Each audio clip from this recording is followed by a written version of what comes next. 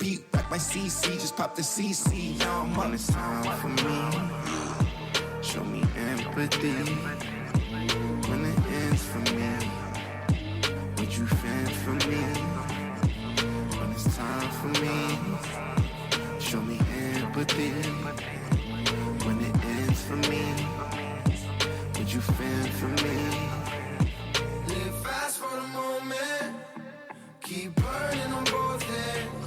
Gotta get out for a die, out for a die, get out for a die. Blacked out in the morning, too high, never caving. I gotta get out for a die, out for a die, get out for a die.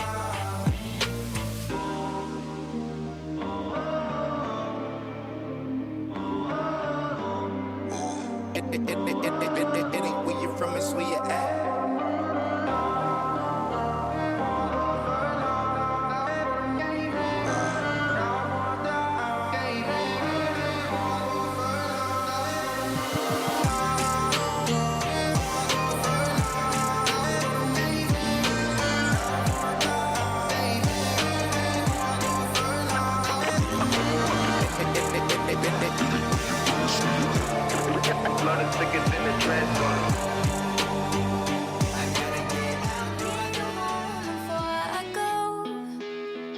It's nothing personal. I draw the blinds. They don't need to see me cry. Cause even if they understand, they don't understand. So then when I'm finished, I'm all about my business and ready to save the world. I'm taking my misery, making my bitch can be everyone's favorite girl. So take aim and fly away. I've never been so wide awake. No, nobody but me can keep me safe. And I'm on my way. The black moon is on the rise, a fire burning in my eyes. No, nobody but me can keep me safe. And I'm on my way.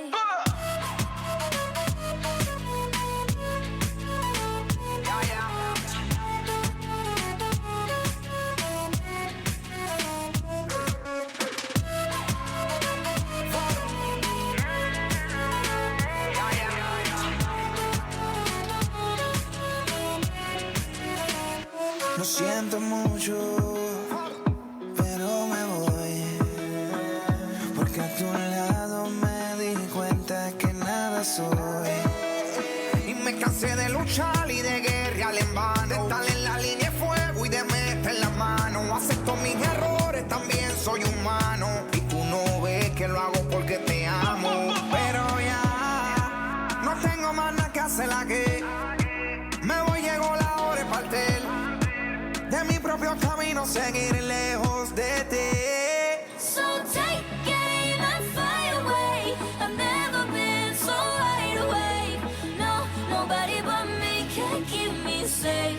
And I'm on my way. The black moon is on the rise, a fire burning in my eyes. Nobody but me can keep me safe. And I'm on my way.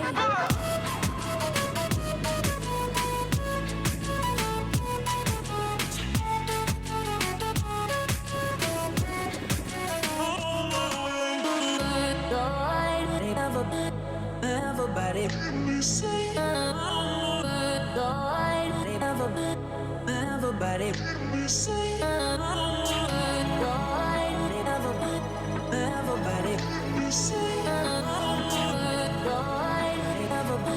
everybody, everybody. So take aim and fly away. I've never been so wide awake. No, nobody but me can keep me safe. And I'm on my way. The black moon is on the rise, a fire burning in my eyes. No, nobody but me can keep me safe. Out for a die, out for a die, get out for a die. Blacked out in the morning, too high, never caving. I gotta get out for a die, out for a die, get out for a die. Burning like a candle, both ends dripping, spills, loose ends, burn heads, burning in bridges. Better use the stairs, get your legs hurting. Running for the hills, I'm on their heels, keep their heads turning. Consider it a fair warning. Partner steady moving like it's feds on us. Probably cause you assuming that it's meds on us. Kick big shit, I need leg warmers, chug water, all love, blood is thicker than the dreads on us. Now I remember that when I'm in my back, it ain't where you're from, it's where you at. Where them niggas at? Tryna toe tag, yeah, body bag, yeah, karate chop this shit in half till they find my match. Till they find me laying dead on my back, this could be my last, yeah. Putting up a fight until I collapse, yeah. 2013, I went wild for the night. In 2019, I'm getting out for like die. Fast for the moment. Keep burning on both ends. I gotta get out before I die, out before I die, get out before I die. Blacked out in the morning, too high, never caving. I gotta get out before I die, out before I die, get out before I die.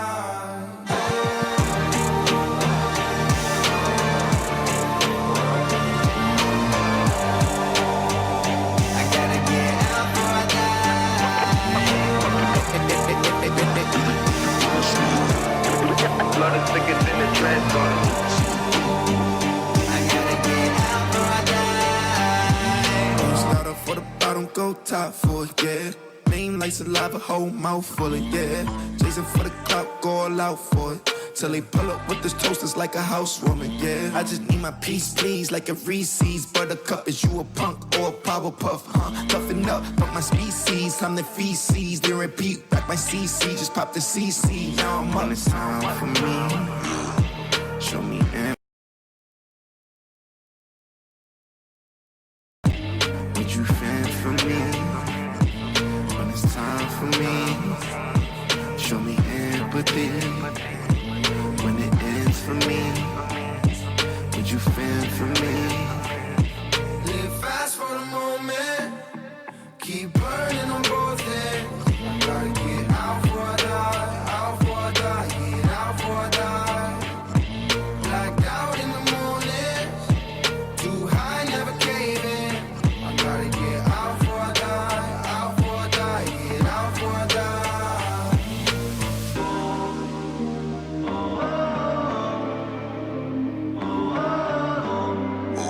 It ain't where you're from, it's where you're at.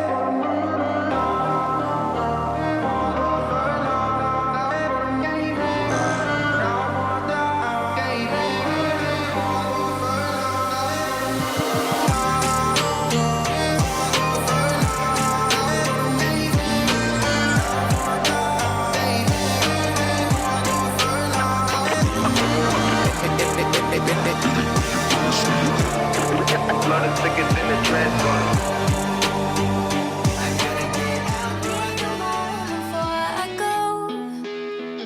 It's nothing personal. I draw the blinds. They don't need to see me cry. Cause even if they understand, they don't understand. So then when I'm finished, I'm all about my business and ready to save the world. I'm taking my misery, making my bitch can be everyone's favorite girl. So take aim and fire away. I've never been so wide awake. No, nobody but me can keep me safe. And I'm on my way. The bad mood is on the rise. A fire burning in my eyes. No, nobody but me can keep me safe. And I'm on my way.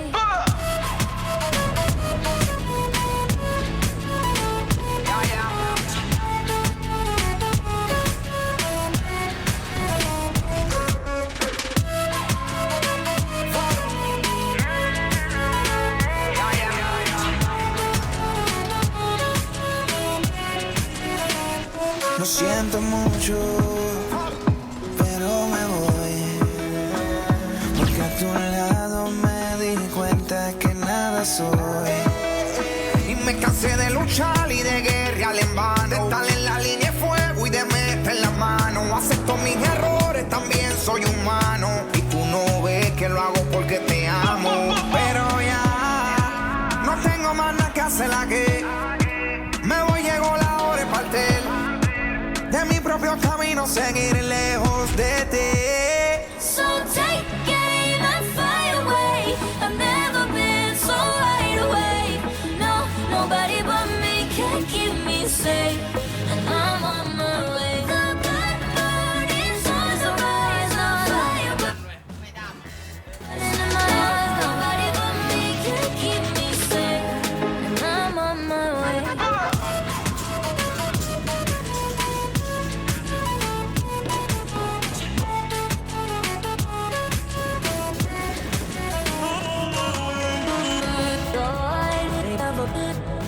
Everybody,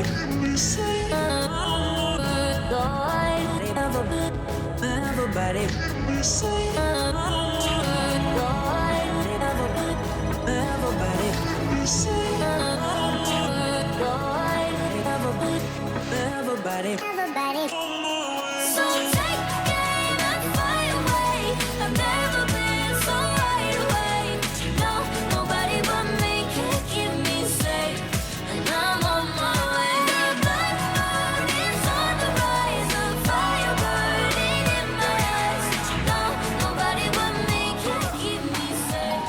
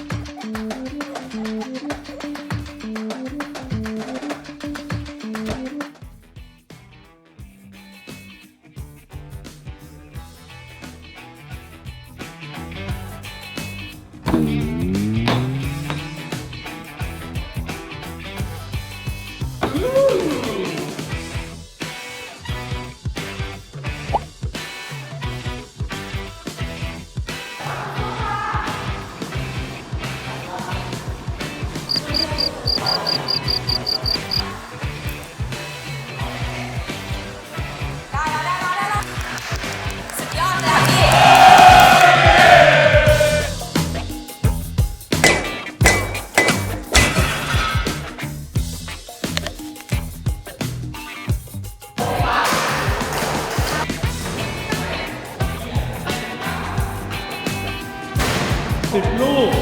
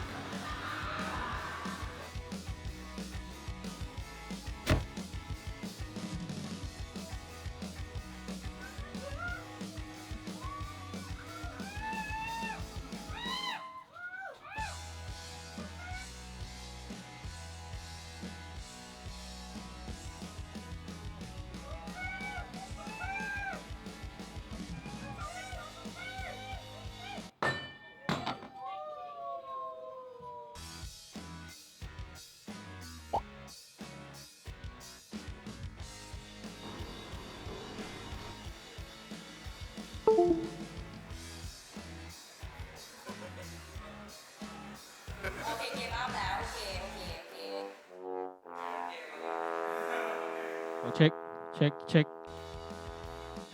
ไปปะไปทุกอันปะดูลาย2ปะตลกครับครับ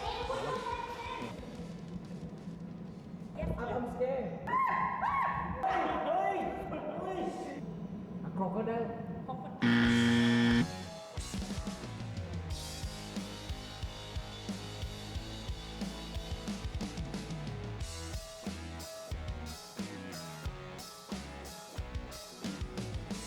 ได้ยินผมปะ Can you hear ได้ยินปะ Yeah talk back เ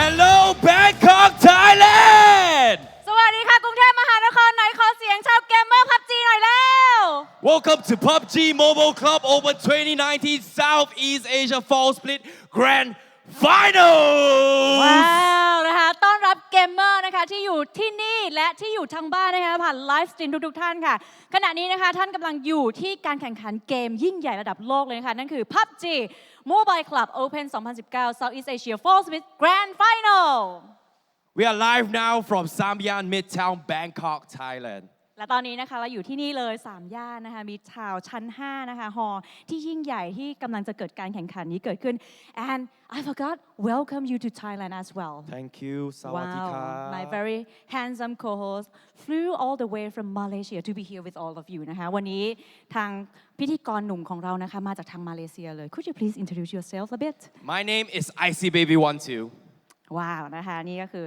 พิธีกรสุดหล่อและ my name is Ploy Hi Flo We will be Very your host beautiful. for today. Thank you very much. Okay, so what is next? By the way, this event is actually a worldwide event hosted by Tencent, PUBG Corp, and VSPN with our title sponsor, Vivo. ใช่แล้วค่ะสำหรับงานดีๆยิ่งใหญ่แบบนี้นะคะจัดขึ้นโดยทาง Tencent, PUBG Corp, VSPN และสปอนเซอร์หลักอย่าง Vivo ค่ะ Who's ready to beat out anyone on the battlegrounds? Because why? It's time for seamless and uninterrupted gaming time with the Vivo V17 Pro. ไหนใครพร้อมจะสู้ในสนามรบบ้างนะคะขอบอกเลยว่าตอนนี้ก็ต้องถึงเวลาแล้วกับ Vivo นะคะ V17 Pro ไร้รอยต่อจอกว้างเต็มตาไม่รบกวนการเล่นเกมอย่างแน่นอนค่ะ Remember to play PUBG Mobile with the Vivo V70 Pro that brings you more immersive, more powerful, more outstanding performance to get you that glorious chicken dinner.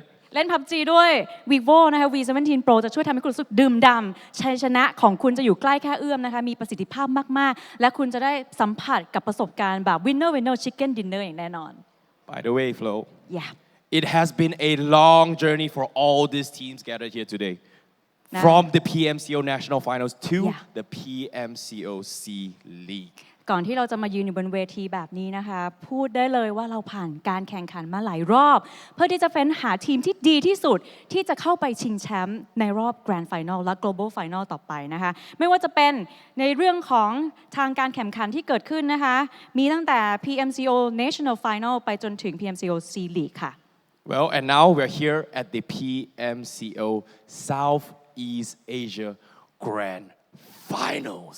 และตอนนี้นะคะก็เรียกได้ว่าเป็นรอบใหญ่ที่สุดของ Southeast Asia ของเรานะคะนั่นก็คือ PMCO C Grand Final ค่ะ I gotta ask this. Yep. Who do you guys think will represent Southeast Asia to go to the Global Finals? ไหนใครคิดว่าทีมของประเทศอะไรจะไปเข้าสู่รอบ Global Final บ้างคะว้าว Let me hear that one more time. Who do you think will go to the Global Finals? Yeah because we are now in Bangkok so a lot of Thai people here right However, just a little bit information here. All these teams will also be fighting for a huge prize pool of $128,000. Wow this is a big prize I would like to have that too คุณโทเรนนะคะบอกว่าแค่ช่วงของ Grand Final นะคะในวันนี้เนี่ยรางวัลคนที่ได้รับรางวัลชนะเลิศนะคะรวมมูลค่าร่วมกันเนี่ยกว่า4 ล้านบาทเลยทีเดียวอยากได้ไหมคะอยากได้ร่วมลงแข่งกับเรานะคะ I asked that would you like to have 4 million Thai baht they said well I want that so, Yes me too yeah me too. However I know you guys are excited to see the top 16 teams here, but before that, today we are actually very honored to have the head of gaming operations from Tencent Thailand here with us today. ใช่แล้วนะคะแต่ก่อนที่เราจะไปพบกับ16ทีมสุดยอดนะคะนักล่าฝันของเราค่ะวันนี้เราได้รับเกียรติจากทาง Head of Gaming Operations from Tencent Thailand ร่วมกันกับเราค่ะ Ladies and gentlemen, let's welcome Mr. Andrew Manukian. ขอเสียงปรบมือให้กับ Mr. Andrew Manukian ค่ะ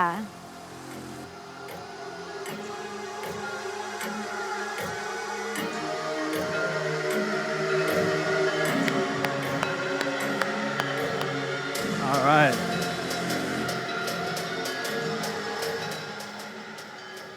Ladies and gentlemen, boys and girls, welcome to the PMCO Fall Split Southeast Asia Finals. Here we are, the culmination of our Southeast Asia League. The top 16 teams have fought long and hard to be here today, And then in the next 2 days, we'll see which teams have what it takes to get that chicken dinner and represent Southeast Asia on the global stage. I'm proud to be hosting this event right here in Bangkok, and there's nowhere in the world I'd rather be, surrounded by friends and fans and watching the very best esports has to offer. So, the most important thing about this event is you, the fans. So to every fan here and all the people watching at home around the world, be the one, and let's join me in welcoming our 16 teams. Please, enjoy the show. Thank you. ขอเสียงปรบมือให้กับ Mr. Andrew Manukian อีกครั้งหนึ่งนะคะ Thank you so much, Mr. Andrew. Whew, Flo. I can feel the energy from the crowd. Yes, I yes. love what I'm seeing here today. But, you know, I got a feeling, okay? Ladies and gentlemen, I'm going to tell you guys a wonderful story today. Do you guys want to hear a story? อยากรู้จักเรื่องราว 16 ทีมไหมคะ Okay. I'm going to tell you who these people are. Ladies and gentlemen, today we are going to witness history made here today. A legend will be born here today. Because why? Out of all the 16 teams, there will only be the one. The only one นะคะคุณโทเรนบอกว่าวันนี้แหละค่ะทุกท่านชาวเกมเมอร์ที่อยู่ณที่นี้และไลฟ์สตรีมที่อยู่ทางบ้านนะคะจะได้เป็นสักขีพยานค่ะในประวัติศาสตร์หน้าใหม่นะคะกำเนิดตำนานผู้กล้าในวันนี้ซึ่งจะมีเพียงแค่หนึ่งเดียวเท่านั้นจากทั้งหมด16ทีมที่อยู่บนเวทีนี้ค่ะ Without further ado, let us present to you. Let us introduce to you, ladies and gentlemen, your top 16 teams! 16 ทีมสุดท้ายค่ะ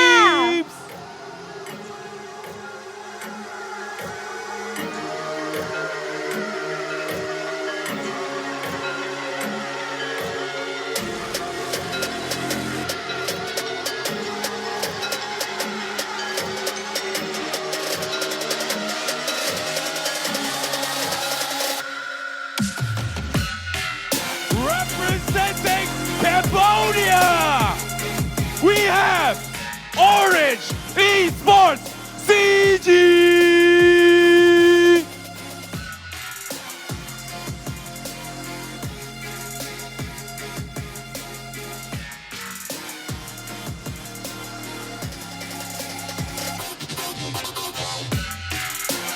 Next up, from Indonesia, we have Bigetron Red Alien.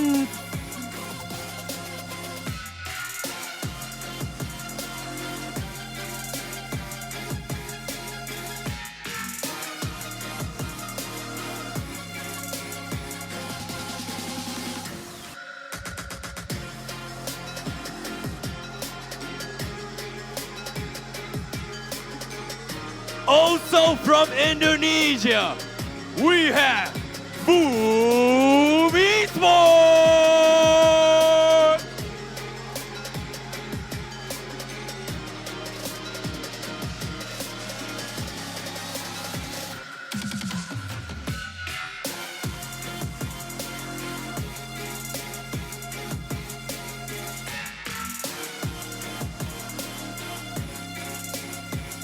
The next team from Indonesia, please welcome EVOS Esport.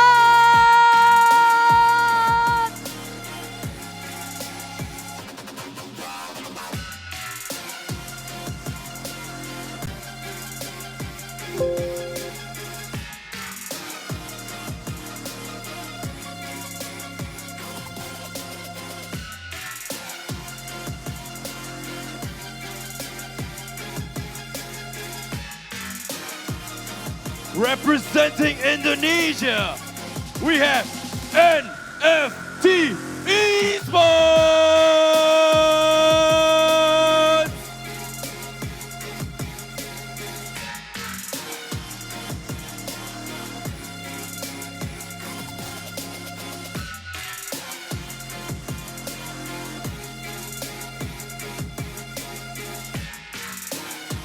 And the last team from Indonesia, let's welcome Real.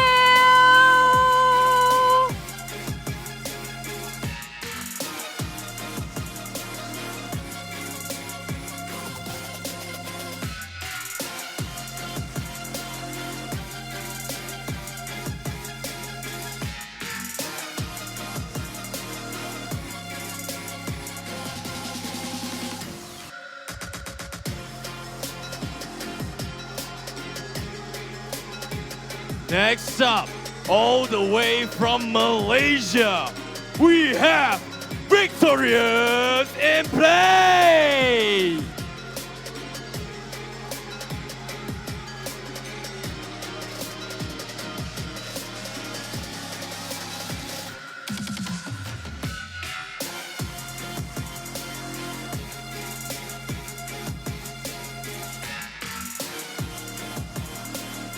And the last team from Malaysia, please welcome Yoodo Gank.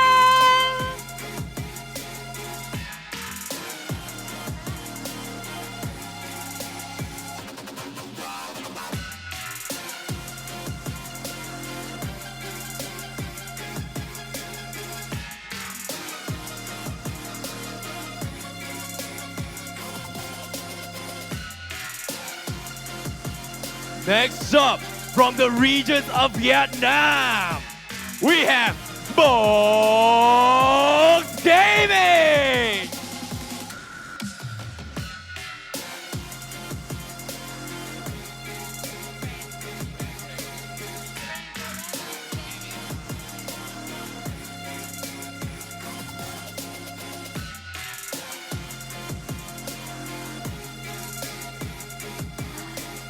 And the second team from Vietnam, we have Friends Forever Gaming.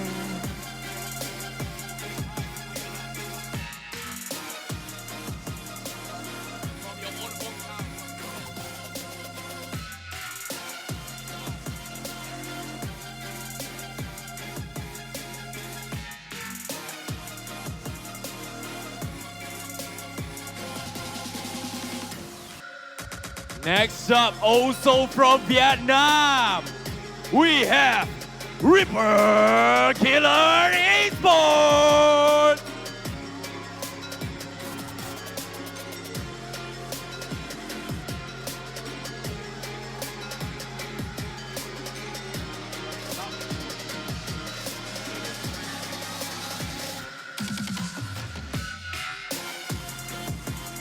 ลำดับถัดไปนะคะ ขอเสียงกองเชียร์ประเทศไทยหน่อย ต้อนรับทีม ILLUMINATE the Model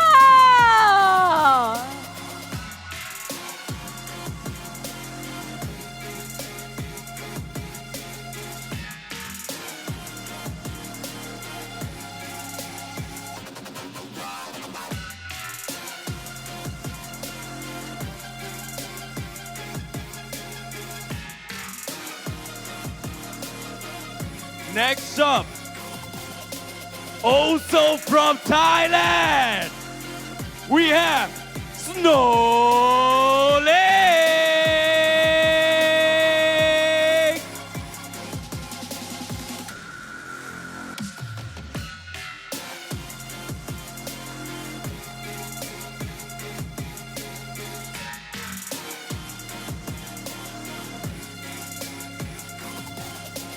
Also from the land of smile, please welcome Mega Conqueror.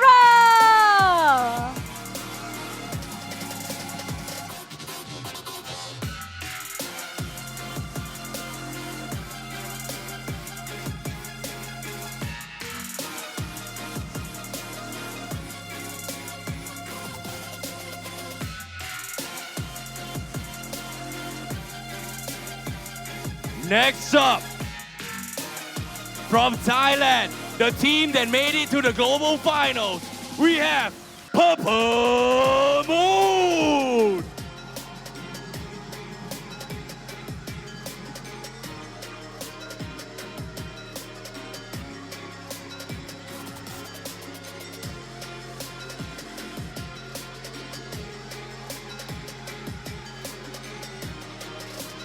Last but not least, again from Thailand, we have RRQ.ATHENA.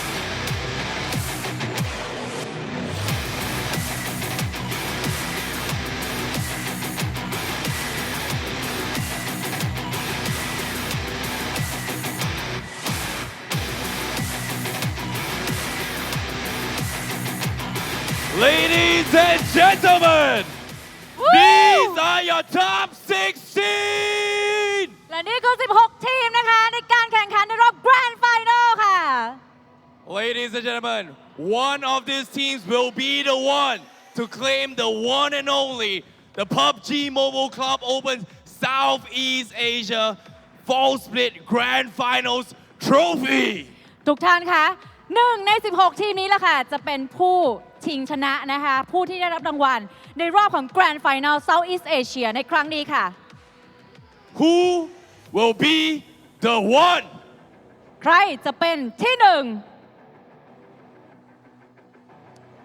Who do you think to be the one? I don't know. I don't know. It's tense. Okay, right? So let's cheer. Keep up and don't go anywhere because just in a few minutes we will start the first round. We'll see you guys in a bit. ขอเสียงปรบมือให้กับทั้ง 16 ทีมอีกครั้งหนึ่งค่ะ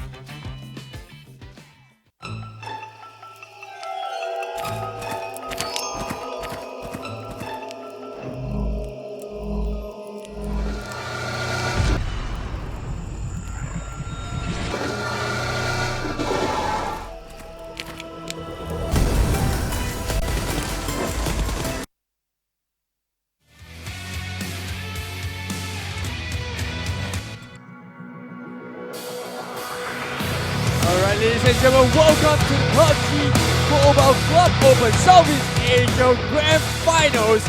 And this is currently in Bangkok. We are live. We are down to our final 16 teams.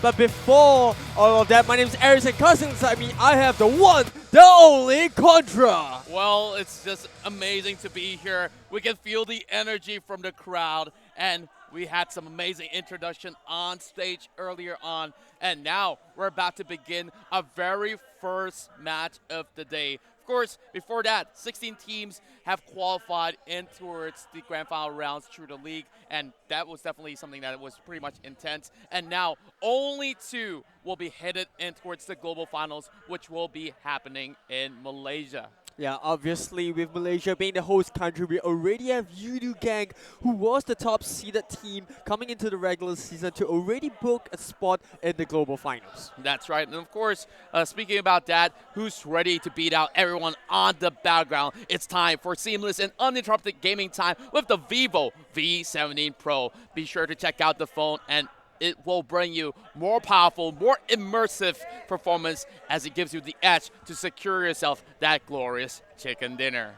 And remember, you can also follow VSPN because it's going to bring you all the esports fest all around the year long, and it will also bring you all the premium events. So remember, if you follow PUBG Mobile, you can follow VSPN on Facebook as well. That's right. And of course, the PMCO Global Finals will be happening in Malaysia. Make sure you guys secure your ticket because you can register yourself right now. And that event will be happening on the 29th of November, all the way and towards the 1st of December. So be sure to check that out. So yep, you can head on down to PMCO2019 info/mytickets to actually book that early bird. So remember, if you want to get all those in-game rewards and all those special prizes, remember to head on down to the website to actually get those tickets on.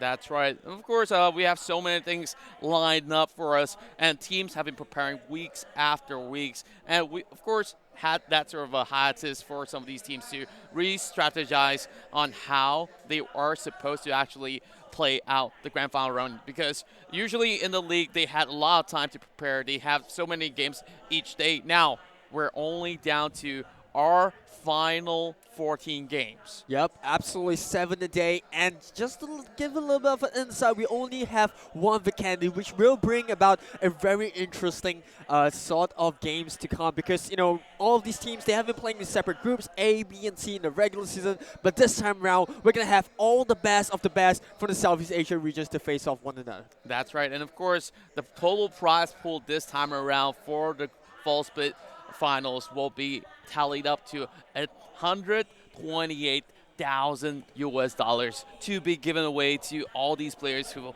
fought really hard for that sort of title. And of course, we are talking about the 2 slots in towards globals. Last season, we've already seen RRQ.ATHENA snatching away the trophy and claim the throne to be the champions of Southeast Asia. This time around, we saw Bigetron Esports being so dominant in the league, but can they possibly carry on that dominance in towards these 2-day run of the grand finals? I don't know, because coming to the regular season, like you said, completely dominant throughout the entirety of the league. 1,453 points. Even for Illuminate the Murder, who came in second place, they were like, what, 140 points behind them? That is how far the gap is in between Bigetron and the rest of these teams. That's right, and we're going to see something perhaps brought about to the table, which is going to be pretty much different. But for those of you guys who just tune in, we're going to have the schedules as well as the rules for those of you guys who just tune in. So, of course, we got to go through some of these formalities to break down how the format's going to be like for the C Grand Finals. Yeah, remember, if you want to find out more, you can head on down to Facebook and PUBG Mobile. Remember to use those hashtags as well as supporting your favorite teams. Hashtag PMCO2019 as well as hashtag PUBG Mobile on our social media platforms. That's right. You can also put some hashtag for your team that you're supporting. Hashtag RRQ win, BTR win, or any teams that are currently in the top 16. Now, of course, from the wildcard region as well, we have Orange Esports CG, who qualified for their very first time, and it's really impressive to see them really clutching that very final week to get themselves in towards this top 16. And of course, with VSPN bringing us all these amazing stuff here, you guys would definitely like to check out even more awesome events, and they will be the one bringing you more exclusive content for PUBG Mobile. Yeah, absolutely. Like I said, they bring you everything available. You can also head on down to the PUBG Mobile game lobby right now in the event center to actually get your bonus for actually watching the stream. And once again, thanks for those who are joining on the stream. We will begin really shortly, so keep your eyes glued onto your screens. That's right. Of course, you can see the pop-out right down below. You guys can secure your early bird tickets if you guys are headed down to Malaysia. So go ahead and click on the link to make sure you guys secure your spot in the Global Finals. Yep. Now, we've already got all that in check. I'm really wondering who will be the one to get that first chicken dinner, because we're going to be starting off in Sanhok, and in the previous C Grand Finals, we've seen 2 Sanhok rounds being secured by victorious in play of Malaysia. Now, they used to be known as Kings of Sanhok, but in this entirety of the league, we see a great dominance coming from Bigetron as well as all the Thai teams, so perhaps this might just be a different story. Yeah, absolutely. I'm really stoked to see what's going to come up about. But let's take a look at what the schedule and rules are for the Grand Finals. Starting off, it's a worldwide event. Remember, it's hosted by Tencent, PUBG Cup, and VSPN. It's going to run all the way from August to November, divided into 3 stages: the National Finals, the League, and the Grand Final. That's right. And the slot rules to go prelims as well as finals are as below. Yoodo has already been invited as the host country, qualifying in towards the PMCO Global Finals. Same goes to Bigetron Esports, Illuminate the Murder, as well as Mega Conquerors. They will be qualified in towards the preliminary rounds. And the top 2 teams in the PMCO C Grand Finals here will advance to the PMCO Global Finals. If Yoodo wins the first 2 phases, then we will be seeing them, of course, get that trophy in hand. This will be day 1's matchup as well as day 2. Of course, being mirrored in towards 2 different days. We're only having 1 Vikendi round, 2 games of Sanhok, 2 games of Erangel, as well as 2 games of Miramar per day. And here's going to be the prize pool breakdown on the right of screen as well. First place, $35,000. It's going to trickle all the way to the top 16 spot, getting $2,000. Obviously, we mentioned before, the total prize pool available for the site is $1,200, or rather $125,000. Oh, my bad. Well, definitely there's a lot of money on the line. Even if you're on 16th place, that's not really what they're eyeing for. They want to book their slot in towards Kuala Lumpur's Global Final rounds. These are your top 16 teams, which will be playing out for the rest of the day. Yeah, remember, we will have 4 of the Thai teams. In fact, all of the Thai teams actually qualify, 5 if you include RRQ.ATHENA. So we have SnowLynx, Purple Moon, Illuminate the Murder, Mega Conqueror, and RRQ.ATHENA. Yeah, there's only going to be 2 Malaysian teams right here. Victorious in play is trying to qualify themselves. Same goes to team from Cambodia, Orange Esports CG. Vietnam is sending 3 squads in towards the grand final stages. And as compared to the previous grand final rounds, there's a whole lot more Vietnamese teams. So they definitely are one of these great contenders for that top spot. Oh yeah, absolutely. And you know, I like it that you mentioned about Orange Esports. CG. Being the only team coming from the wildcard qualifiers, that speaks a lot as well. It's going to be really competitive, and you know, we talked about the Thai teams being really dominant in the Southeast Asia as well. For the Indonesia teams, don't forget about Bigetron. But since we are playing in the host country right now, in Thailand, for the grand finals, do you think that kind of gives the Thai teams a little bit of an edge? Well, I would definitely say that there's going to be that fifth player sitting by the corners cheering them on. Oh, but yeah. Even so, like we saw in the previous season where ILLUMINATE Murder, they were definitely one of the heavy favorites to qualify and towards the global rounds, and they just see their chances slip away as we saw them securing 5th place. Now, we're going to show you guys a little bit of that profiling as Bigetron Esports will be the top dog of determined. We have Luxy, Zuxy, Ryzen, and Microboy as we saw them clinch a total of 25 chicken dinners in the league. Yep, like I said, a total of 1,453 points coming into the regular season. They have an average damage of 1,663.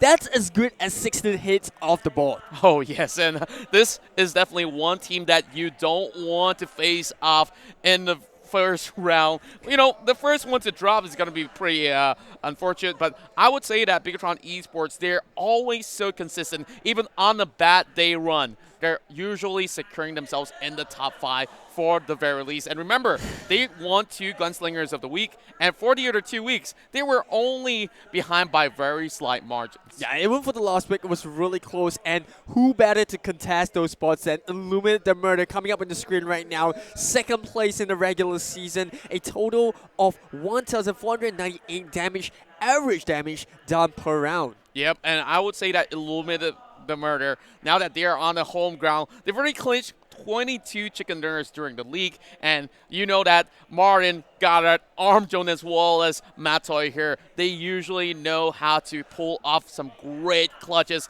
And on number 3, we have Mega Conquerors. Yep, 13 chicken dinners for them in the regular season. You know, a Q average of 6.14, and man, this actually speaks a lot of volumes about the Thai teams, because out of the top 3, only Bigetron is the only team to not be from Thailand.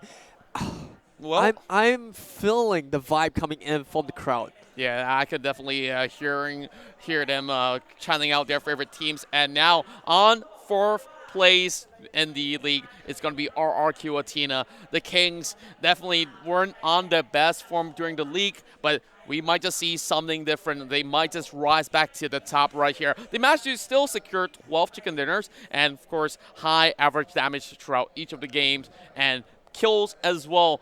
I'm really hoping to see what G9 and D2E has in store for us, because back then we see them really dominating every single team whenever they get that sort of vantage point in some of all these maps. Absolutely. We spoke about the new ruling system coming into the fall split and how, you know, queues are so much more important. And that may be one of the reasons why RRQ.ATHENA not at top of their game. But coming on the screen right now, 5th place in the regular season, we got Friends Forever Gaming from Vietnam. 12 chicken dinners for them, a total of, or rather an average damage of 1,078 per round, Q average of 4.38. It's glad to see for FFQ qualifying into the grand finals. In the previous season, we see a different sort of roster coming in, but we still have Bucky as well as Chopper reigning. But one great addition to the team is definitely going to be F1 as well as Darley. Oh, yeah. They definitely put up such great firepower for the team. And of course, for EVOS Esports on 6th place here, they have been pretty much well consistent. But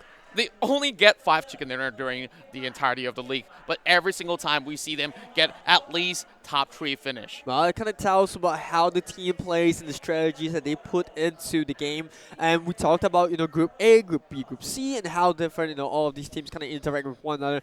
Well, now that we're coming to the grand finals, all of them are going to be dropping at the same time. So how do you think all of them will perform in their drop spots? Well, only time will tell, because we're going into Sanhok in a short while. So, like you said, there's going to be a couple of those sort of dropout points where they might just be contesting. So perhaps we might just see some early skirmishes inside of Sanhok. Yeah, it's gonna be really crazy because all of them are still trying to figure out. Even with the warm-up games that we had yesterday, it was really crazy. We saw so many queues in the opening stages of the games. Obviously, they're still trying to figure out, where they really want to drop, who they want to contest for in the hub drop spots, and we will find out very soon. Yep, yes indeed. And now we're talking about that 2 spots for that global final stage. And a lot of all these Thai fans here are hoping that their home countrymen will be able to get themselves in towards Malaysia. It's just 1 stop away, only an hour flight in that sort of sense. Now, in a couple more seconds, we're about to take off in towards our very first matchup. Remember, hashtag PMCO2019 as well as hashtag PMCO Southeast Asia to, of course, support us in that sort of sense. And don't forget the hashtag PUBG Mobile as well. That's the game that you're playing in case you stumble across the wrong stream. And I love the fact that you're talking about the Thai teams because you have ILLUMINATE the Murder and Mega Conqueror who have already qualified for the preliminaries coming in. So before we speak about that, we are about to hit in. So keep your eyes glued on. That's right. We're about to head in towards our very first flight of the day. And now it's time for us to go in towards our very first battle inside of Sanhok.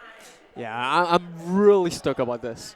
Yep, so am I. Now, of course, we're still keeping you guys on your feet. I hope you guys are ready for this one. So get yourself some popcorns or any snacks at all and sit back and watch how everything will slowly unfold as we will head into our first game of PMCO Southeast Asia 2019. Now, I myself, I'm really excited to find out who's going to get that chicken dinner because that's going to give them a whole lot of morale boost to carry forward in towards the next few games that we have. 7 total rounds for today. So it's definitely going to be a long marathon for all these players. Yep, like we said, usually they play 4 games on the weekdays and 6 games on the weekends. This is the first time that they will be playing a total of 7 games per day. Adding up for both days, it's going to be 14. So I'm not too sure how these teams are going to manage that. Will they actually be on the tip-top condition? They have about 2 weeks to actually practice before the grand final. So I'm sure that they have something planned out for, especially when, we keep mentioning A, B, and C facing off one another, but this is the reality of it, right? 24 teams coming down to the top 16. I don't know. I don't know what's in store for them. Yeah, there's going to be a couple of those sort of surprises. And during the league, we thought that some other teams will be able to make it out, such as Amplify Pure Skills. They were trying to secure themselves in that top 16 spot, and they slided down the ladder because of the inconsistency. And RCG skyrocketed. Same goes to Victorious in Play. I feel like these 2 teams are definitely that dark horse in the tournament. Oh, yeah, and the fact you mentioned these 2 teams, I think there are a couple of Indonesia teams that we have to look out for as well, including Ryu and NFT Esports. Yes, and I do believe that NFT Esports have such young talent such as Liquid here, who always brings up such great, amazing plays. And there are a couple of times that we saw all of them just pulling off some sick plays. The last time we saw some of the teams to put some great surprises, it was Boom Esports Sovel who took out members of RRQ.ATHENA 1v4. 1v4 in the heart of Sanhok as well. And now that we talk about Sanhok, we are about to jump into the first game of the day. Before we actually begin, remember, it's going to be Sanhok, Erangel, Miramar, Vikendi, and then Sanhok, Erangel, Miramar again. It's going to be a little bit different compared to the league itself. That's right, and a total prize pool of $128,000 is on the line. And, of course, the Southeast Asia Championship trophy sitting pretty on top of the stage. Now we're ready to take flight. So, are you ready, Eris? Well, I definitely are. Are you guys ready? Because we are about to hit into the first game. That's right. And now we're checking on the players before we take flight. I just love how beautiful the LEDs are lighted up. And now it's time for us to head in towards our very first matchup.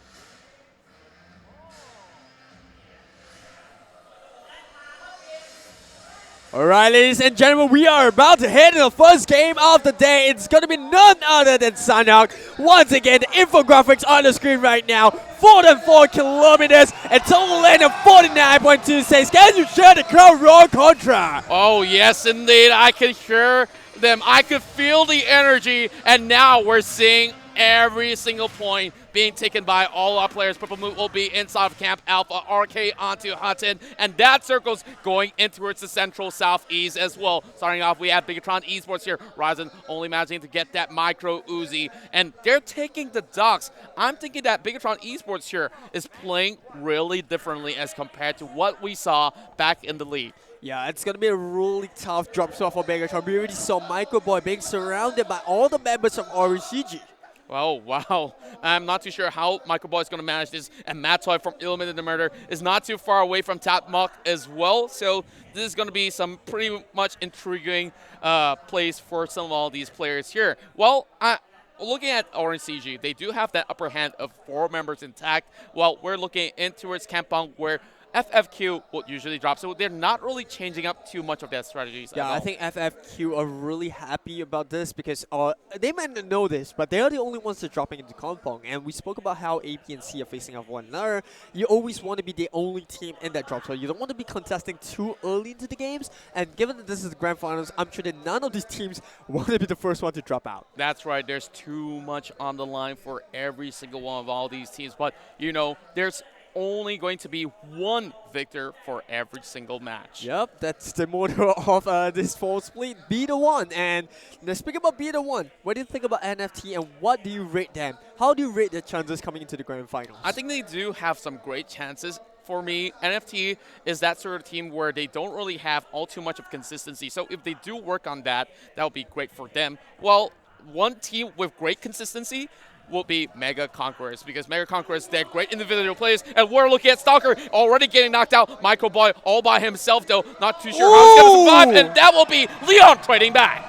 That's going to be the first knockdown of the game, but he is not out just yet. However, Stalker on the ground. We can see the rest of Bigetron keeping our ties close to the members of RRQ. This might be a really tough one because we already got Zaxi with the AUG rotating onto the top of this hill. That's right, and over on the side of RRQ, we've already seen a new addition to his squad. It's going to be Pop joining in the fray, and Luxy's going to find Stalker, finishing him off, and that will be the first casualty of the game, and that's 1 point given to Bigetron Esports. Yeah, what a way to start off. It looks like Bigetron have just picked up where they left off coming into the regular season. And here we have Zaxi on the buggy as well. Going to be picking up Microboy, so they should be fine. 4 members still alive. Can't say the same for RNCG. Oh, yeah, and Leon here has already got that 6 times on the M4. Some great equipments attached to it, the weaponry, and I do like the new updates coming into play where all these SMG have those bullet change, so they really have to factor in on the damage outputs coming from certain guns like Vector as well as the Micro Uzi,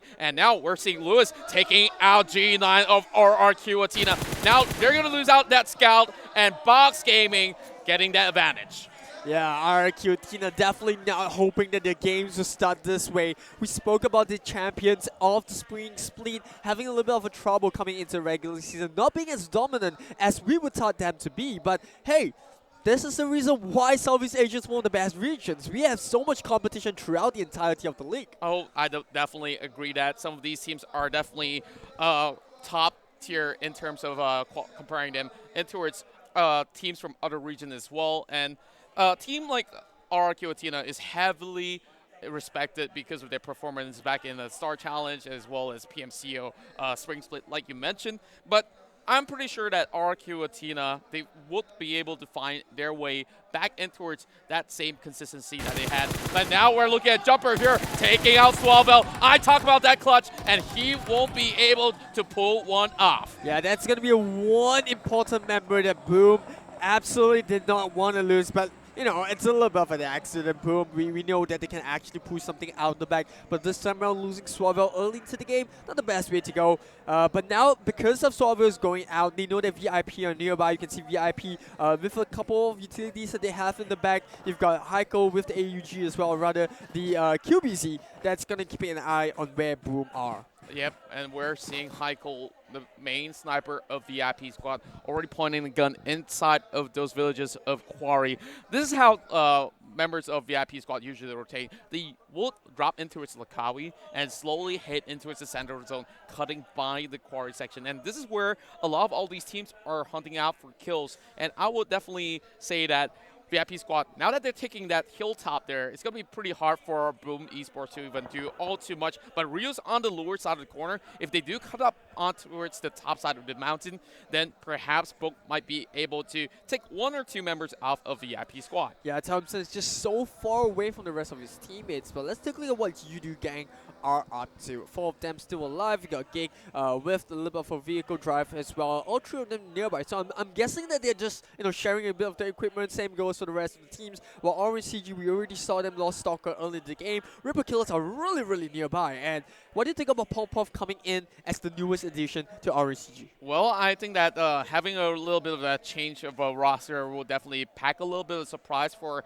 players out there because they don't really know how's his firepower like, or is he an amazing scout? Like he's just shrouded with mystery. Now we're seeing that first zone clipping out some of all these HP of all these players of RK as well as Orange CG, and here comes Purple as well. So all of them are actually tanking the boot for the meantime, as we see Purple Moon might just collide against members of ReaperKillers. Yeah, I don't really like this coming up for Orange CG because they have so many teams that surrounding them. Rainbow Drop still holding up a little bit of the shot, the circle update coming in, holding out the Corey, and there goes Leon. He's gonna fire Gassisi as well. That's gonna clip 1 kill onto the side. Purple Moon trying to find their way into the circle, but they're facing a lot of Reapers. Now Drop turns his attention down to Popov. We talked about him being the newest member of Orange CG, and they just lost 2 instantly. Wow, I really like the spray coming from Orange CG, and now Zooms is trying to rescue CZ, but Leon alongside with Fire, they're on the charge, they're on the prowl, they're looking for their second point of the game, and now Zoom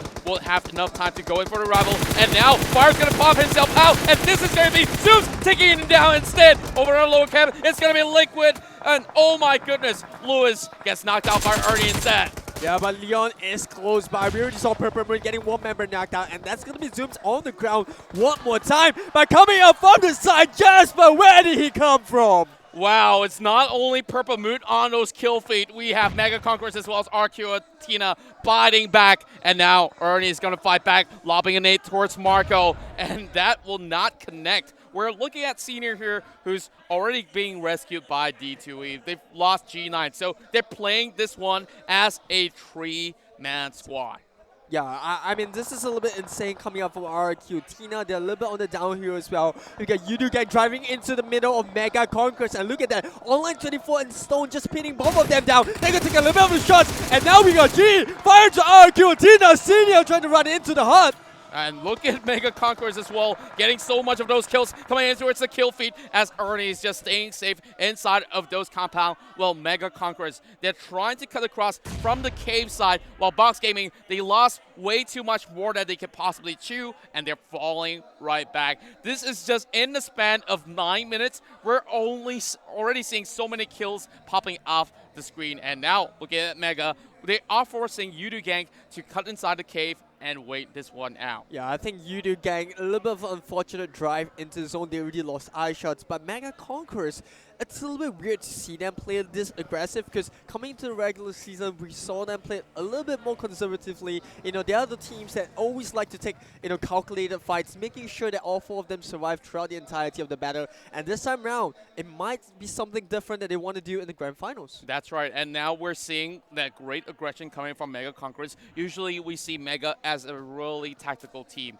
They don't really want to contest many of all these objectives, but what they are really good at is to set up some of all these great places to bait out teams to cut by. And now we're looking at Illuminate Murder here, spawning out 1 member off the side of Snowlinks, and perhaps they may just go in for a little bit of that pickoff here. EVOS Esports also by the corners of the hill. They're all pretty well spread out. I'm not too sure whether or not will this benefit EVOS Esports. Yeah, Illuminate Murder coming up against EVOS, like you mentioned, while VIP still stuck and locking horns with Boom. We saw Boom already lost to Avel. Bigetron slickering nearby as well. So Zuxi gonna be the front of Bigetron. We talk about their diamond formation and how effective that has worked for the side of Bigetron Red Aliens. Ryzen always being the front, or rather being the side, while Zuxi's at the front, the scout of the team, while Lux is just left to get this long-range snipes. And we have Zuxi keeping his eyes on Yakuza. Yakuza almost getting shot there, but he's holding back his bullets, and Jumper's going to be finding 1 tap in towards the side of Zuxi. And Now, perhaps he might just go in for the charge, and we see Zuxi being all alone. There might just not be all too much of a room for them to hide, as we see a little bit of that circle update. Most of the teams are already by the corners of Quarry, so let's see where this update is going to push the other squads. Yeah, I mean, Boom being in the center of it all, and the circle is going to push all these teams into the western side, where most of them already are. So only FFQ, Yoodo Gank, and Bigetron have a little bit more to travel. Same goes for NFT and RK, who are coming out from the top side.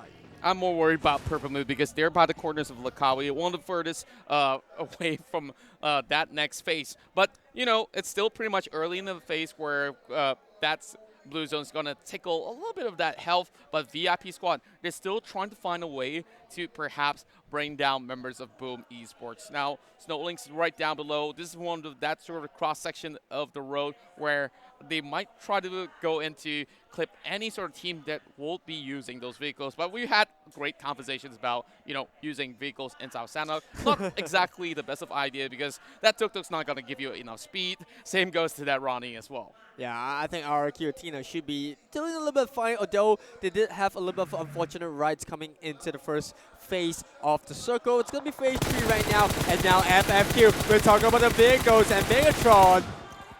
They're just going to be cutting by, and Arm Joan is going to get a pickup on Ryzen. Gets burnt down, and Chopper's the one to take out that Ronnie. I talk about the vehicles not being all too effective, and now they're losing a really important member for Bigetron Red Aliens. Yeah, I mean, Ryu's on nearby. They definitely heard those shots coming up right now. You got FFQ playing a little bit safe, and they got the blow up onto the side of Mega, and now Nebeco coming in from the side F1 with the M4 spray, but that's a little bit too far for him to actually meet his mark. That's right, and now Bucky's going to be heading over towards the left flanks, trying to spot out the rest of members of Bigetron as Purple Mood.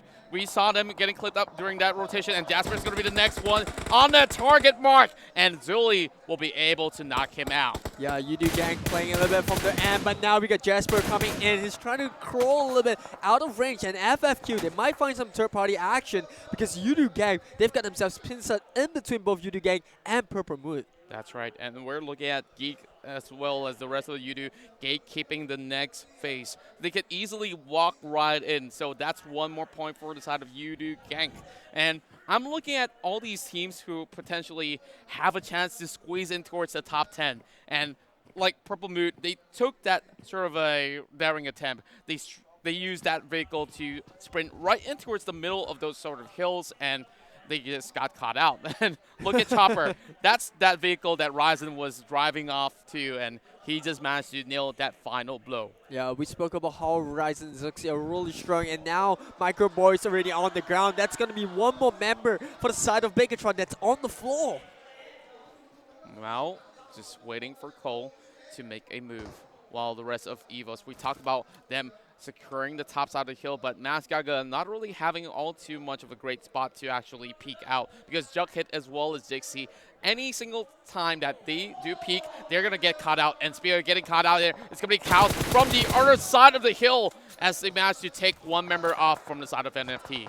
Yeah, it's going to spook up so that he can go for the revive, but now Cows playing a little bit against NFT. He doesn't really have the angle to actually pick up those members, so he's going to hold his shot for a little bit. The circle update coming in as well. It's going to be closing right onto Quarry, where Box Gaming are in the center of it all. We're looking at RQ having a little bit of safety net on the western end, while in the middle, we have Box Gaming pretty much smack in the center as every other team have to go in for the push. Zico's going to knock out one more member of the side of NFT, leaving only Masgaga healthy. And I'm looking at Liquid here. He possibly could still turn things around as we see RK on the rush, trying to get as much as they can. And if they do take out NFT, they will secure a total of 5 points. Yeah, NFC's yet to find the first kill of the game. We've got ReaperKillers making their way into circle. So the first one, it definitely has a little bit of the advantage. They don't have to worry so much about the blue. I can't say the same for NFT because they have absolutely no idea where ReaperKillers are. Still trying those nades, trying to find their mark. That's right, 10 more seconds before the blue closes right in as well.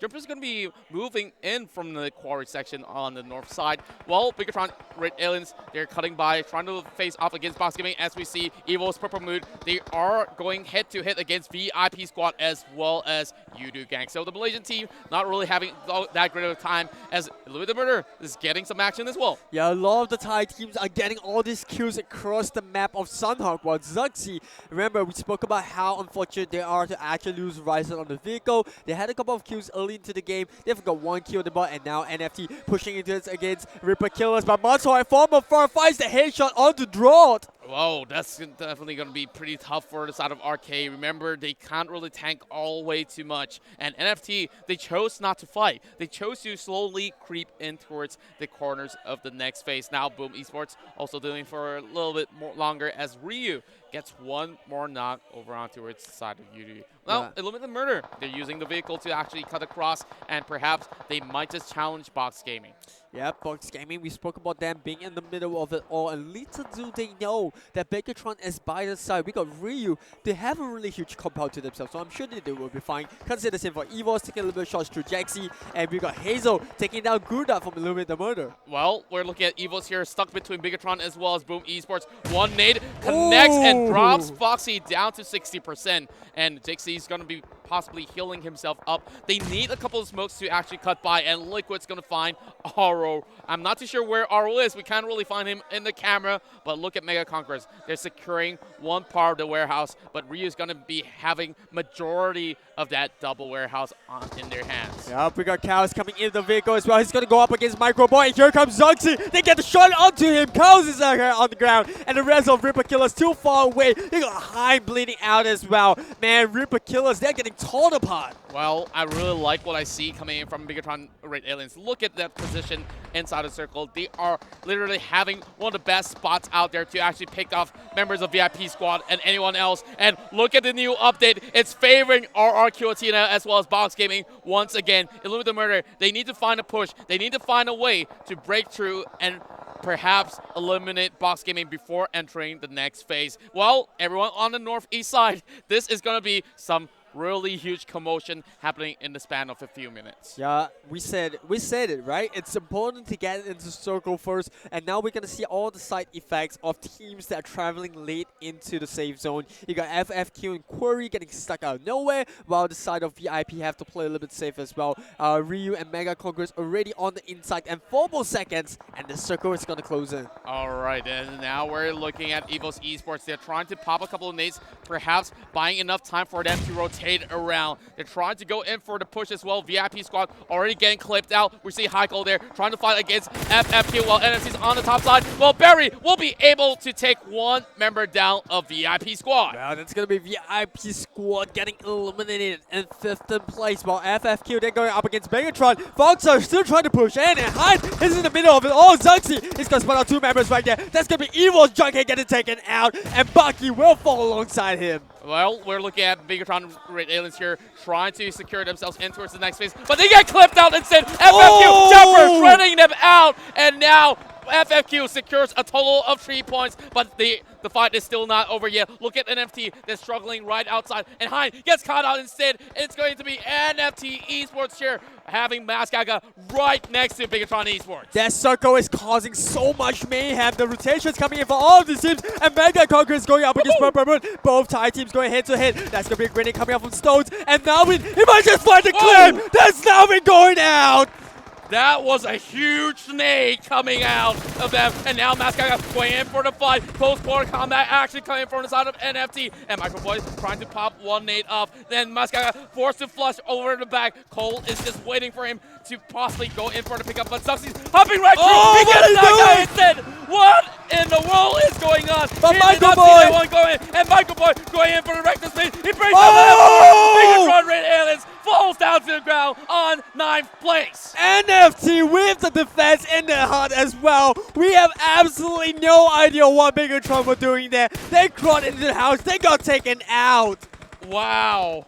I did not expect Zuxi to hop right through. And now NFT Esports ripping out the rewards, and the next one to fall will be FFQ. D2 is getting straight out by Pons as well. He's going to secure that 1 kill in the back. Yeah, Pawns coming in from afar, but he's got Ryu pushing in from behind him. Drone with the drop shot as well. He's going to get a headshot in, but here comes a reply coming out from Pawns. D2E on the ground, and the circle is closing in. We got Boink coming in, falling in out to the blue, but Online 24 still trying to spray onto Ryu, and Warang is the only remaining member of Ryu.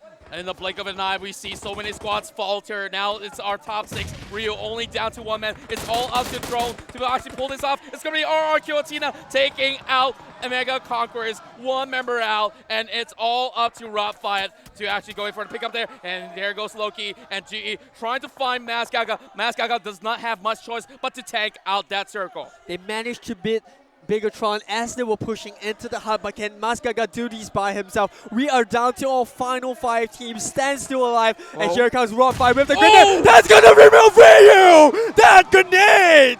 That was a sick nade. They already knew that they're hiding right behind it.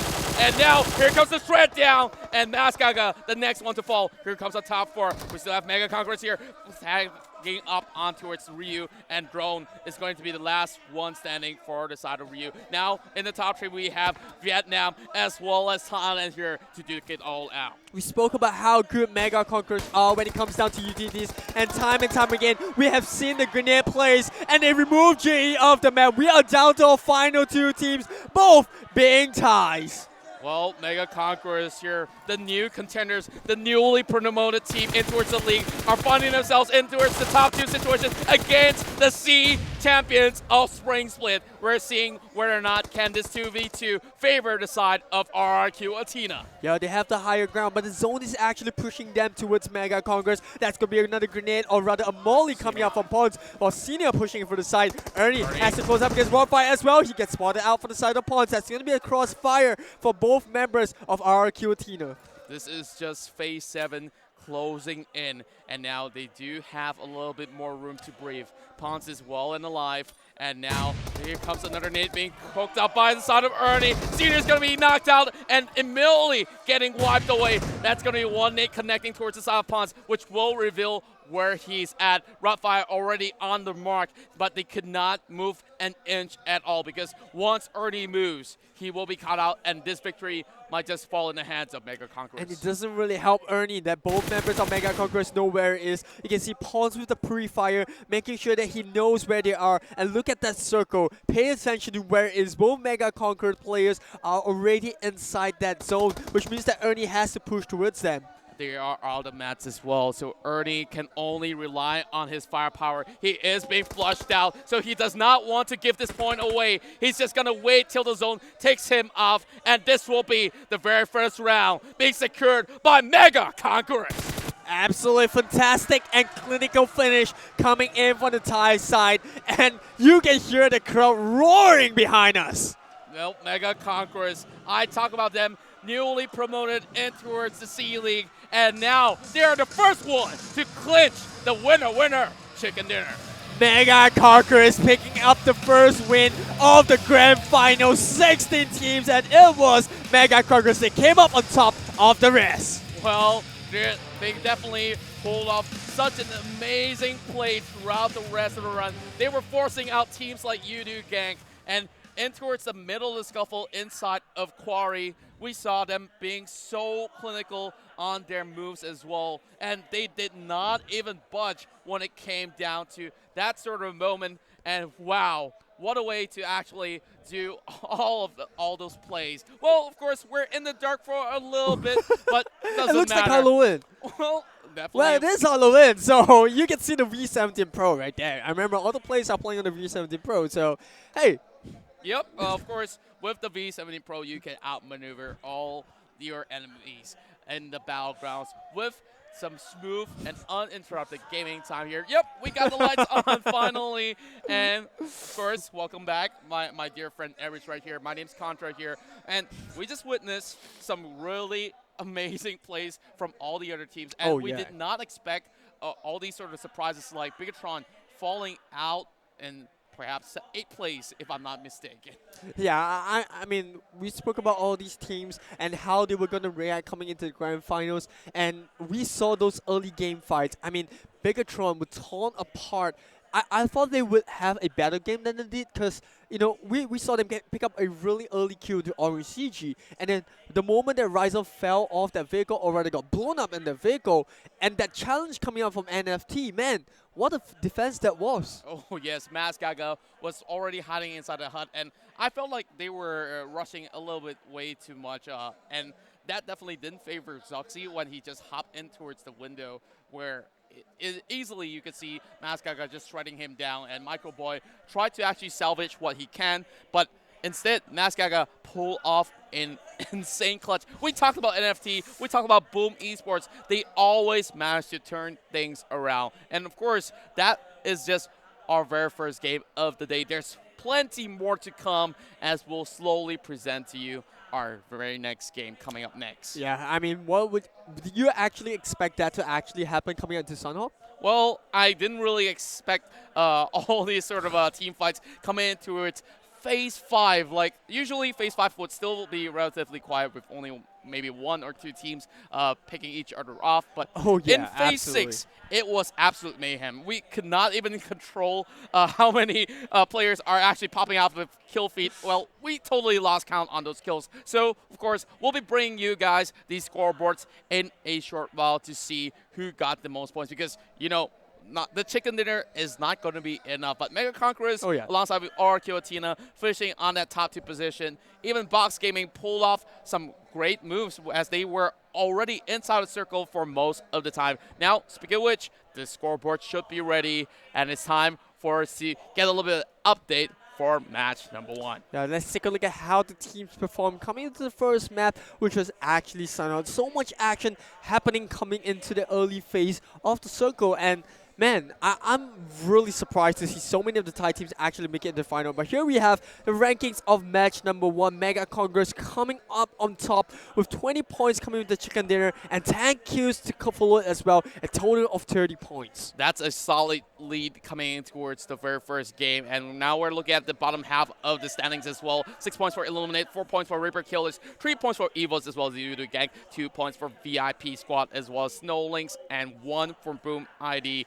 as well as Orange Esports CG. So this is just the very first game, so if you guys are still supporting your favorite team, make sure you give it all in the chat right down below. Share the stream on any sort of social platform that you can, and of course there's so much more to be given away. I heard that's going to be an event coming for 11/11, so make sure you guys do check that out as well. And if you guys haven't already heard, you guys could possibly register for the grand finals of the Global Finals of PMCO Malaysia. Yep, you can actually head on down to PMCO2019.info/myticket to actually book those early bird specials that's coming in for the Global Finals. It's taking place in Kuala Lumpur in Malaysia, like Contra said. And not only that, if you're watching the English stream, we also have so many languages happening. There's a Malaysia stream that's happening. There's Thai, which you actually saw pop up on the screen for a while. But before we talk about that, let's take a look at the highlights and take a see how exactly the Mega Conquerors come up on top in the map of Sanhok.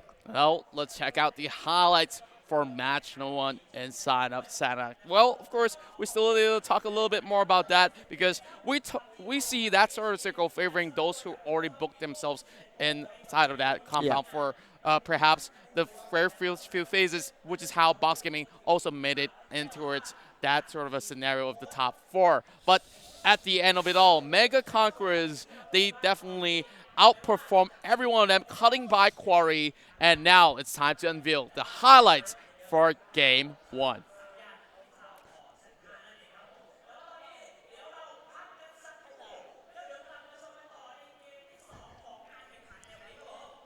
Well, we're back for a little we're bit. back.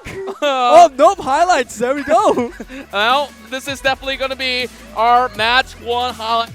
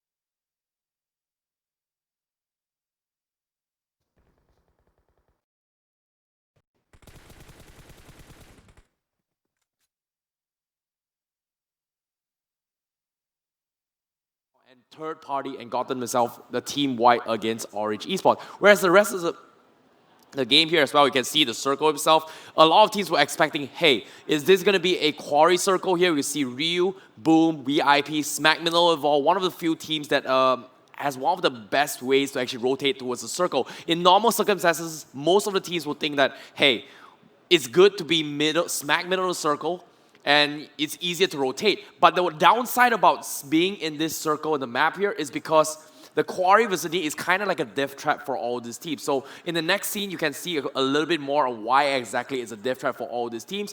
But on the southeast corner as well, we see the caves vicinity, we see Yoodo Gank and Mega Conqueror. These are one of the few teams who played this really, really safe just because of what they're doing here. Even in this movement here, Man Parang was hiding towards the cave or the circle. You can see in this scene here, because of the teams here in towards this cave here, they had a little bit of a nice room to work with. They are trying to rotate in towards this side of the circle, whereas you see teams like Ryu, VIP, Boom, EVOS, BTR, FFQ have to struggle a little bit just because there's so many teams and the terrain itself just enables most of these teams to actually rotate in. ILLUMINATE Murder, they had a really nice compound to work with, but it seems to be a disastrous moment for all these teams when the next circle phase comes in. So let's take a look at the next few scenes to come. I'm going to explain a little bit more for you guys. Yeah, you can see this scene right here. Bigetron, they tried to rotate towards the quarry vicinity. Like, they tried to run from this terrain right here towards the road, and because of those cars, they kind of got sniped off towards the later phase of the game. And as soon as all these teams crossed the quarry vicinity right here, as soon as they crossed it, you see Box was in a compound, Ryu as well as gatekeeping every single team on the outskirts here. We see RK, NFT, EVOS, VIP Squad, FFQ, Yoodo Gank, ILLUMINATE, Boom. Pretty much all these teams were pretty much kicked out by this stage of this circle. So let's proceed to the next scene and see a little bit more of how exactly went down. Okay, yeah, this is what I'm talking about. The quarry vicinity is pretty much a death trap for all these teams, and you can see everyone tried to rotate to here. We saw BTR, they lost Ryzen rather early in this road, and just because of that, it was super tough to fight because of this rotation here. And you can see EVOS was trying to rotate their way through, but at the same time, they had Boom was kind of looking at their direction. So proceed to the next scene. You see, as soon as this circle showed themselves, push all the way towards RRQ, the biggest two teams that had the biggest advantage would be RRQ, Box Gaming, and Mega Conqueror, just because they don't exactly have any people in this vicinity. SnowLynx kind of had an okay pathway, but the only problem is that they had to go head-to-head against ILLUMINATE, and the rest of the northeast section here, you see this particular section, there's not really a lot of cover to work with. ReaperKiller, NFT, Boom ID, RK, VIP, they all had to go head-to-head against each other in this open field, which resulted in a pretty quick end for all these teams. So let's proceed to the next scene. Next scene. Yeah, you can see there's just so many people. There's not a lot of cover to work with, and because of that, and as soon as this circle came in, every single team, it was like, what do we do? Do we fight the edges or do we fight inside the circle? And Mega Conqueror, they made a really smart choice. They took out the guys here, and they were kind of fortunate just because they had teams like Ryu and also Yoodo Gank just going head-to-head beside them, and they don't exactly need to worry about any third parties here because they are the ones that will be third party that fight. Same goes for RRQ. And following towards the next scene here, you can see more scenes to come. Yeah. A couple of really nice plays from Mega Conqueror. You see Stone just going for the nades. This is where the deflates on the game is going to shine the most. The grenades, the utilities, a couple of scenes here from Bigetron as well. They tried to go in for the fights here, but they were so desperate. You can see the BTR boys was really desperate to actually go into the circle just because they know behind them in the quarry, there's like 4 to 5 teams coming in. And because of that, they tried to get in this compound and it was just flanked off. And Mega Conqueror, once again, really, really nice stuff here because why? They closed out this game very, very nicely done. And they took advantage of the situation, got themselves that chicken dinner alongside RRQ with the top 2 position. That's pretty much it here from the analyst side here. My name is ICBaby12. We are going to be taking a short break before we head in towards game number 2. Stay tuned, stick around.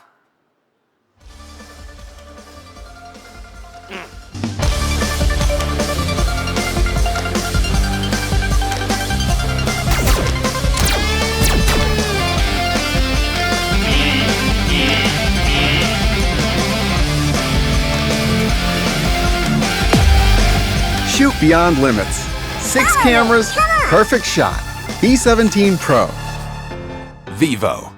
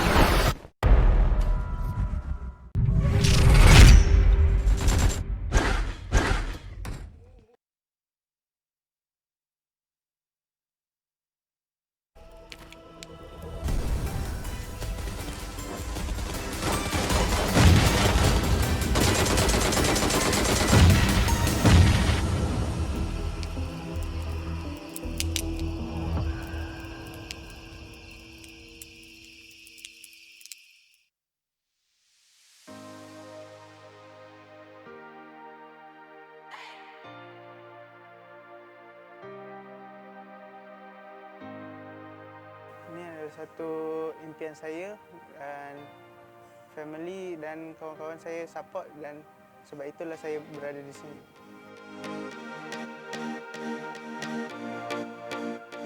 Okay, yang pertama saya akan hadiah tu duit itulah kan. Saya akan beri, pertama saya akan beri kepada family saya. Kedua saya beli makanan untuk saya.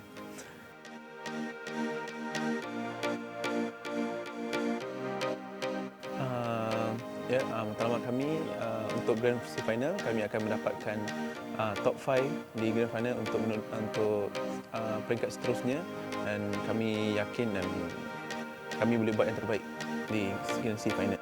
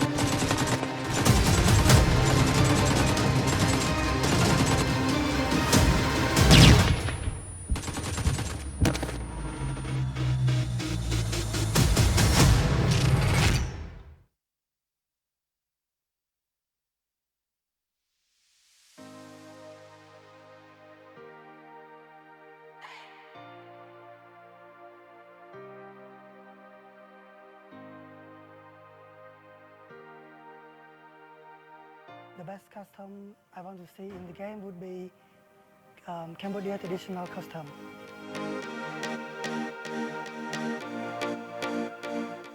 Orange juicy.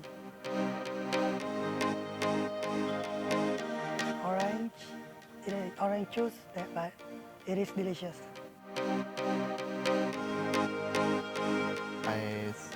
I think in Bangkok is the first time I've been there, so it will be a lot of fun and it will be amazing. So see you there.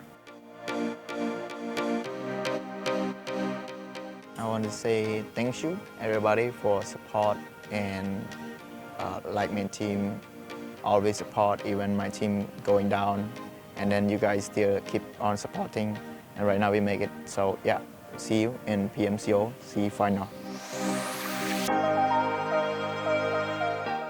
My goal is to be the championship in PMCO final. We will do our best to get it. So let's see.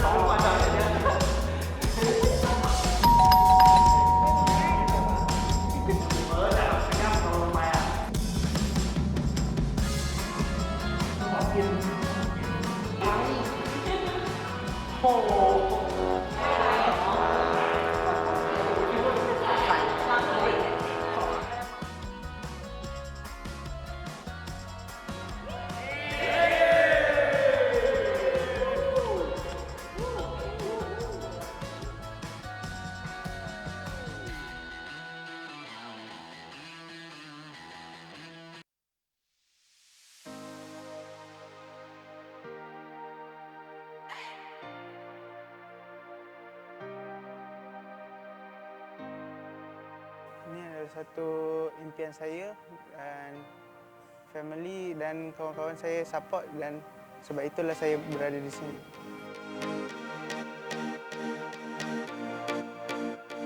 Okay, yang pertama saya akan hadiah tu duit itulah kan.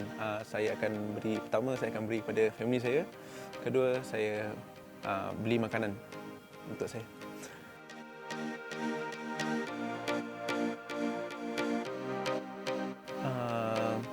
Matlamat kami untuk Grand Final, kami akan mendapatkan top 5 di Grand Final untuk peringkat seterusnya, dan kami yakin dan kami boleh buat yang terbaik di Grand Final.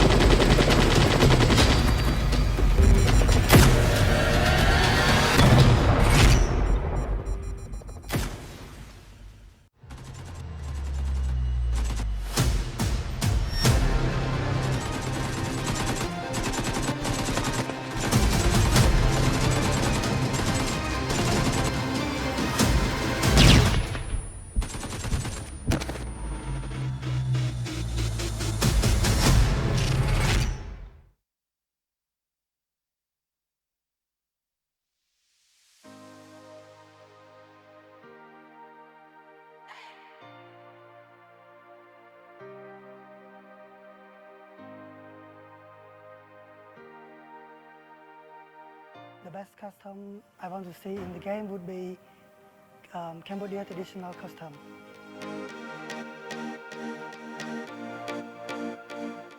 Orange juicy.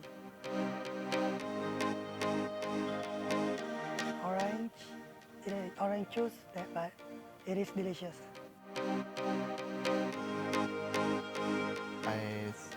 I think in Bangkok is the first time I've been there. So it will be a lot of fun and it will be amazing. So see you there. I want to say thank you everybody for support and like my team always support even my team going down, and then you guys still keep on supporting, and right now we make it. So yeah, see you in PMCO final. My goal is to be the championship in PMCO final. We will do our best to get it, so let's see.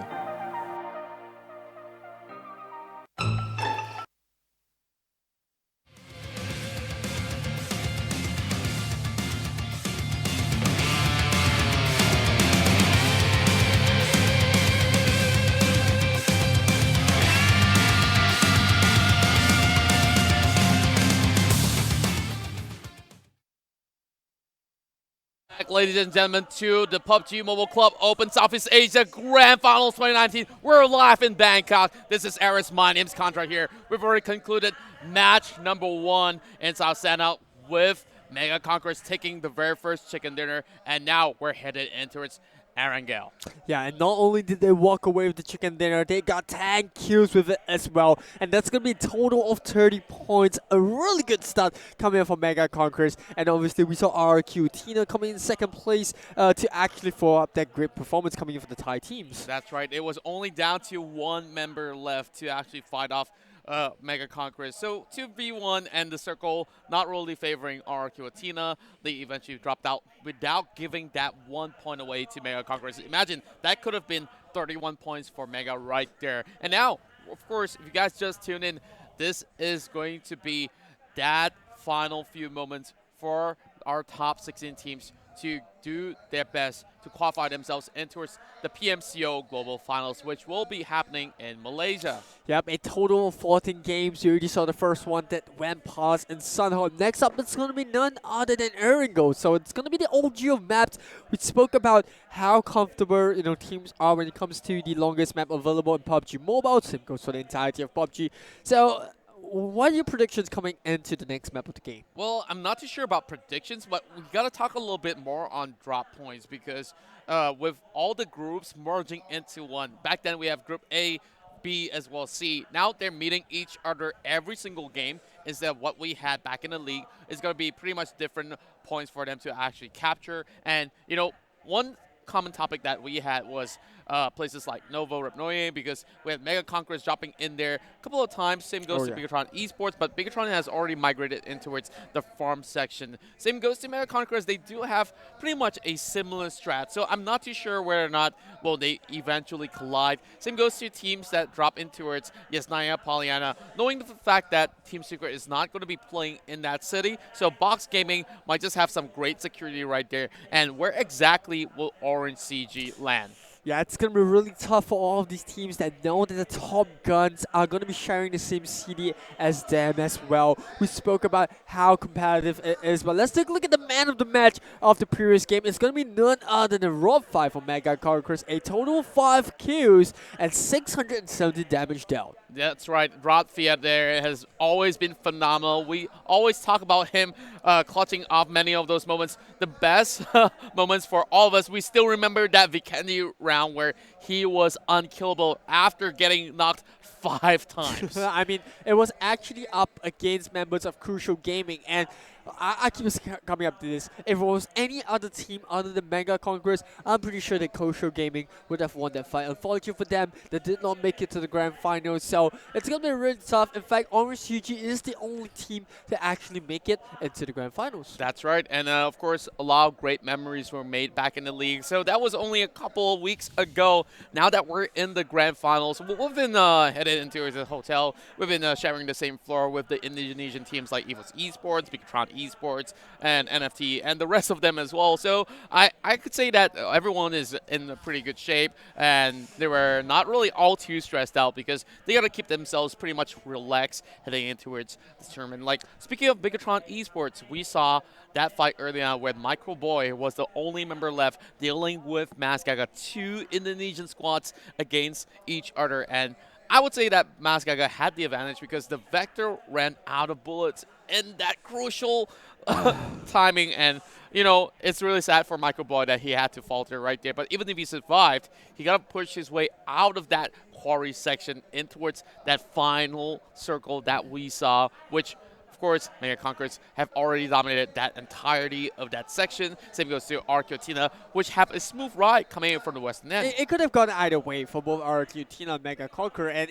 overall, like you said, 1v2 situation for the side of Ernie. They really knew where he was. And when the circle actually closed in, I think Ernie made a really good call to not give away 1 point. Remember, every single point will count as we hit into the final few games. But this is only second game of the grand final, so the book is still open, and things still can go.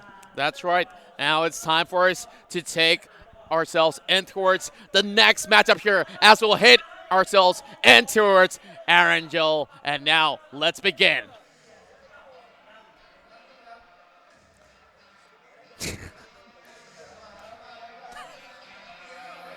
Here we go. We're taking this flight from the corners of these mountains here. Of course, you all know it well. It's an 8 by 8 kilometer map and a landfill total of 51%. And of course, there's a total of 16 towns for all our top 16 teams of Southeast Asia. Let's find out the flight path as we see a couple of all these members, of course, hop by in towards the plane. This will start off from the corners of Hospital, headed in towards the watery areas of Novo Repnoye. Yeah, I mean, Novo is an interesting town to talk about. We always know that that's the home of Bigetron. But ever since they got bridge camp by the side of Mega Conquerors, they've always been going into farm and mill town as well to actually challenge the Thai teams. Well, this time around coming to the grand finals with all 3 teams coming up against one another from different groups, we might see something different coming out from the Indonesian squad. Yep, and now seeing the first couple of teams that dropped out of the plane, it's going to be SnowLynx heading in towards North George. While ReaperKillers usually will take the southern end instead, while Orange CG, they're falling towards the southern end. Perhaps they might just camp out in towards Ferry Pier. VIP squad usually will dock in towards school, while RRQ.ATHENA, we know them as the Kings of Pachinki, so they'll be heading in for that central zone. Bigetron Esports has already hopped out the plane, and they will opt to head in towards farm instead. Yep, and while we talk about skills slightly enough, it's going to be Rojok. That's where Illuminate the Murder always like to drop. We also have one member that will usually drop into Watertown. Let's see if they actually hit for that circle. And looking at the flight path, yep, we're going to see Illuminate the Murder drop to Rojok. While you mentioned about Mega Conquerors as well as Bigetron dropping into Farm and Muter. Wow, first phase, we're seeing it covering the entirety of Gatka region. Well, places like South George is still being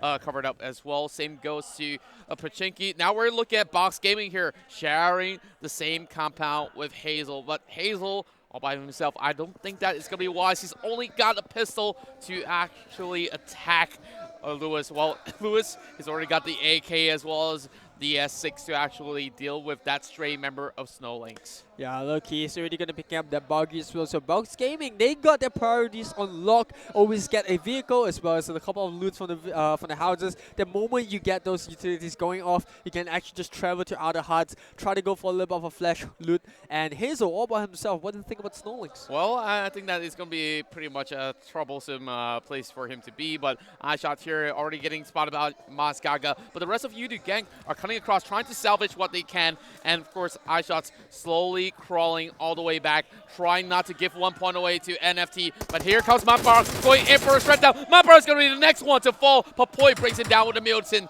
And wow, 2 members fall flat from Yoodo Gank. Yeah, Gank is going to be a little bit late to the party, so there's absolutely no way that Yoodo Gank can actually salvage anything out of the situation. Like you said, 2 members down. Zolly still far away from Gig. So I'm sure the NFT knows that Yoodo Gank are around, but looks like they'll just head off for a little bit while we see Box Gaming traveling by vehicles. Well, they know that they can't really fly directly into Yasnaya Polyana. That's why they hop right below, trying to get those sort of vehicles. And this time, NFT managed to clip out Yoodo Gank, who plans to perhaps do the same, but to travel to shooting range or even Severny. Well, they got caught up in between, and, you know, this is definitely going to be that free Dacia for the side of NFT. And, well, what exactly could a Geek do in that sort of scenario is just to wait it all out. He does not even have a single utility weapon or even armory with him. Yep, NFT, we spoke about them being able to go for early loots because of the vehicle that they pick up. While FFQ, as always, dropping into military base. And we talked about FFQ a lot during the league and how confident they are in Erangel. Even during the interviews that IC Baby want to have with them, they said they feel the most comfortable when it comes to Erangel. They know the rotations and they know how to deal with those awkward circles. That's right. They had a pretty high win ratio, starting off from the first week. We see them clinching off at least a win, and heading into its week 3, that's where they start ramping up all those victory runs. Then I would say not only inside of Erangel, inside of Miramar we see them clinch a victory as well, but we're talking about Miramar much later on. Let's focus on towards this match, because now we've seen 2 players dropping out, and both are from the Malaysian squad, Yoodo Gank, which already gotten that direct invitation in towards the Global Finals, being the host of the Global Finals. Well, itself. what do you think about Yoodo Gank? Because you mentioned, they've already got an immediate qualification as the top-seeded Malaysian team coming to the league. And do you think that because of that, they're going to drop a little bit of performance? Maybe they're not on the ball as compared to other of these teams who are still trying to vie for a spot in the Global Finals? Well, I wouldn't really say so, because there's still prize money on the line. And, I've had a chat with Man Parang for many a times, because I'm from Malaysia as well. Of course, somebody got to update that Liquipedia page, whoever is listening right now. Well, back to Yoodo Gank. So, Man Parang, he is always that sort of a captain that's really hungry to win every single tournament. And in the recent tournament in Kuala Lumpur, he managed to walk away with yet another championship title. So that's great for him, but to carry that forward in towards the regionals is a difficult task, because they're fighting against some of the best, some say in Southeast Asia, and some could definitely argue in the world as well. Oh yeah, absolutely. There's a reason why RRQ.ATHENA were the global champions coming into the last season. But for now, coming into the fall split, I can't say the same, because every single team looks like they're hungry for it. And we also saw Bigetron, who was so dominant in the regular season. But hey, we just saw what happened in Sanhok, right? They fell out really early, all of these teams in the tip-top condition, and it was actually Mega Conquerors that picked up the first game. That's right, and Mega Conquerors, we know that they're sharp as always. We're looking at ILLUMINATE the Murder, who's moving from Rozok in towards the water town, and there's no sort of commotion for the time being in the span of 6 minutes, other than that sort of a battle for vehicles that we saw on Northern George. Now, Bigetron Esports having another rotation in towards farm, as we see all these members are grouping up in towards that sort of a section where, you know, farm has a lot of cover on those hills. So Bigetron Esports, this is how they would usually play. They try to clip out any sort of rotations that they can find. And now that circle headed into a Gatka. I think it's going to be really important that some of all these players secure all these snipers as well as DMR. And, you know, Luxy's going to be always at those M24s or anything that he can land his hands on in those categories. Yeah, it's always nice when you have members like Ryzen as well as Microboy who's watching up your flanks on the left and right side. Oh. And you also have Zuxi, but now Gig, we spoke about Yoodo Gank losing 2 members early in the game, and now Gig's being spotted out by the rest of NFT. Muscat guy going to be swimming right beside him, and looks like Gig's just going to drown out. He doesn't want to give the point away. Oh, but instead, Zuli's going to try to take out Cole. One last bullet does not connect towards the side of NFT members, and he's going to take this buggy and run the heck out of this place, because if he falls, this team is not going to secure all too much of points at all. And here comes Papoi trying to trade back. It's going to be pretty long range on that M4 spray. Does have that 6 times, but, you know, it's not going to be that easy to actually connect all those shots, and not even a single stray bullet hits onto Zuli. Yeah, we're not sure what attachment he has on the M4 as well. You know, we spoke about our favorite weapons, yours being the M4 with all the attachment attached. For me, it's kind of like the Scar and the QBZ. I mean, I'm not sure. I feel it's a lot easier to control these 2 weapons, and they do a ton of damage on the vehicles as well. Yeah. So you always want to have something against vehicles, especially when you come against members of Mega Conquerors. And don't forget, ILLUMINATE the Murder, we spoke about how they are the best teams when it comes down to controlling vehicles in tight and constricted areas. Yeah, I would certainly agree with that. But then again, you know, inside Erangel, you can't really find QBZ. So, yep, Scarl is definitely a great option out there. And another weapon that I do admire players using is the M16. Well, it's kind of like a knockoff Mini 14 if you can just find like a 6-time scope and you can't I'm find starting to the question CMR. you. So I like those 5.56 category weapons. So that's why I aim myself for that. But then again, if you're really good enough in those recoil control, hey, you can even put that 6 times on the AK for all you like, or better yet, the barrel.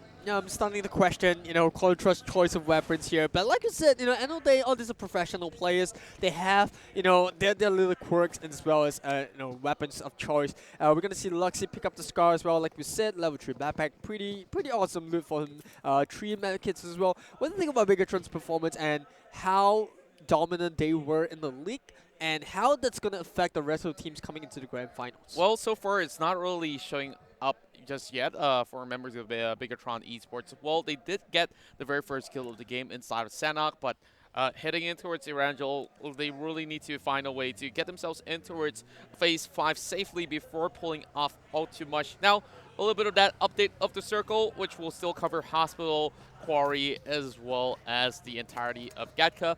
Some regions of Pachinki is still up for grabs, but, you know, most of these players, they don't really want to play around that section. Where exactly is RRQ? Well, RRQ.ATHENA is still slightly a little bit of the eastern end. We saw them drop into Pachinki, but now they've already dropped right into the hill where they always say that they like the side. So it always comes down to how the circle kind of makes RRQ.ATHENA rotate. If it's on the eastern end, they always like to go to the hills where there's a lot of playing area. But if it's on the western side, like we see this happening right now, they go into this very high and steep mountain where you have a really good view, and at the same time, you can rotate easily on anywhere on the western front. Speaking of rotations here, Bigetron Esports is going to dock by just the corners of Quarry, if I'm not mistaken, as we see Boom Esports already getting that compound secured. So Bigetron is taking pretty much cautious steps as Zuxi will be heading the front with those sort of rotations. Well, Ryu got themselves the southern side of that hill just above Gatka.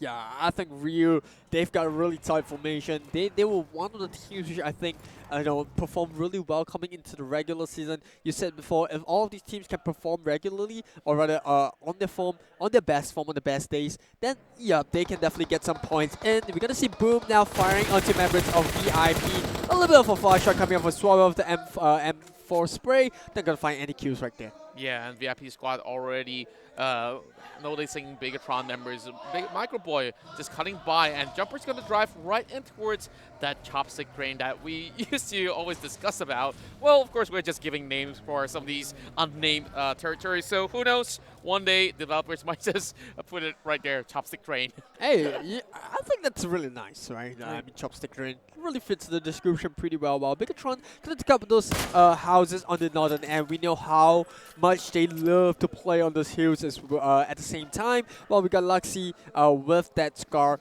So looks like the rest of Bigetron, they've got their weapons of choice. That's gonna be the Scar. That's right, and I would say that Microboy here is definitely magnificent whenever he holds on towards that DP28. Well, that's definitely one light machine gun that they could utilize to take down for those vehicles. While VIP squad, now that they're stuck inside of that ditch, it's going to be pretty hard for them to get out, especially against Bigetron Esports, who's already guarding by the side. They find themselves a little bit of that airdrop right across, so perhaps they will be able to secure lots of that level 3 goodies, but I do wonder what exactly is inside of that package. Well, we'll have to find, but Liquid with the M24 finding a headshot onto Book from Ryu as well. That's going to be quite a little bit of a distance, but hey, the rest of Ryu are nearby, so he should get up pretty soon, while Liquid tries to let another bullet fly loose. Not going to be finding any target this time around. Well, Liquid also having a couple of bullets being sent back at him, and instead Luxy is going to get shot there by Jumper,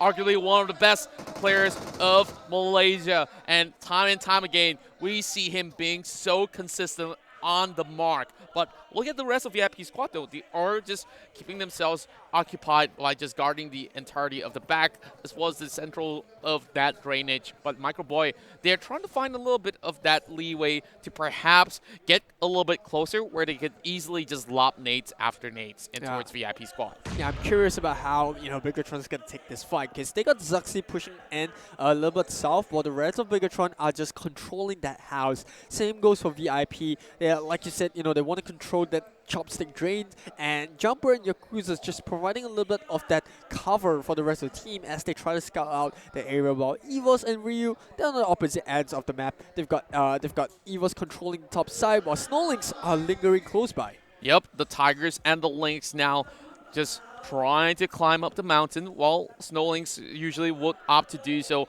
Here comes Amjon, though, going in for that knock with that Mini 14. And Jixie is all by himself. I think it's going to be pretty tough for him to even do much if he gets knocked out right here. And for EVOS, they are always having some distance in between all these members, so it's going to be pretty hard for them to actually rescue each other if any sort of team fight is going to approach. But here comes Illuminate Murder, though, challenging NFT Esports, trying to take down Masgaga first as Armjon secures that 1 point. Yup, Illuminate picking up the first kill for themselves, and now they know where the rest of NFT are. We've got Liquid the M-Voice, but he's got the 6 times scope, but this is a really close range battle, so he's gonna switch it to the 3 times. While Grenade gets let loose as well. Limit the Murder, they have to be careful about their position. You got Armjon and Gruda standing by one another. That's gonna be a smoke coming out from Liquid to actually block those cover for the Thai team. Well, Illuminate Murder falling back, going in towards the open grounds as well. Amar is going to secure that sort of jeep, while Matoy is going to try to finish off Papoy as he's the first member to actually go in for that left flank. Now, that's going to be Martin joining him in this party as well. But where can NFT go in this scenario? Yeah, they were definitely not ready for this ambush from Illuminate. And that's going to be another grenade coming out for Papoy, or rather Matoy, to actually find Papoy. It's not going to let his mark. But here comes Go. It's a wall retreat as well. Go gets taken out, and Illuminate are going in for the finishing blow. we can hear the Thai fans just roaring out, and they are definitely happy with the performance of Illuminate the Murder. They managed to secure so many of these chicken dinners back in the league, but now Liquid left out in the open. There's no chance for them to save a point, and over on the lower camp we have Napico also trying to tap them from afar. So it's going to be quite a distance for Ryu to actually secure all too much. Ryu, known as one of the most aggressive teams to ever been promoted in towards the PMCO C League. Yeah, and coming into this fight, NFT, you spoke about that performance and how consistent they can be. Definitely lost 2 members right there, while Liquid, you know, he's going to be all by himself. He's looking at Illuminate the Murder, but there's absolutely nothing he can do to actually help his teammates. Well, it's really sad to see them having the same fate as Yoodo Gank, playing with only 1 member intact. And right behind them, they have the Golden Dragons of Indonesia already on the watch, so you know, you don't really want to be stuck by that sort of tree in that sort of scenario. You don't want to mess with the Dragons as well. And now we got Ryu coming in with the DP. He's going to find a little bit of the shots, but not going to meet his mark right there. What do you think about Ryu? I mean, we didn't see much of them coming into Sanhok, but what do you think about coming into Erangel? Well, they are definitely familiar with the grounds, and usually heading in towards Phase 4, that's where they start to try to find volumes of kills going in towards their favor. But usually when Ryu plays ultra aggressive, they don't really get that sort of a solid way to get themselves in towards that top 3 finish. So it's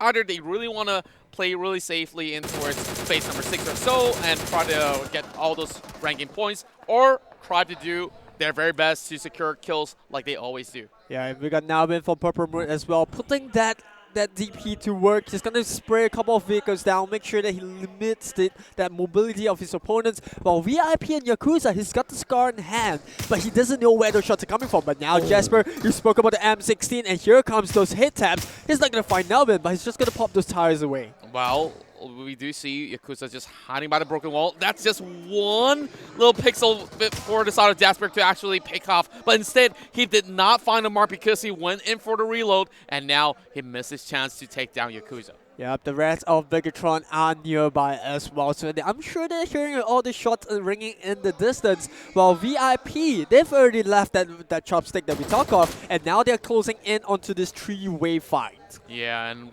for Ryzen, he's just going to be opening and closing the doors for a little bit more. But Zuli gets spotted out. I think that the LYNX smells blood, and they saw that buggy being parked right in between, and it's going to be a 1 versus 2, and somehow Peter still did not manage to take him down. Zuli with only 1 tick of help, he's just going to be finished off by I. Yeah, man, that's going to be the first team out of Erangel, and it's going to be none other than Yoodo Gank. Snowly's raking up those points. Only 1 kill in the back, but that's definitely a good start for the Thai team. You know, that's one of the last plays that I will ever check, because not many teams will actually opt to hit in towards that sort of a swamp and towards the north side of Quarry, or should I say towards the west side of Quarry. I mean, it's pretty much the same side. If you think about it, Quarry is a really small place to drop in Erangel, and it's going to be a lot different than the Quarry in Sanhok, because Quarry in Sanhok is so huge. Oh right? yeah, don't get that confused because we're in different maps. Now, Heiko's just going to be hiding right inside. Well, Illuminate Murder,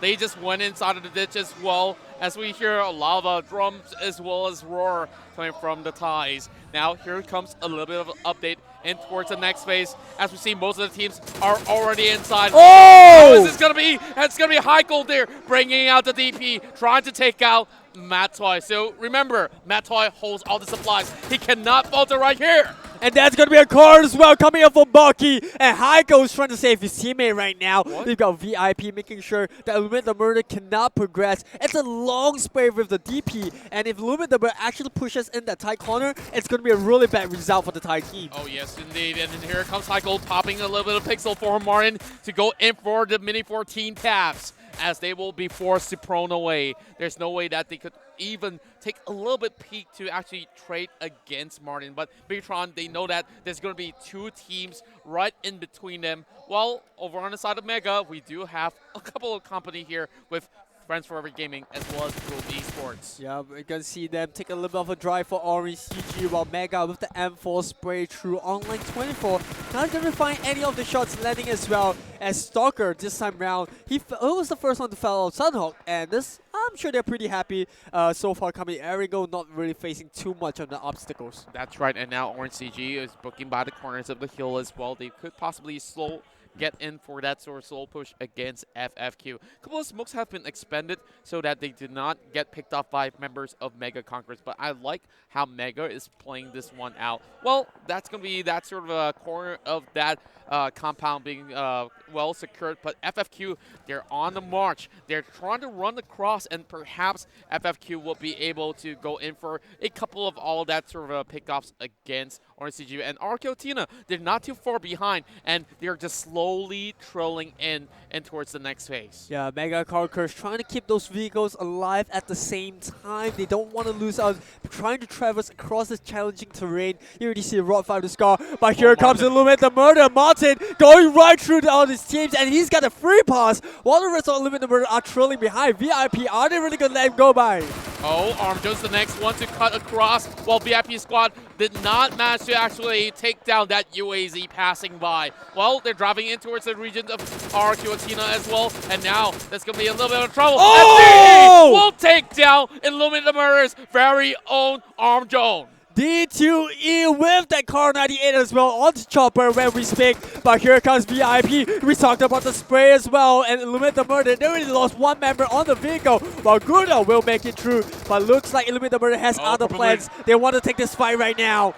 But now it's going to be taken up. Well, he was way too occupied trying to take down VIP squad. Illuminate says, thank you very much for that free point. And now here comes Illuminate the Murder, having Martin sent back. So they're playing with 3 members, and a lot of all these smokes has been expended as they are forced in towards this region. And for whoever that drive past in towards the south side, they got to cut back up to the north. Look at the circle update right now. It's closing into the north side, or rather the south side of Gaka. And all 3 Thai teams running dominant in this circle. We saw Purple Moon getting kills. Same goes for the rest. That's going to be another grenade coming up for Mega Conquerors. Yeah, and we see RK. How are they supposed to pass some of all these sort of regions without any sort of cover other than those smokes? As Mega Conquerors here, we have Ponce with that 6 times DP. It's going to look out for Cows, and Cows is just rolling by. What could they possibly even do in this scenario? DP and 6 times. You don't hear those 2 words go side by side often, but Ponce is making that work. And look at RK. They've got the smoke to provide a little bit of an obstacle over the cover, but man, they are fighting against shots coming through. But now both going up against RRQ.ATHENA. GE trying to go for a little bit of a spray through the smokes, but not letting on this mark. We're looking at RRQ.ATHENA here, having a little bit of cover with the vehicles as well. D2E is just going to go in for the setup. Cutting by from the left side. He spots out Marco. He does have that hollow scope. And now it's GE as well as Loki trying to spot him out. And instead, it's going to be a turnaround of events as Box Gaming having Loki taking it down. It's only going to be GE9 and RRQ.ATHENA wiped out at 15th place. Pubg Gaming, they take the fight to the previous season's champion, and they take 4 out of the bag with G9 being the last one to go out, while Bucky gets taken out for the side of RCG, while all of that was going down. Look at Stalker, he's getting closer against Bucky. He will possibly secure this 1 point in the back, while the rest of FFQ have no response at all. They're hiding all the way back, but Popov is going to be traded back by Darley. And I love how every one of them are just utilizing the Emperor, while Mato is going to be finding one nade connecting towards Purple Moon. Yeah, I think RCG absolutely have an advantage right here. FFQ pushing through the smokes. We see F1 and Chopper trying to bring it closer to RCG. But Leon, those sharp eyes coming through. Stalker gets the knockdown. Leon going to finish him off. And now it's a 4v2. F1 trying to play a little bit very riskily behind that tree. I'm not too sure if that's the ideal situation he wants to be in. I just love how Orange CG is just negating FFQ from coming right in. But inside of that compound, we have so many of these teams crashing right through. Box Gaming trying to wipe away members of Illuminate the Murder, while on top of the hill, we still have Mega holding back. And now, looking at the side of Purple Moon, only 2 members left, fighting against everyone else. Matoy with the wraparound. It will be Box Gaming here with the most amount of kills inside of Erangel. Not Not only that, they still have 4 members, or rather 3 members strong, and they are looking to actually finish this one out on Erangel. While FFQ, they took a really bad fight early into the game. They've got Orange CG wrapping around them. Look at Stalker. He's trying to find out where Dolly is. Yeah, and we're seeing so many of these teams by the corners of the south inside, while Orange CG here trying to pick off more members of the side of FFQ. Yeah, FFQ is out for the count. They are going to be bowing out an unlucky turn-in, while Mega Conqueror, they heard all the shots happening onto the northern end. And Nepeko, somehow Ryu, they managed to creep into the zone. Oh, look at that. Rob Fire takes off one member off to the side of Snowlinks, and now he has to hide all the way back before he goes down. He needs to actually take this 1 point ahead. And that's going to be RK by the other region as well. While EVOS Esports, the Tigers, are hiding in the middle of the field as they manage to secure that 1 kill. Yeah, they're going to get Jackson in time as well. That's going to be him healing up. And at the same time, you got Ryzen taking out fire from Orange CG. So getting torn apart from every single angle. While meanwhile, we got Drop just hiding on all these corn mazes. It's going to be a really nice one. Zuxi trying to get a little elevation through that roof. But because of that, Foxer gets spotted out. And that's going to be Draw getting 1 in the back. Yep, Drop is the sole surviving member of ReaperKiller. He does not have any meds at all. And Oro will finish him out. And this will be your top 10 teams left. And Zoom's the next one to fall, which means Purple Moon only has Jasper to actually fight this one off. Mega Conquerors invading the building. And they have to share it alongside VIP Squad as well as Box Gaming. They have been laying low throughout the entire match, but they've got 6 kills in the back, and they are hunting for more. That's going to be a raw fight going out, but 3 members still got Stone on the side. Snowlinks going right through the middle of the entire field. We got Peter just driving around like a madman. Oh my goodness me. Microboy still manages to stall. Same goes to Ryzen as well as they caught out Orange CG, and Snowlinks gets depleted. 9 more teams left intact, and managing to actually spot more members out. It's going to be Zuxi here coming with a red dot side tab, and in that sort of distance, he secures that kill. Yeah, that's going to be him taking away a point, but Pons pushing into Marco. That's going to be Box Gaming under fire. Loki as a 1v2, and Mega Conquerors and kills in the back. How did he survive that? Only 1 slither of health, and now here comes VIP Squad. They take down Stone, and now where is the rest of them? They're just hugging by the corners of the wall, while VIP Squad, they're going in for the invade. They're trying to storm them out, and here goes Mega Conquerors. They win the first game, but instead, they get flushed out of the building. You gotta check left and right before entering that house, and say that VIP make it into, and with 4 members still surviving, and they take out Mega Conquerors. Wow, in this top 6, we still have Orange CG with Stalker still surviving, and he's not too far off from the next phase. He needs to crawl his way in, but look at the amount of smokes being popped out. Suavel trying to hold this one out as they are one of the nearest teams over on the western end. He spots out Stalker, but they could not take him down. Yeah, we got Ryzen getting Ramones outside of the screen. That's going to be 1 more kill for the side of Bigetron, and those Indonesian teams clashing head-to-head. But Jumper, he tries to go towards the side of Zuxi, and with that Scar, that's not the weapon that you want to go up against when you're driving in a vehicle. Yeah, and he went in hit diving in towards members of Bigetron Esports. There goes Luxy, picked up by Suavel. And now, Boom Esports still standing with 1 member. Yakuza's going to be the next one to falter. And how could they even pull this off against Zuxi 2 times in a row? And they could not find the formula. And here comes Heiko as well as Benby, forced outside of the blue. And Jasper, the only one left standing inside that hunt. He needs to actually heal himself out. Heiko's going to fall, which means 1 member left for VIP Squad. 1 by 1, they enter towards Bigetron, and 1 by 1, they get taken out.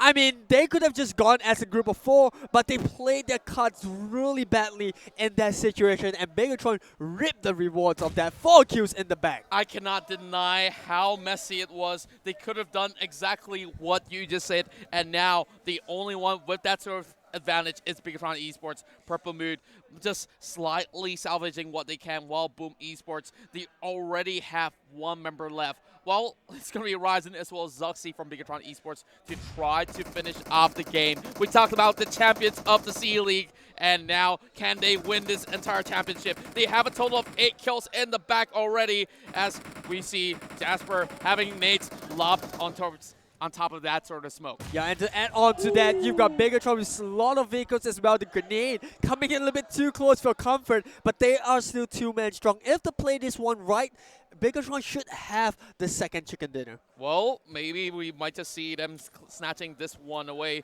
Well, Jasper already cracking so many bottles of smoke. He knows that he cannot possibly outfight Bigetron in this sort of trade as the circle is already closing by. He cannot even run, and Jasper's the first one to fall in this top 3 scenario, leaving only Swabel behind. He's dropped his backpack as well to make himself a little bit more noticeable. But no! Bigetron! The sharp eyes come in and they pick up the second chicken dinner of the game. Wow, just look at how solid their performance is. They've already went into Gatka way too early, and they managed to went in pickoffs after pickoffs, and members of VIP squad, they shredded out throughout the entirety as they try to cut across with the vehicles. And now Bigetron Red Aliens will secure their very first chicken dinner in the C Championship. Yeah, we saw the fans of Bigetron and the crowd as well. They must be feeling really happy because they had the control of the entirety of the house. We saw how well they took all those fights, and even when they were 2 men down, they played that one so well. We saw VIP crushing into them. Even though they were 4 men, they had the wrong tactics, and I'm not sure if VIP actually played the one correctly. It could have been a really bad spot for Bigetron. Well, I would definitely say that they still managed to get a lot of those kills in numbers when we saw them picking off Illuminate Murder as well as Mega Conquerors. 2 gigantic Thai squads in the hands of VIP squad was something that nobody did expect coming so early in towards that matchup. But I gotta say, Bigetron Esports, they played this one passively in the first few phases, and they booked themselves in towards the right territory. And by the time that they managed to spot out phase 6 and 7 headed towards the south side of them, they could just slowly play this one safely with those vehicles being brought out into play. And eventually, the other teams were forced to actually travel towards the direction where they managed to book themselves that slot, well, leaving the rest of the teams trying to actually do what they can to even cut by the next phase. Yeah, we saw Mega Conquerors dominating the early first phases of the circle. We saw them take the fight against Box Gaming, where they stomp out the Vietnam team really clinically as well. I mean, 4 kills in the bag, a total of 6 by the 15th minute. That's a really good result. I rather would say any of the team would have wished they were Mega Conquerors, but no, it was actually Bigetron who were patient. They went to the circle first. Yeah, you might not find a lot of the kills early game, but that chicken dinner is what you want. 20 points from getting first place. This is what we talk about when we talk about consistency. Bigetron, they always find a way to get themselves that sort of advantage, and they definitely assess all that sort of danger when we have that circle headed into its Gatka. Then most of these teams, they've already predicted that, oh, it might just be the southern side, and it was somewhat smacked in towards that midfields right next towards that drainage that we saw early on. So in that sort of west end, there's no possible cover other than that south side of that drainage that we saw VIP come from. So lucky enough for them, they do have those vehicles, but they did not manage to rotate there right in the right moment where each one of them get caught out by Zuxi. So I'm thinking the man of the match, if it were to be from the team that just won, it will be Zuxi himself. Yeah, absolutely. But let's take a look at the ranking of match number 2 as we speak of. There we have it on the screen. Bigetron coming in the first place. 20 points in the bag from the chicken dinner, as well as 10 kills to go along with it, mimicking what Mega Conquerors did in the previous game. That's right. Boom Esports will come in at second place with 17 points, 14 points for Orange CG as well. And now over on the bottom of the ladder, we see 1 point for Ryu, Yoodo Gank, RRQ.ATHENA, as well as FFQ. We did not expect FFQ to potentially bring RRQ.ATHENA down in that sort of fight. And of course, NFT 5 points alongside with Snowlinks, as well as Illuminate the Murder with a total of 7 points. Yep, the competition is starting to shape up, Contra, and I am so excited to see what the rest of the games from day 1 has in store for us. We spoke about, how competitive it is in the grand finals, and true enough, I mean, Bigetron coming in so dominant in the league, and now picking the second chicken dinner, I'm sure they are geared up. That's right, and now it's time for us to head into its highlights for match number 2 as well. Now, I got to really witness what just unfold inside of the regions of Gatka, so make sure you guys check this out.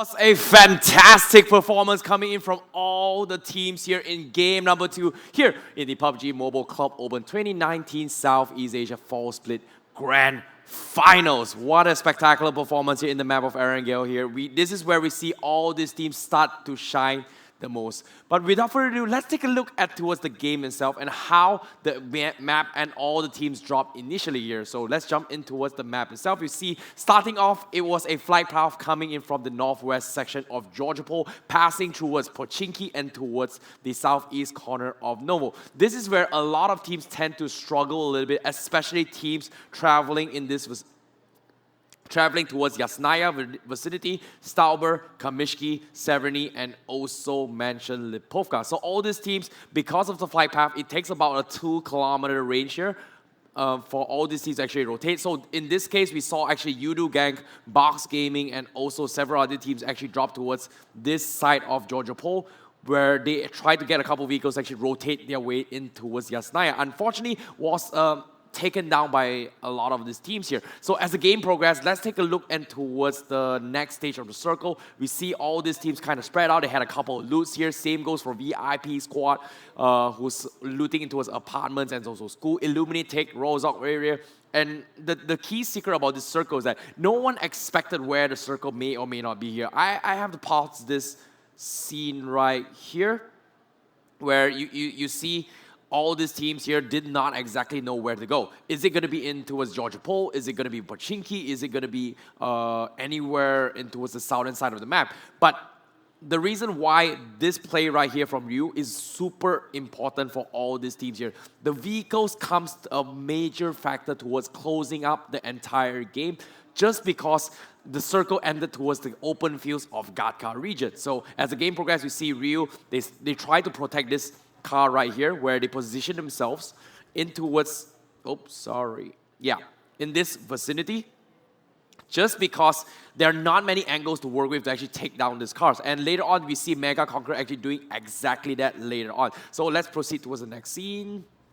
Yeah.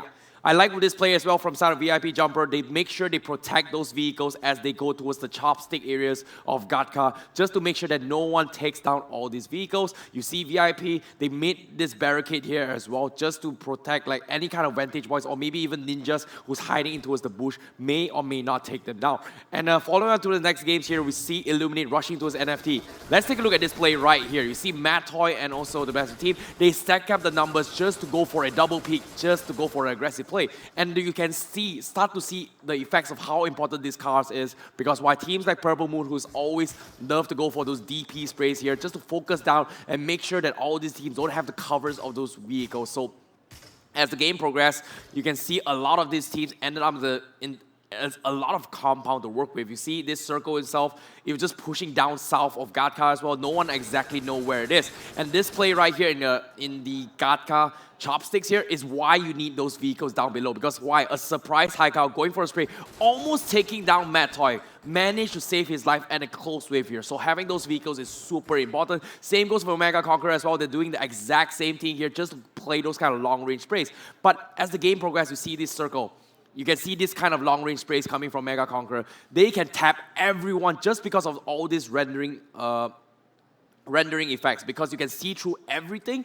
And because of that, without those vehicles and also obstacles to work with, you kind of like an open target just because of that.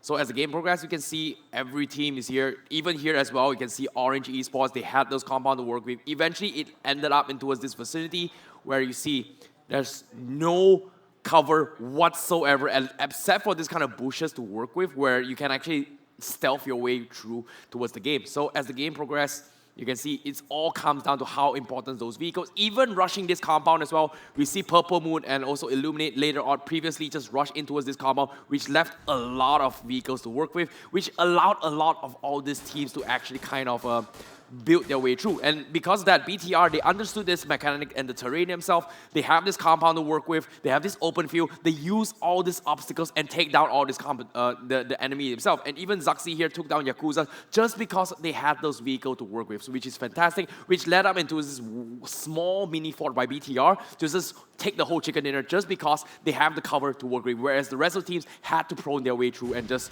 hope that they do not get picked off. And see, even here, Swabber was being pushed from the circle. Eventually, it was a fine game here coming from BTR. So that's pretty much how Game 2 in a map of Erangel went here. And looking forward to see more games to come in towards the Grand Finals for now. Because why? We're going to be having 5 more games to go. Ladies and gentlemen, this is the PUBG Mobile Club Open 2019 Southeast Asia Fall Split Grand Finals. My name is ICBaby12. We're going to be taking a short break before we go into game number 3.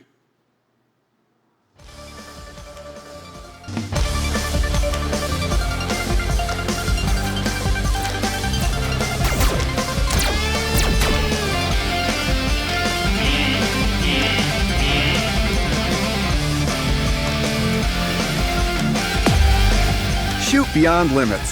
6 cameras, perfect shot. B17 Pro. Vivo.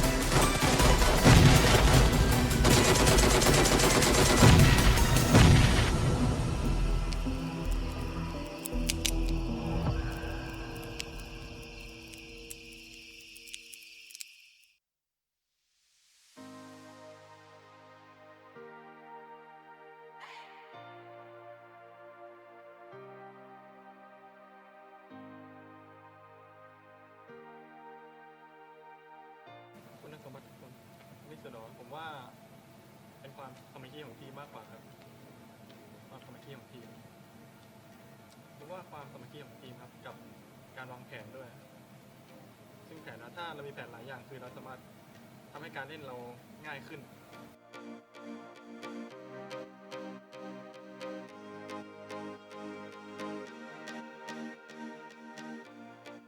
ที่ฮอตที่สุดนะครับผมว่าทีม ILLUMINATE และในการต่อสู้ของเขาผมว่าต้องอยู่ที่ทีมเราว่าเราจะตั้งรับว่าจะทำยังไงได้บ้างแผนของเราครับ อาวุธลับของทีมเราก็มีคือ2 attacker ครับคือ NYA กับ LYNX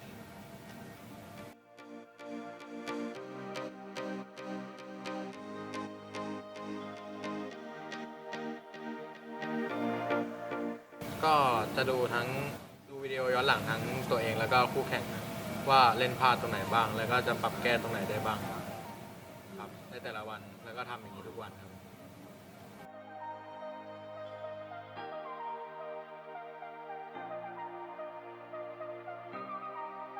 สำหรับผมคิดว่าเป้าหมายของทุกคนก็น่าจะเหมือนกันคืออยากจะเป็นแชมป์ในซีไฟนอลแต่ก็คือสำหรับทีมผมเองก็อยากเป็นแชมป์ด้วยเหมือนกันแล้วก็จะคิดว่าจะทำให้ดีที่สุดนะครับ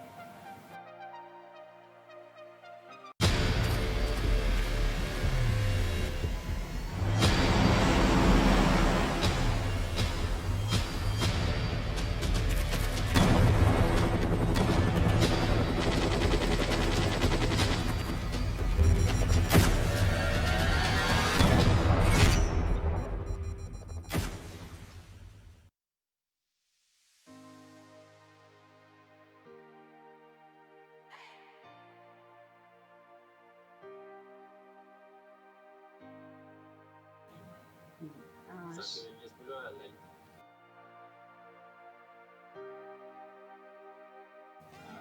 Pertandingan sebelum ni kami banyak buat preparation banding sebelum ni. So kami ada bootcamp dan training yang mencukupi lah sebelum menyertai tournament. Mungkin nanti selepas jadi player mungkin saya akan jadi coach, mungkin akan buat tim sendiri dan jadi streamer.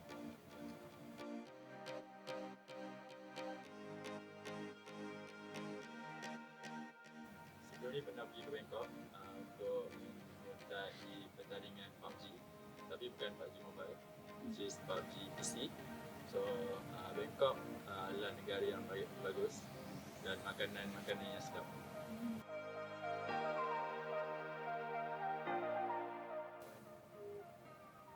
Iya, sebab kami senang buat revision untuk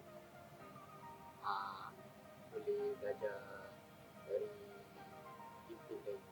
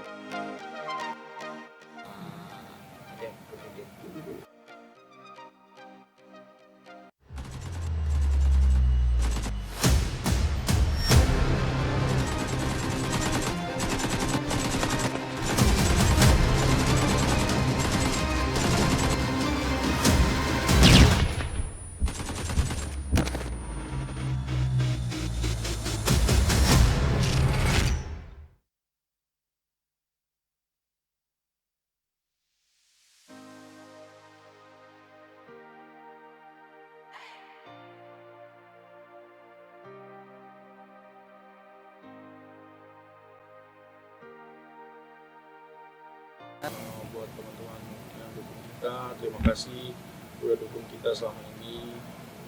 Terus tetap dukung kita terus. Pokoknya mau pas kita menang, mau kita kalah. Pokoknya stay hungry, hungry beast.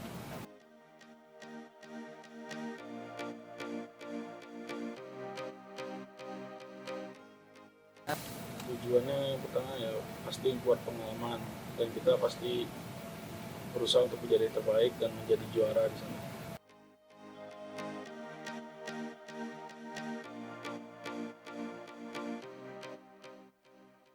Tarik nafas 3 kali.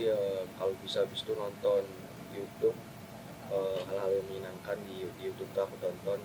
Ya, pokoknya apapun yang bisa bikin aku relax habis itu ngupain masalah-masalah yang tadi.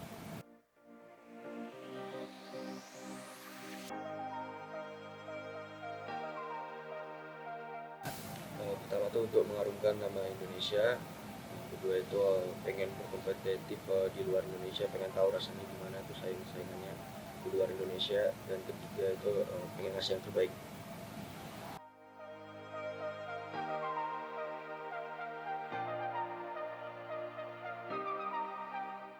Namanya itu kan main terus PUBG, terus itu season 3 itu sampai top global, habis itu membuat beberapa turnamen sama teman-teman. Sekarang udah pada misah kan, juga beberapa turnamen sama teman-teman itu lumayan nih gini rasanya itu kan, terus kompetitif gitu kan, mau nyobain suasana baru. Jadi berarti habis itu kita terus ikut-ikut turnamen dan akhirnya bisa sampai sini.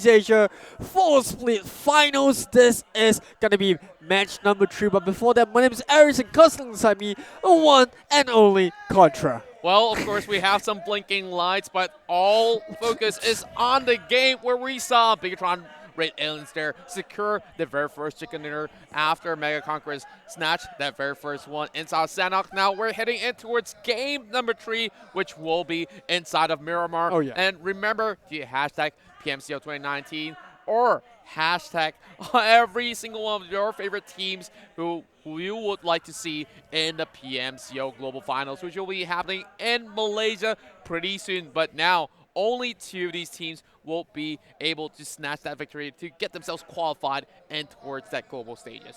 Yeah, absolutely. We already saw the first 2 wins of the day coming from Mega Conquerors as well as Bigetron Red Aliens. Both teams getting 10 kills each in both the games. Let's take a look at the total rankings right now. You can see Yoodo Gank and ReaperKiller Esports both at the bottom. But over to the top half. Yep, over in the top half, we have Orange Esports. She's here on 8th place here, 15 points, 18 points for EVOS Esports. Happy Squad climbs itself into the 6th spot there, sharing the same points with Box Gaming. Mega Conquerors will be on the 4th place there, 22 points for them. Box Gaming, 27, 40 points for Bigetron Esports. Only 3 points behind Mega Conquerors, who managed to clinch that very first win.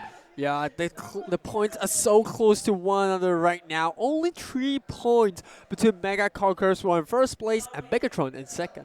That's right, and as the game goes on, we still have 5 games to be played out for the entirety of day 1. Tomorrow we'll have another 7 matches coming on our way as well. And of course, if you guys are ready to beat out the battleground, that's gonna be the Vivo V17 Pro for you guys to grab from any sort of stores at all. Of course, you're laughing at the lights blinking in and out, but I'm not the only one. The other customers are laughing at it as well. And yeah, you were mentioning about Vivo V70 Pro. Remember, you can play PUBG Mobile, and it's going to bring you more immersive, more powerful, more outstanding performances as we speak about the Vivo V70 Pro. And of course, with that, we can get even more glorious chicken dinners underway. And of course, I'm saying a lot, of course, but then again, VSPN has been providing us with a lot of amazing PUBG Mobile tournaments, as well as great, awesome content throughout the rest of the year. So remember, if you guys want to check out even more,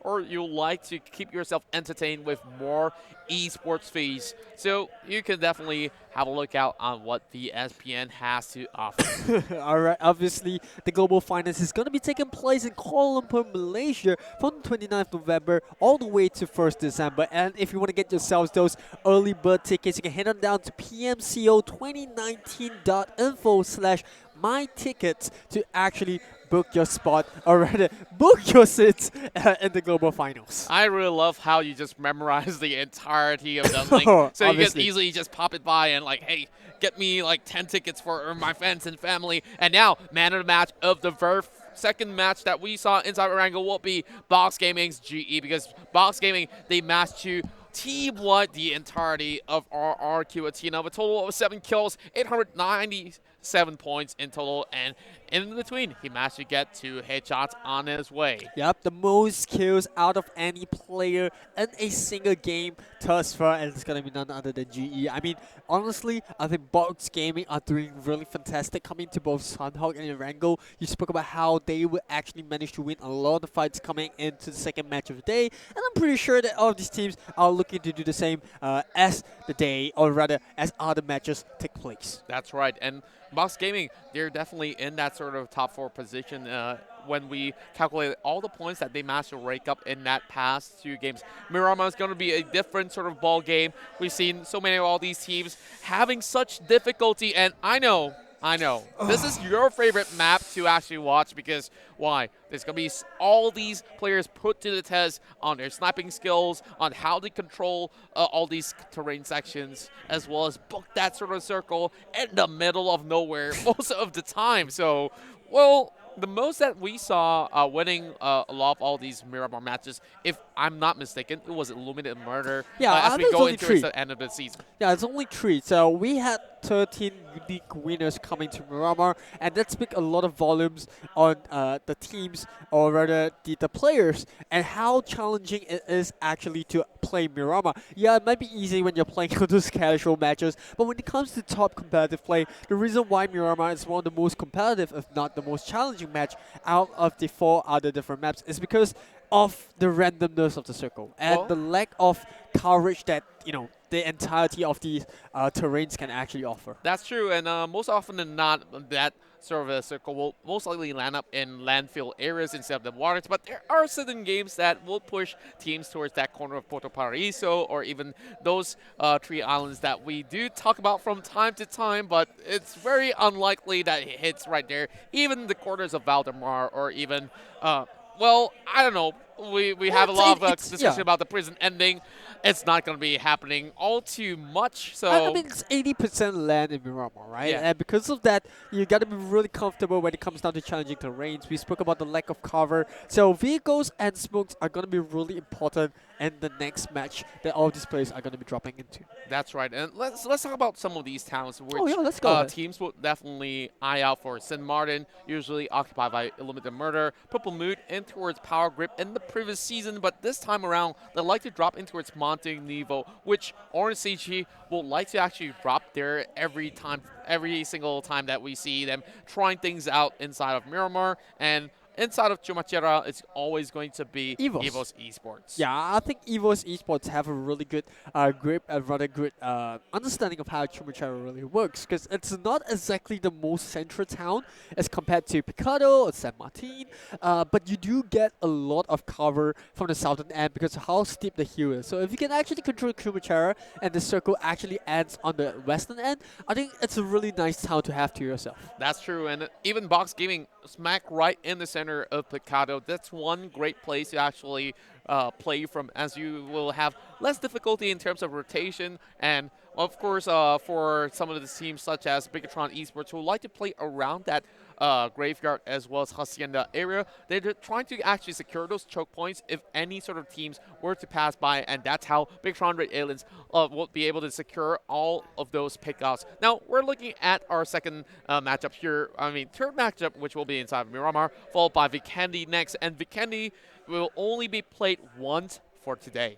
Yep, it's going to be an amazing day. We already got 2 amazing matches. Maybe the first one is a little bit hectic because all these teams are still trying to find their rhythm, as well as trying to understand where the teams, or rather the opponents, might drop, finding that sweet little spot as all 16 teams are playing with each other from the same time. I want to get those numbers in. I'll try to bring those numbers as to how many teams from Group A, B, and C are into. Obviously, you can head on down to PUBG Mobile on Facebook, as well as Instagram to find out more. Do remember to use the hashtags PMCO2019 as well as PUBG Mobile if you want to find, or rather if you want to take all those pictures and know a little bit more about the PMCO. That's right, and we are currently live from Bangkok, Thailand. If you guys are in Bangkok, head over to Samyan Midtown's 5th floor where we'll see all of us casters here. Of course, if you guys do drop by, do say hi, and you can enjoy so many great stuff here. There's lots of giveaways right outside of the hall. There's some games to be played out cosplayers as well.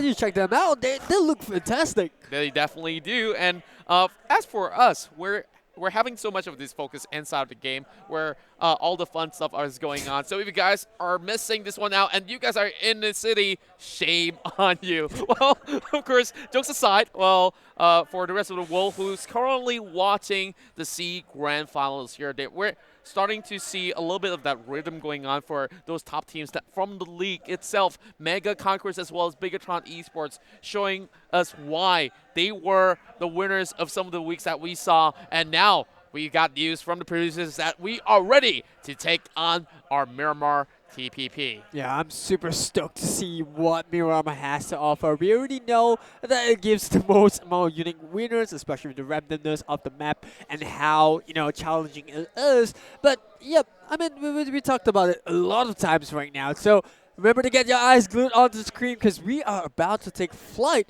into Miramar. That's right, Len. Let's head over to our desert terrains as we'll take this wide from the start all the way to the finish. Now, of course, my name is Contra. This is Eris here, bringing you this matchup coming in. And into the plains of Miramar we will go. The third match of the day thus far. You know this map better than me. 8 times 8 kilometers of plain area. A total amount of 80.59% of land. And on top of that, 80 towns, the least of all these maps. And right now we're going into the third game of the day, all the way from the southern end of Puerto Paraiso, all the way to the north of La Cabrera. There's so many of these towns up for grabs as we'll see which one will all these 16 teams occupy. And Los Leones is always the talk of the town where, that city is the biggest amongst the rest. And it can be shared within 3 teams. And one team that would like to drop inside of Los Leones will be FFQ. And we saw FFQ, they were so aggressive in that first round inside of Erangel that I thought that they will stand a chance until the circle flushed them in towards that middle of that field. Now, VIP squad already dropping in towards the south side. They usually will like to opt for Los Higos for those early loots and slowly head towards Valdemar and towards the territories of the different phases. Well, EVOS Esports, like you said, Chimachera will be their drop-off point. Well, Yoodo Gank headed into its Impala box gaming in towards the central zone. RK headed up north though. I'm not sure where exactly RK will go from here. Well, I think we'll have to wait for a little bit to see where they will drop exactly on the map of Miramar. But more importantly, I think Mega Conquerors will be really happy with this flight path. They usually drop into Puerto Paraiso, and because it's the nearest town coming in from the southern end, oh my, that circle! I wasn't prepared for a southern circle just like that. The moment that you speak of a southern end ending, Mega Conquerors was the first one to get themselves hit that sort of a head start to go in for the loots. And EVOS Esports, instead of going into Chumachera, they're going in for those loots. And inside Picado, we have that stadium. Well, speaking of a stadium here it does feel like some grand stadium here with the war cries, the drums, and the crowd roaring out loud. So yes, I would definitely love to join them right in the middle to feel all that energy. Now, boom, Esports, they are occupying Minas Generales, so this is going to be some easy rotations for them because that city's going to give them quite a plenty of that sort of vehicles for them to rotate around. And vehicles is definitely something that's really important in the biggest map of all. Yeah, you spoke about, box gaming dropping Picado, and yeah, that's what they're gonna do. Same goes for NFT, dropping a little bit northern end right now. And I mean, NFT, a little bit iffy coming into the first 2 games. You spoke about them being one of the more inconsistent teams, but when it comes down to grand finals, all you need is a couple of good games, and you might find yourselves at the top of the leaderboard. And even for that, it's pretty tough to do when you're facing against all these players who are so hungry for the win. And ILLUMINATE, so far, 2 games in a row, they may not have that sort of a high kill volume. They may not have that chicken dinner, but we see them securing some great finishes. And ILLUMINATE is that sort of a team where, they always get themselves in towards a favorable position, but seems like they couldn't seem to find that grip thus far.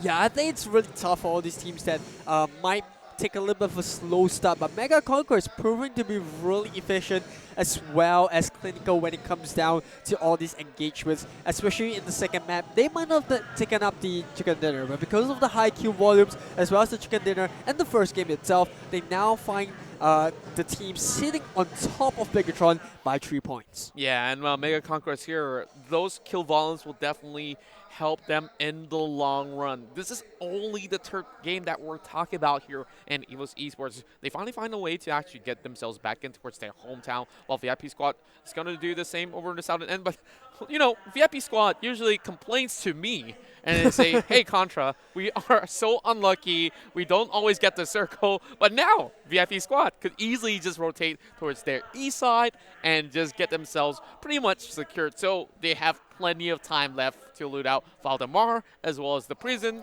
and Los Higos. Yeah, I wouldn't thought them too much though, coming in the first 2 games. Even in the game of Miramar, or rather Erangel, where we saw them drove one by one to the south Bigetron. I think that's the only slip up that they did thus far coming into the grand finals, and I really felt that if they executed that perfectly, or rather in a better way than they did, they might have gotten a lot more points than, you know, falling to Bigetron.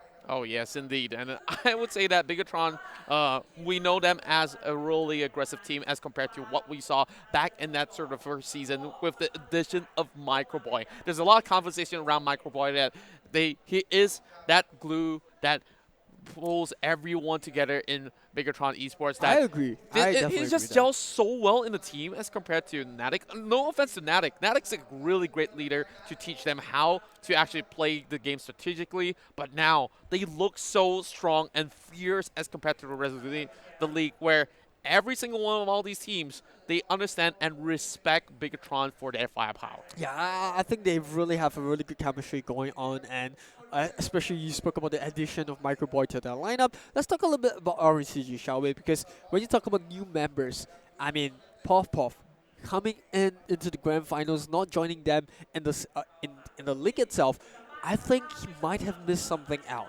Well, I would definitely agree with you. Like, he needs to adapt really quickly to understand the tempo of a match that he's signing up for in the grand final stages. And you know, sometimes players do choke in the grand stages itself. And I gotta say, Puff, 2 games in a row, the first one to be picked out by the other teams. It does not look like a good sign, but he can slowly get adapted to this, because this is, after all, day 1. You can slowly practice some of your gunshots and all that. But, well, there's a lot more on the line, and Orange CG, that's one problem for them. What's next for them is how would they try to secure their spot in towards the global finals, because they were just on that borderline when they qualified in towards the top 16 run. Yeah, I definitely agree with that, but you don't really have too much time to get your bearings on, because you said it yourself, Contra. 2 days, and you've already gone like what, 20% of the day of the first matchup gone. So you definitely want to get into the rhythm of the game as soon as possible. But let's take a look at the update of the circle. Still closing onto Los Leones, while Ryu gonna be going for a little bit of drive through the water treatment area. Well, Ryu, I'm really expecting a whole lot from Ryu, because they look like a really strong team when we watch throughout the entirety of the league. They're the team with high kill volumes, a couple of chicken dinners here and there, but, you know, same problem with NFT. Inconsistency. Like, they could usually get themselves that sort of high kill volume and eventually drop out at, like, what, 10 plays, 8 plays, 9 plays. Not really in that sort of favorite position where you want to finish off the game at least on that top 5 of the board. Yeah, I think momentum is something that is really important for all these teams to fit on. You can have a couple of good games like Mega, Conqueror, as well as Bigetron, and you might find yourself on the roll. But we know Miramar all too well. You never know what's going to be happening at that final circle. While SnowLynx on Hazel, he's got the M16 by himself. Let's take a look at RCG. We're talking about Puff being the newest addition to the team.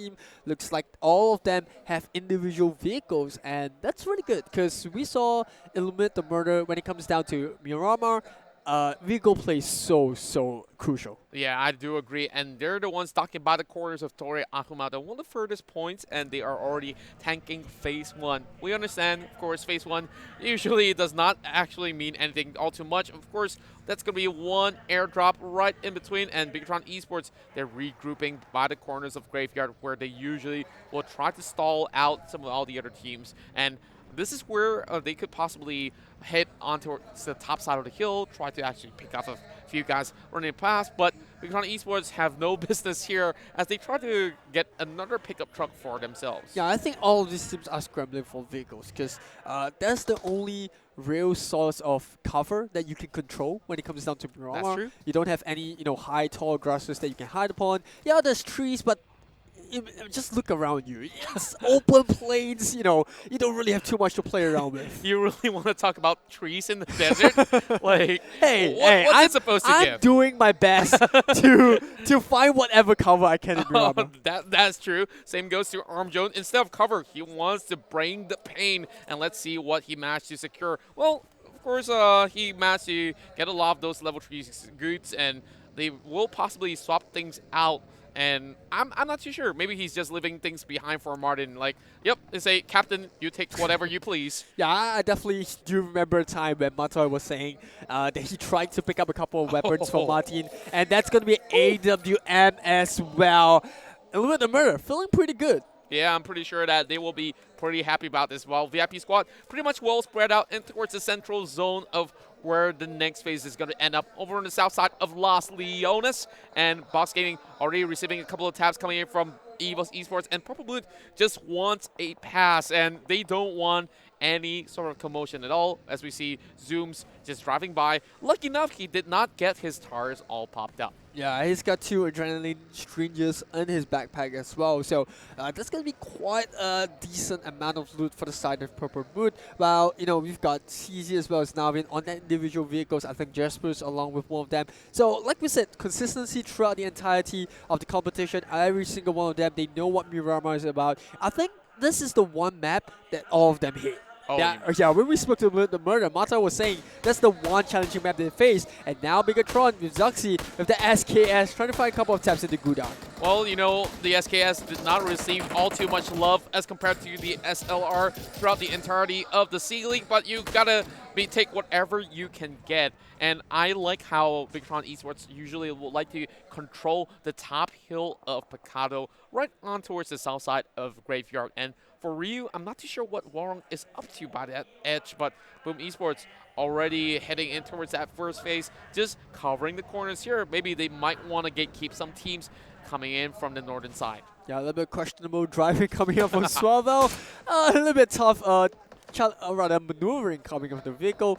Same goes for Illuminate the Murder. They're going to park themselves slightly north of Los Leones. They've already spotted out Box Gaming within the hut, but that's quite a bit of a distance, so we're going to see the AWM being put to work.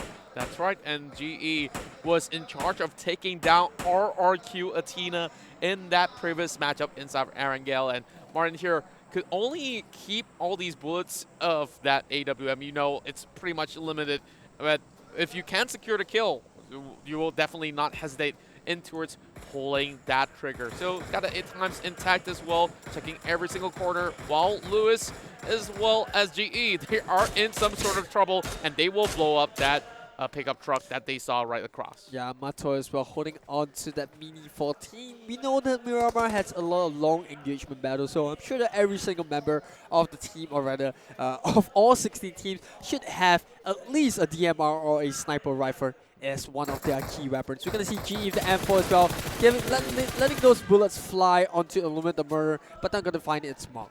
That's right, and we're looking at Illuminate the Murder, hoping to find a good flank, and for Boom Esports, they are just trying to cut by the corners. I do believe this is pretty close by to Los Leones, while Yoodo Gank, they don't really want to actually commit all too much. Remember, this is just the early phases of the game where we'll probably see a lot more going on minute number 16, and iShots here already hearing all these gunshots from afar. I don't think that Yoodo Gang has much to do but to just wait it all out. Yeah, it's still early to the game, especially when you talk about Miramar Phase 2.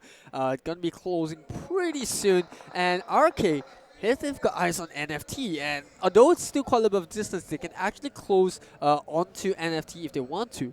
That's right, and VIP Squad, they are holding that upper region of Los Leones. These are some of all these houses that they could possibly hide across for the time being, but Boom Esports would most likely need to move off of this area much Okay, they're having a pretty great spread across this wheat field. Well, NFT Esports will safely drive away. Drat's going to be moving across as well. But ReaperKillers, let's talk about this Vietnamese team that is newly promoted in towards the C League as well, and now in towards the C Championship round. And I gotta say that they are one team that you do not want to face off 4 versus 4 or even 1 versus 4, because a couple of times we saw Drat really pull off some magnificent work. He's got great spray control on any given weapon that you give him, and I still remember those rounds when we head in towards that island inside of Sanhok where he pulled off such a great clutch 2 versus 2. Yeah, I mean, if you're speaking about ReaperKillers, just a short reminder that, you know, they were the ones that started off the Fall Split League by getting a chicken dinner in Vikendi. Alongside that, they got 10 kills in that match alone. So, yeah, like you said, you know, they're one of those teams where you don't want to face head to head. We saw them perform pretty decently throughout the entirety of the tournament as well. Maybe not as much chicken dinners as compared to the Top Guns, but nevertheless, still a respectable position coming into the league.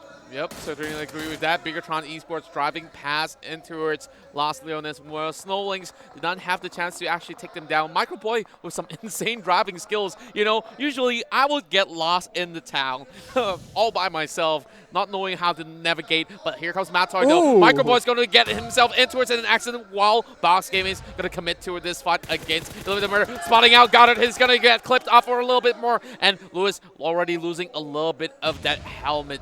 And over on the side of Illuminate Murder, they're trying to flush them off with those nades. Well, a really good start coming off of Box Gaming. They managed to flush Illuminate Murder on the other side, but they are the ones that didn't give up this heal. And this circle is going to end onto the southern end of Los Leones, means that Box Gaming, they have to move pretty soon. You know, I stand corrected when I was talking about Pubg Esports not really having much advantage in towards getting that compound. Now, they are smack in the center, and they don't really need to move all too much. But if there were to be more teams by the corners of the hill, then perhaps Pubg Esports will be picked off one after another if they were to leave that building. Look at the murder here, already used way too much. They're falling a little bit backwards, and Online 24 is going to find fire in the head, and there's no backup coming for Orange CG. Yeah, the rest of Orange CG, it's a little bit too far away from Fire to actually provide any cover of some sort. But Stone getting a little bit of a shots while he was looting Fire's body. You don't want to stay in the open for too long, and he should be fine. The rest of Mega Conquerors are pretty close by. That's right. And one player that I really do admire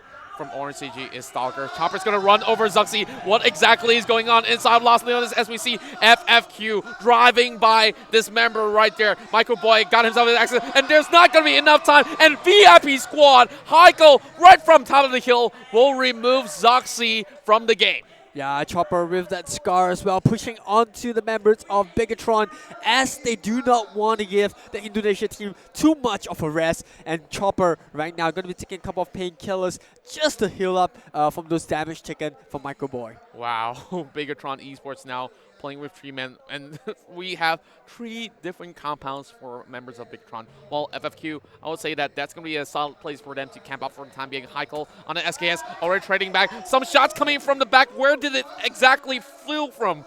I'm not too sure, but wow, that's some sharp shooting coming from whoever landed those taps. And the level 1 helmet on top of it, so he can't really take too much to the head. But Chopper, he's got level 3 across the board. I mean, level 3 armor, level 3 helmet, he's feeling pretty happy about that. Oh yeah, and for FFQ, of course, they're a little bit pissed off of that kill being stolen away by Heikel. So maybe that's going to be some salty FFQ members trading back against Heikel right there. But Snowlinks, we saw them also getting themselves in towards that construction area as well. This is going to be a couple of all that sort of a high ground advantage that they could possibly get inside the city. Now, if you want to talk about sword, you know what the saying in esports goes, the sword of my enemies, or rather the sword of my tears of my enemies make me stronger. While Mega Conquerors on the southern end against VIP, I mean Victorious in play from Malaysia. What do you think about them? Well, Victorious in play, I would say that they are definitely one aggressive team, and in that previous round, I felt like the decision-making was a little bit off and towards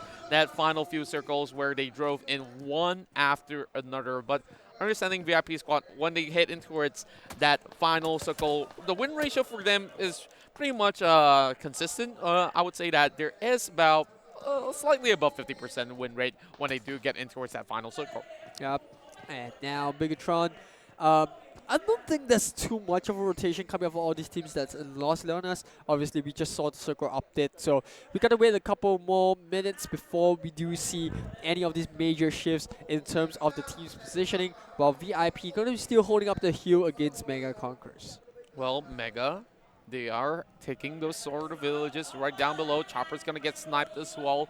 EVOS Esports, they may not have that high kill volume that we speak of earlier, but look at those bullets coming out from inside of Mega. Just knowing that there's somebody on top of the hill, marking them, and suppressing VIP squad, that's going to be them having that sort of scenario where members of VIP squad will not have all too much to move from. Mampar's going to be knocking out Stalker, and now we see a little bit more update, and wow, whoever's in Los Leones, they really got to find a way to get out. Yeah, it's kind of like a Pochinki situation where it's easy to go in, hard to come out, and Ryu, they must be feeling really happy. Same goes for Yoodo Gank. They've got the outskirts under control. They're in the middle of it all, and they're going to spot all these teams that's coming up. Meanwhile, we got Drott firing onto Illuminate the Murder. Oh, wow. Illuminate the Murder just managed to get themselves there in time. I'm just going to be knocked out from the play zone, but RK has already got themselves that 3 times locked on towards Illuminate the Murder, and they're trying to pop that vehicle right there, and Drott is acting like a one-man army.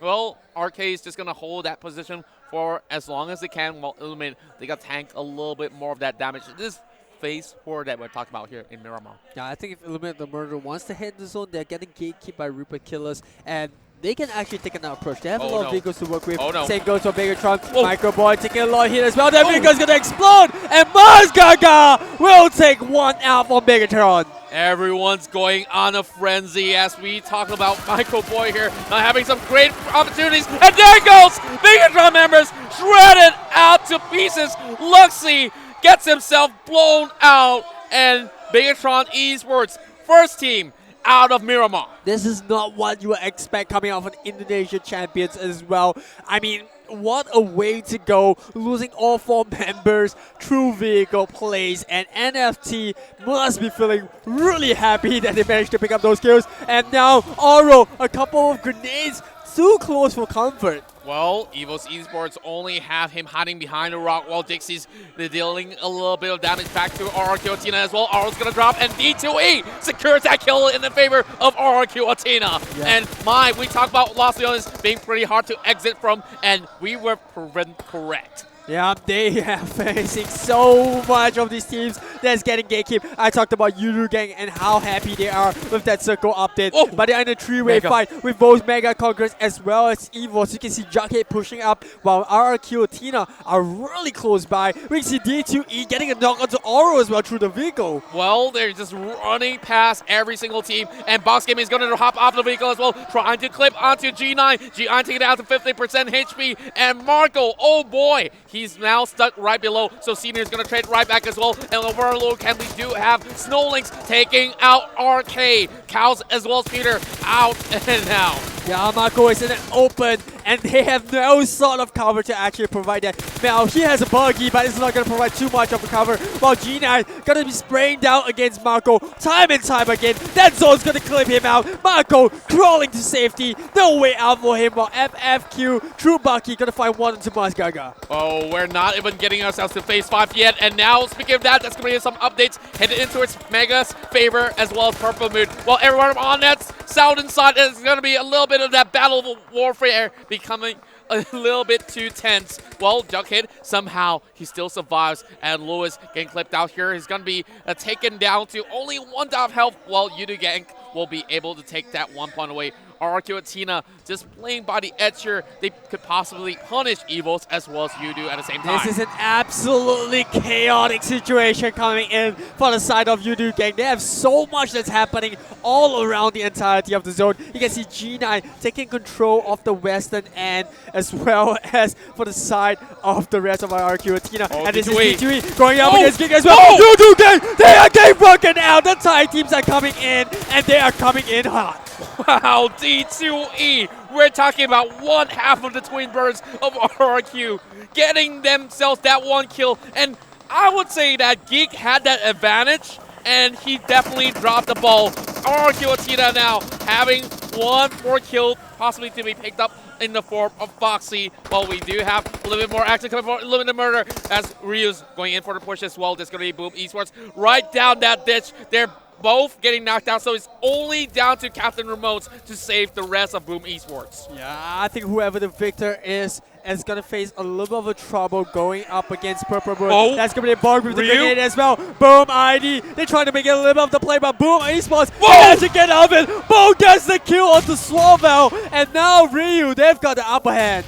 Ramones forced to pop that first aid kit. He does have the Molotov, and it's only him versus Ryu. Drone's possibly going to go in to spot him out. Boom's going to go in for a little bit of that spray, and he does not manage to connect that through to the members of Boom. They respect each other's territory, but now Drone is forcing a push. He's looking for Remotes. Remotes inside the smoke, and somehow he managed to go in for a knockdown instead, and there goes the rest of Boom Esports out of the game.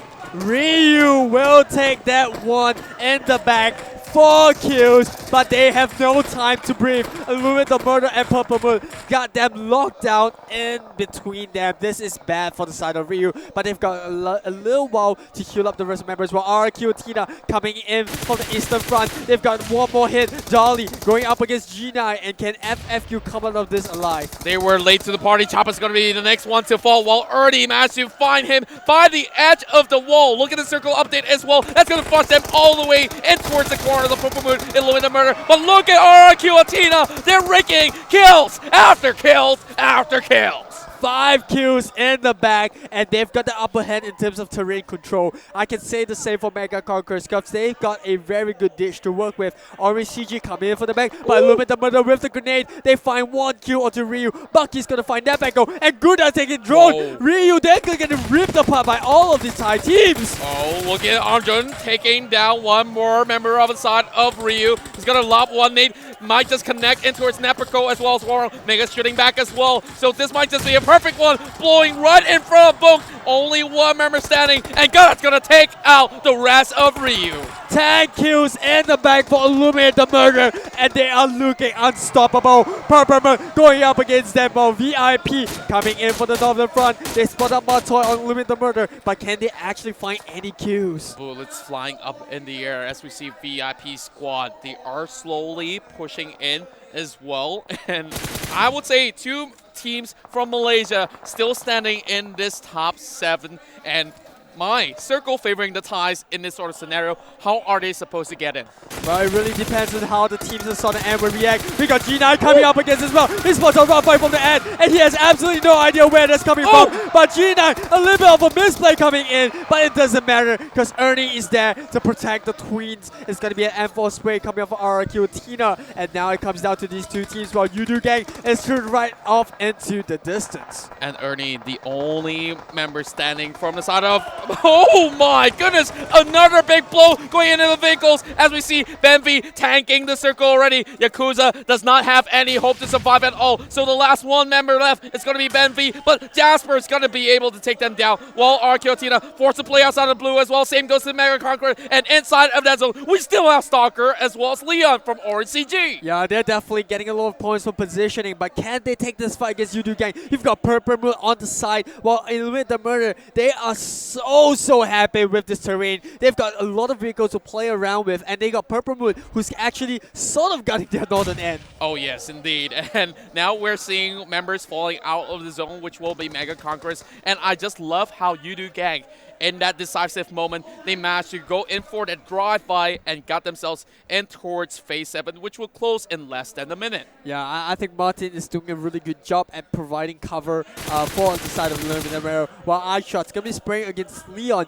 Can he actually find the headshots here? Because if they manage to remove Yoodo Gank, then they can turn their attention to Purple Moon. That's right. And now Mamparan, captain of Yoodo Gank, already bleeding out. Well, I don't think that there's enough time for iShot to even go in for a save, but Jasper knows that he's somewhere out there. But Illuminate Murder, they're trying to cut across it, and Matoy is trying to fall back. He knows that he could not pass the members of Purple Moon, who's guarding the lower side of the section of the ditch. Yeah, Ernie from RRQ.ATHENA is going to be bleeding out as well. And we are down to our final four. While Armjones comes in with a grenade. If it lands his mark, it's going to be bad for Purple Moon. Oh, CZ getting away with that nade. While Nawin still holding on to the front. Illuminate the Murder and Purple Moon. These two Thai giants vying for the top spot of Miramar. That's right. In this top four, we're bound to see a brand new winner for that chicken dinner. And look at the circle there, favoring the side of Purple Moon as well as Illuminate for another round. And Jasper already pointed a gun over onto his smokes. And Stalker's going to be driving by. Oh my goodness! They did not take him out as of yet. Leon's going to find that shot over the eyes out with the headshot. And there goes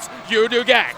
RACG, they're still trying to play this one out. Leon spots out Jasper as well, but he doesn't have the HP to work with. And EVOS spray goes in, and we are down to our final two teams. Purple Moon and Louis the Burner locking horns. You got CZ and Nawin on the right, fighting against Martin. There's going to be another smoke pop-up from the side of Louis the Burner. Two Thai teams in the grand scheme of things. And the stars have aligned in Bangkok, Thailand. As we see Purple Moon trying to go in for a shred. Armjo only down to 1 HP left. And Jasper's just holding in the back foot, hoping to actually connect some shots towards the side of Illuminate the Murder. But they are all blinded by the smoke. We have seen this coming out of Illuminate the Murder before. The vehicle play as well as the smokes to limit the vision of their opponents. And they're doing the same thing right here, right now in Miramar. Martin coming in from the side. The spray comes in. Sis is the first one to go down. Same goes for Armjones, but Nawin is there to provide cover. Zooms is already on the floor, and now Martin pushing in onto the distance. Martin with the first one to go down, and Jasper's the only one ready. Illuminate the Murder, pick up the third chicken dinner of day one.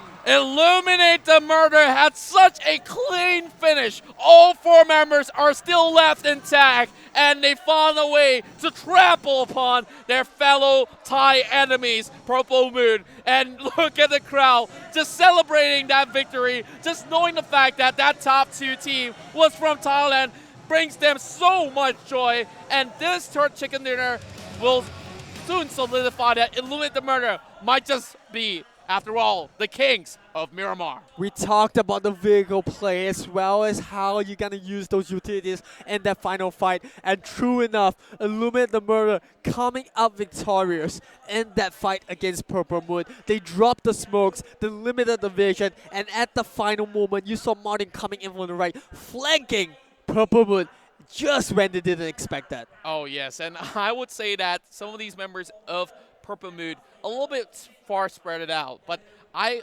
definitely like that position, but they were distracted by some of these teams like Yoodo Gank as well as Orange CG entering that very final few moments. But that was an epic 4 versus 4 between two of these Thai titans, I must say.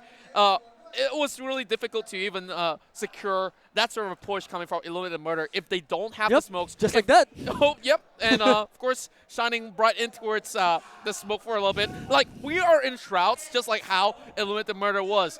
And somehow, they find a way to cut through from the right, spots out Nawin, spots out Zooms, and that great spray down coming from Goddard. That was a great way to actually take advantage of that whole scenario that we just saw.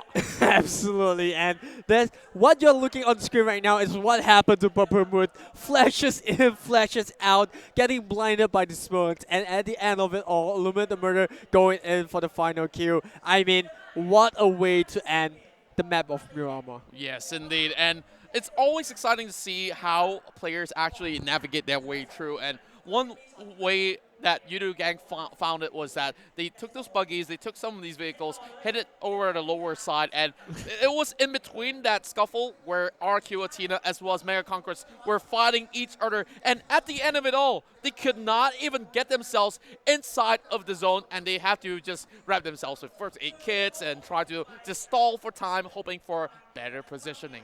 Yeah, I mean, it's a really tight space to play with, and honestly, it was a fair fight. Yeah. Both teams had the same conditions. They had the heals, they had the vehicles, but it was Illuminate the Murder that was the more decisive team. They wanted to win, they were more hungry, and they were rewarded with that chicken dinner. That's right, and just before the game, I was talking about how Illuminate the Murder, they have not get that chicken dinner in their hands, and now they do. Over on the bottom side, we have Box Gaming with 1 point, shared across the table with ReaperKiller, Bigetron Esports, Boom ID as well. Snowlinks will be on 12th place alongside with NFT as well as EVOS, coming up with 3 points. Victorious in play.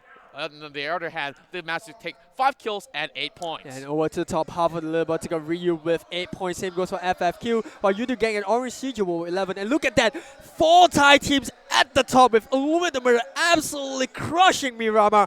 36 points in the bag. Wow. I did not know what exactly to say about this sort of scenario where Illuminate the Murder, they managed to get so much out of that one round. They might just be on top of the table by the end of that score tabulation. In that total rankings, over the bottom we have RK, Snowlinks, Yoodo Gank on 40th place, marching forward, EVOS Esports 13th place, 12th place will be Friends Forever Gaming, and Boom Esports on 11th place. Ryu skyrocketed in towards 21 points shared between them as well as NFT Esports. Yeah, I mean, the Indonesia teams in the middle of it all, but over to the top 8 teams right now. You got Victorious in playing RCG, skyrocketing, like you said, 22 and 26 respectively. While over to the top 5, got RRQ.ATHENA, Purple Moon with 34 and 38. But the top 2 right now, Illuminate the Murder with that win, coming into 49 points, while Mega Conqueror still at the top with 56. That's right, and RRQ.ATHENA slowly sliding down the ladder as well. That's going to be that top 5 for you, RRQ, Purple Moon, Bigetron, Illuminate, as well as Mega Conqueror. So 4 Thai teams, which definitely was that sort of a great finishers heading in towards that later round, and that will be the end, and we're heading in towards our highlights.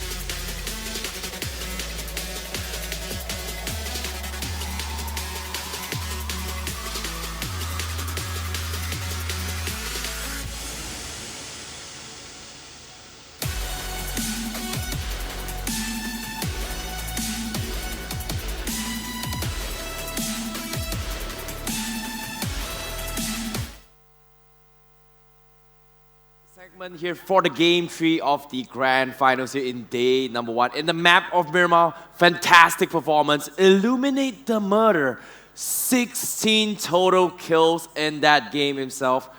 Wow, my oh my, I have a lot to talk about. But before that, let's take a look towards the map of Miramar and how it all went down. Starting off, we see the flight path here. It came all the way from Puerto Paraiso, passing towards La Bonita and also Picado, ending towards the flight path of La Cabrera. Pretty centered circle for all these teams. The circle pushed everyone towards Los Leonas. And if you take a slow check right here, okay, you can see exactly this thing. Like this circle right here forced every single player to think that, hey, we are going to be having a city fight circle. But little did they know, no one expected this because apparently it did not end towards a circle. Because as the game progressed, you see all this team was trying to find out where is the best place to actually hide their way through.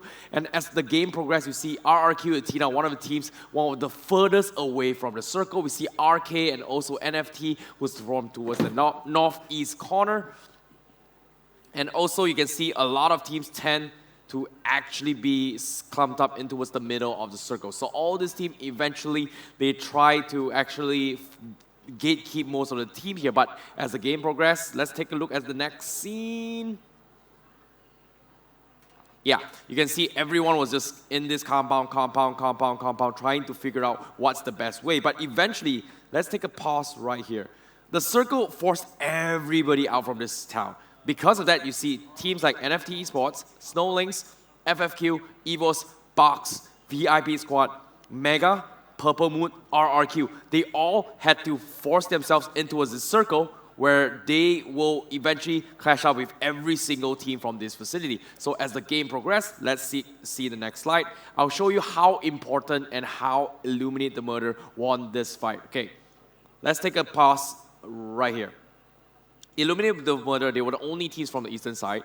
LYNX was from towards the northeast corner. Rio on the north side, and FFQ NFT was on towards the northwest corner. So this is the turning point for most of the teams, especially from the northeast corner, just because of this circle themselves. If you pay attention to this circle itself is kind of like a small ditch to work with, where all you gotta do is just focus everyone from the northern section, where you don't exactly need to focus any single team from the southern side. So whereas the rest of the southern, all these teams here, they kind of needed to figure out what was the best game plan to work with. So because of that, it allowed Illuminate the Murder to just conquer everyone from the north. So let's proceed towards the next slide.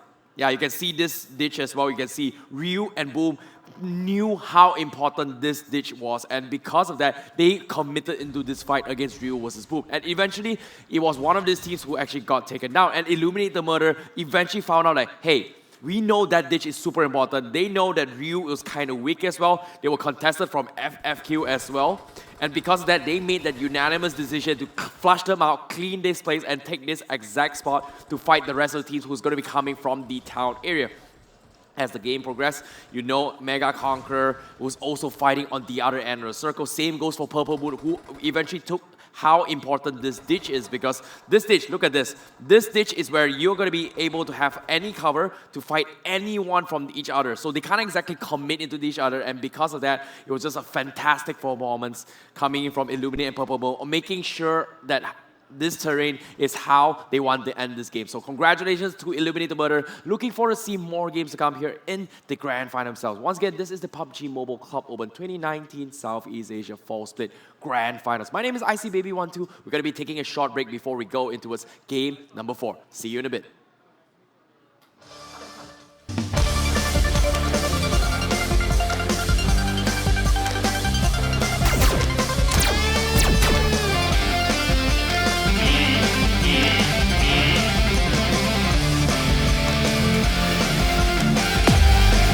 Shoot beyond limits.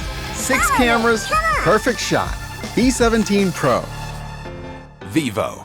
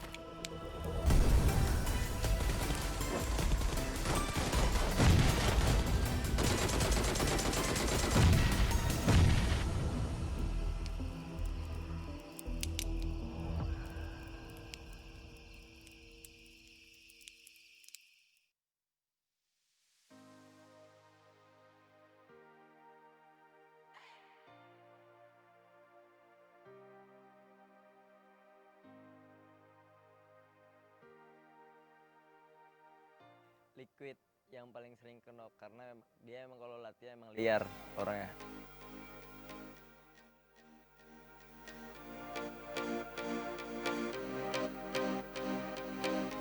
Ya makasih udah dukung kami terus sampai sekarang dari awal belum ada apa-apa sampai sekarang udah bisa ikut ke SIA PMCO SIA gini. Makasih banyak dukung kami terus sampai global insya Allah.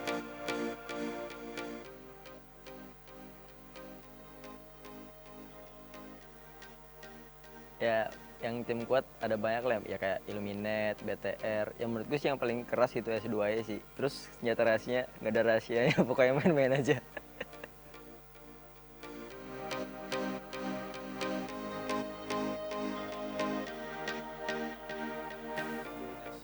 Masuk global final ya, itu pasti udah jadi goal semua tim dari sini juga.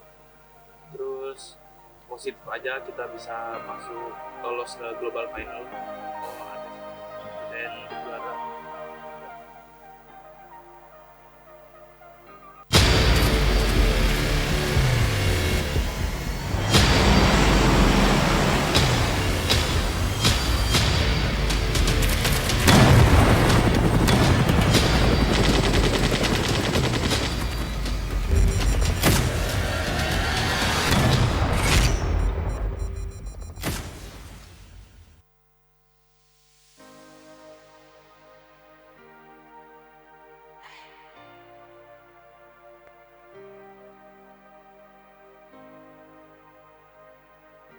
Trong cuộc sống hàng ngày của em thì bố mẹ em là người ủng hộ em nhất bởi vì họ sẽ đồng hành cùng em, sẽ hỗ trợ em trong suốt cuộc đời.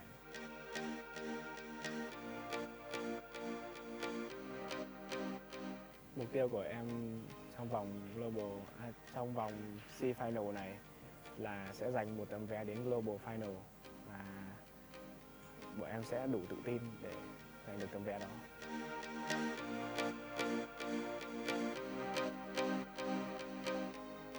Để có thể giành chiến thắng thì tính chất để có thể giành chiến thắng thì bọn mình cần phải đoàn kết và có một cái tâm lý vững thì mới có thể có một trận đấu dễ dàng được.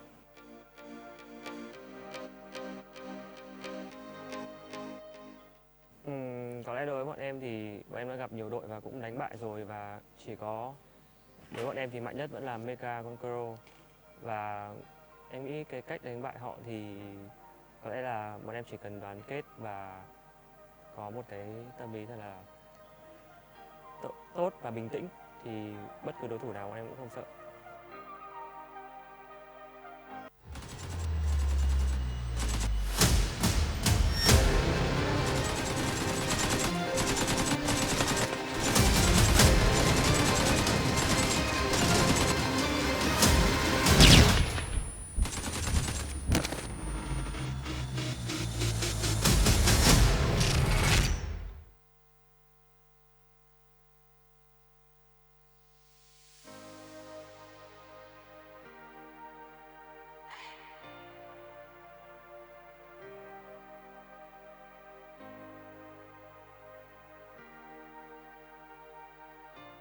Support di tim Ryu ada Ryu Warung, memberikan senjata buat attacker gitu sangat berarti buat tim.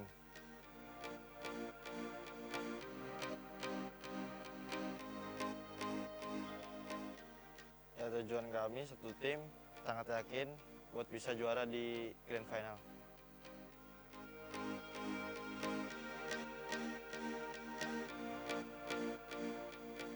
Ingin dapat banyak pengalaman di sini dan saya yakin tim saya bakal lolos ke Grand Final.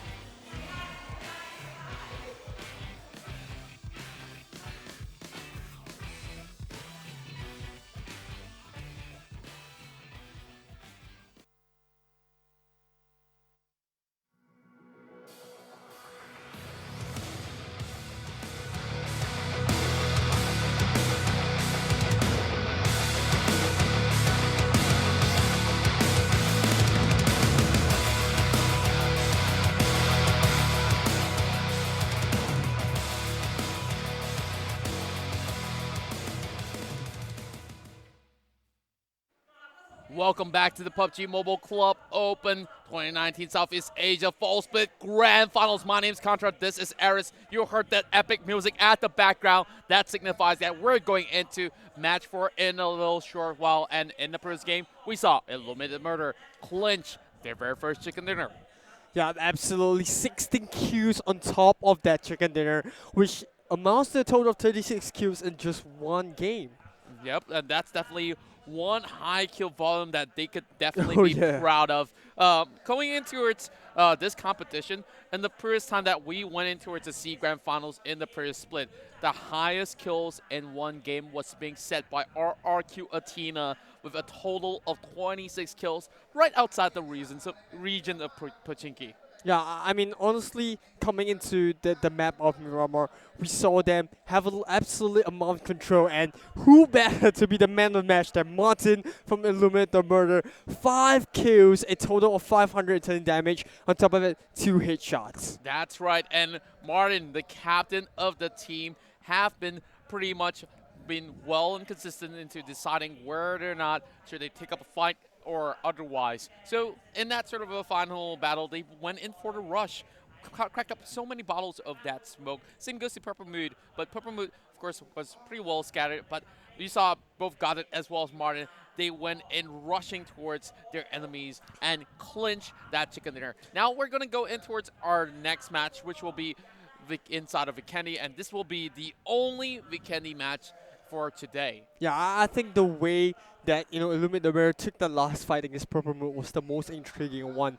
They smoked up the vision on the front and then go in for the flank, and because of that smoke, all they had to do was just focus in one straight line as to where Purple Moon were, and it doesn't really help that all of your members on the side of Purple Moon were scattered across the entirety of that small little circle, and that means that they have less cover, they have absolutely no idea where Illuminate the Murder were, and they will all just line up for a shot for both Martin and Gudad. That's right, but for the side of Purple Moon, they were actually sending Jasper from the back, hoping to actually go in for the wraparound as well, but it was the only member left, and now we're headed in towards our 4th round of the day. That will be inside of Vikendi. So, of course, we're going to make this whole place snow, as this will be the terrains for our next matchup. Absolutely, like the screen says, are you ready? For the only map of Vikendi, we are about to take flight. That's right, you know it all too well. This will be Vikendi, and that's going to be one of the smallest maps for all these players to play out in the 6x6 kilometer terrain. And of course, with the most amount of pounds and the decent amount of land area for him to play. So there's a full for choice with 27 pounds in total. Now let's set path here as we see the corners of the eastern side of Cement Factory will be the starting point headed into its creatures. Yeah, and this is going to be tough for those teams that want to drop onto the southern end of Vikendi. Obviously, it's the second smallest of any map. The only one that's small is actually Sanhok, which we will see right after this. But like I said, for those who wants to drop into Winery, Milner, Abbey, and maybe even Dino Park, they might have a little bit of a longer flight path as compared to those that's on the other side. That's right, and we're seeing FFQ already dropping out as well, while ILLUMINATE is going to be heading in towards that coal mine that we always see them go to when it comes to Vikendi rounds. Well, for Bigetron Esports, they usually control the section of Tovar really well. So I'm wondering whether or not if there's going to be a little bit of that difference being set apart by some of these teams. Now, this time around, we're looking at VIP Squad not dropping in towards their signature trap node, which leaves that place open up. Well, Cosmodrome's pretty much open wide, so they could just drop instantly in towards that huge place. Perhaps they might just be the astronauts sent all the way up into the sky to clinch that chicken dinner. Obviously, like you said, VIP will drop it. But here we go, SnowLynx and EVOS dropping really close to one another. Hazel just managed to touch ground, and that's going to give EVOS a lot more time to loot about as SnowLynx gather to find their food. That's right. Look at Foxy here, being the only guy inside of Mobatra. It's going to be pretty tough for him to even do much. And NFT as well, dropping into Zabavar, while, I like the way NFT has been playing throughout the 3 match. Although they haven't picked up a chicken dinner as well as high volume of kills, but NFT in general are a really decisive team. Once they decide to go for a fight, they usually commit to it. The only thing I don't really like about NFT is how conservative they are in the opening stages of the game. Well, I would certainly agree that NFT needs to actually be a little bit more hungry, as we see Aro here pulling the gun here. He's going to unload that barrel spray, and he might just actually connect with some of these members. He's dropping real low, and now in that sort of reload time, he will be taken out by SnowLynx members, with Hazel as well as I almost falling flat as well. Yeah, a little bit unfortunate for Oro as well. If he had a little bit more clips on the AK, he might have been able to pick up a double kill on both I and Hazel, but it was not meant to be. It's going to be the first one down, coming into the 4th match of the game in Vikendi, while Ryu, they're all alone. So I'm sure they feel pretty confident. They are the only ones to actually drop in the castle, and we spoke about castle so many times before. It's one of the more central areas of Vikendi, and it offers a lot of rotation. But if that circle doesn't really go into center side, they might have a little bit of trouble trying to rotate out of that. That's right, and I do believe that it's smart of Ryu to actually pick Double Mesto, because a lot of all those teams that did not qualify, they went in towards that open space. So Ryu did their sort of research before getting in towards this Vikendi round. Now, let's discuss about the Kings of Vikendi, Bigetron Esports, because they dropped out relatively early in that Miramar round. 16th place, which leaves them not much of a point, only 1 point for themselves. Now, EVOS here are about to Cornzo Hot Spring, challenging the likes of Purple Mood Esports. Well, I would say that EVOS here, I won't say that they're not familiar with this territory, because they've been playing a whole lot of Vikendi games previously, and now Purple Mood usually having this as a hometown. Do you feel like it's an advantage for Purple Mood? Well, when it comes down to your comfort drop, obviously, having it all to yourself is actually an advantage. But for the side of EVOS to actually challenge Purple Mood, if they can find a couple of kills early into that, drop or rather landing phase, then yeah, it's definitely an advantage. But I would say it's fair game, because both of them are really comfortable with the Hot Springs as well as Conqueror. So I wouldn't say either of these teams have an advantage per se, but it's always nice to have the town all to yourself. That's right, and for EVO's case, I think that they most likely will like to chase in for some of those kill points. Purple Mood, they finish up 2nd place in the previous round, and in the first game itself, I felt like they definitely secured quite a great points for their own squad, which you see all of these Thai teams here. 4 of them are currently sitting at that top 5 position as we tally up all the scoreboards. Yeah, I think only Bigetron is the only one that's the only Indonesian team that is sitting in the top 5, which they are currently in 3rd place. And the only team which, even among the Thai teams, I think that's a little bit of a packing order to talk about. The only team that has been consistently getting all those points in, even if they do not pick up chicken dinners, is Mega Conqueror. Oh, yes. I mean, sitting at the top, even more points than Illumina Murder that managed to pick up the chicken dinner in Miramar.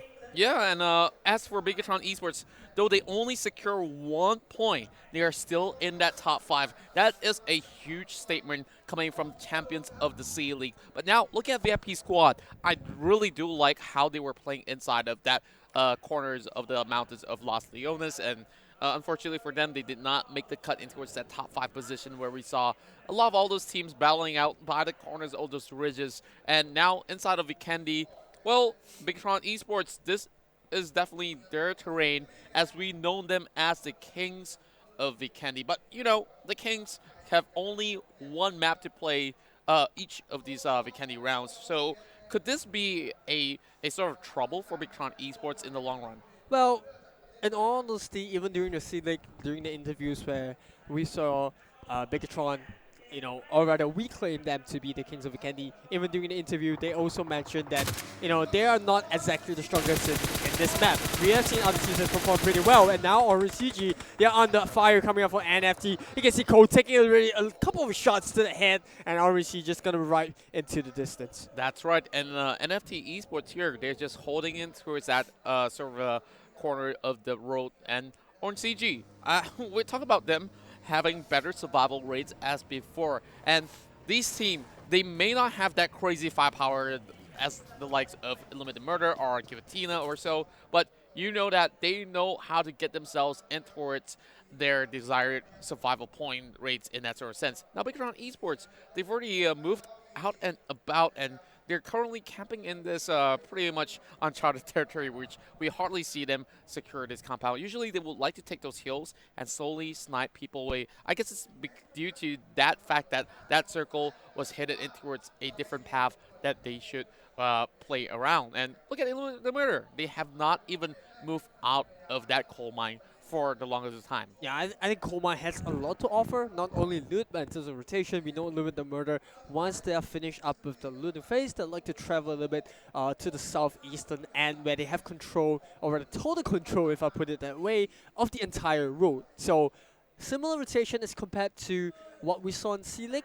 But this time around, no Crucial Gaming on the opposite end to challenge them with that bridge. I would certainly say so. Well, I do miss some of all these teams that we bid goodbye to. A lot of those Malaysian teams and a few Vietnamese teams also did not make the cut. So we're looking at FFQ here, pointing a gun out in the open, and there's nothing much to possibly catch but Box Gaming. So two of these Vietnamese teams may just collide by the corners of Mount Krasnish.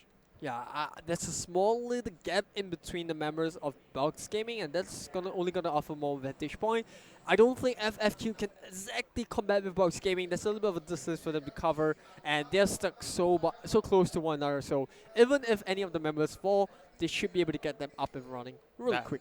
That's definitely true. Like for Box Gaming, remember that route inside of Erangel where they really run rampant. They took out RRQ.ATHENA, and that is a great start for the members of Box Gaming. And I think that they're still in the running to actually get themselves up that spot. And we're talking about so many of these teams who kind of had that sort of a leeway into its qualifying for the Global Finals. Like we have Bigetron Esports as well as Mega Conquerors, who already got that prelims secured. Same goes to ILLUMINATE the Murder, but which means that if they were to fight and get that top 2 position, which will directly qualify them into the Global Finals, instead of playing the prelim rounds, which definitely is a great advantage above the rest.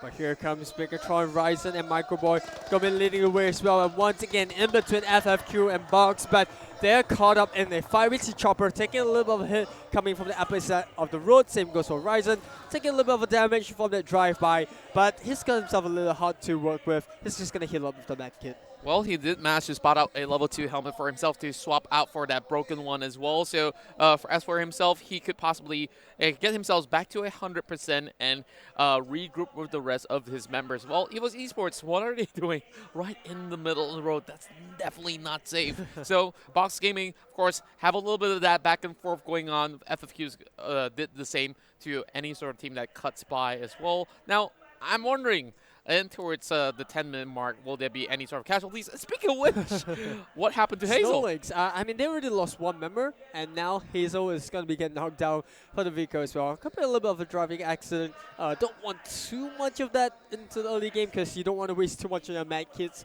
on silly accidents like that. While SnowLynx is just going to make sure that they heal him up. We do see SYX and I already breaking far away from the rest of the team, while Ryu, they are going up against members of RRQ.ATHENA. RRQ.ATHENA fighting against Ryu right here, dropping a nade right across. Here comes some of these drums coming out, but instead, boom, takes a peek, and Ernie will be the first one to get that knock on board.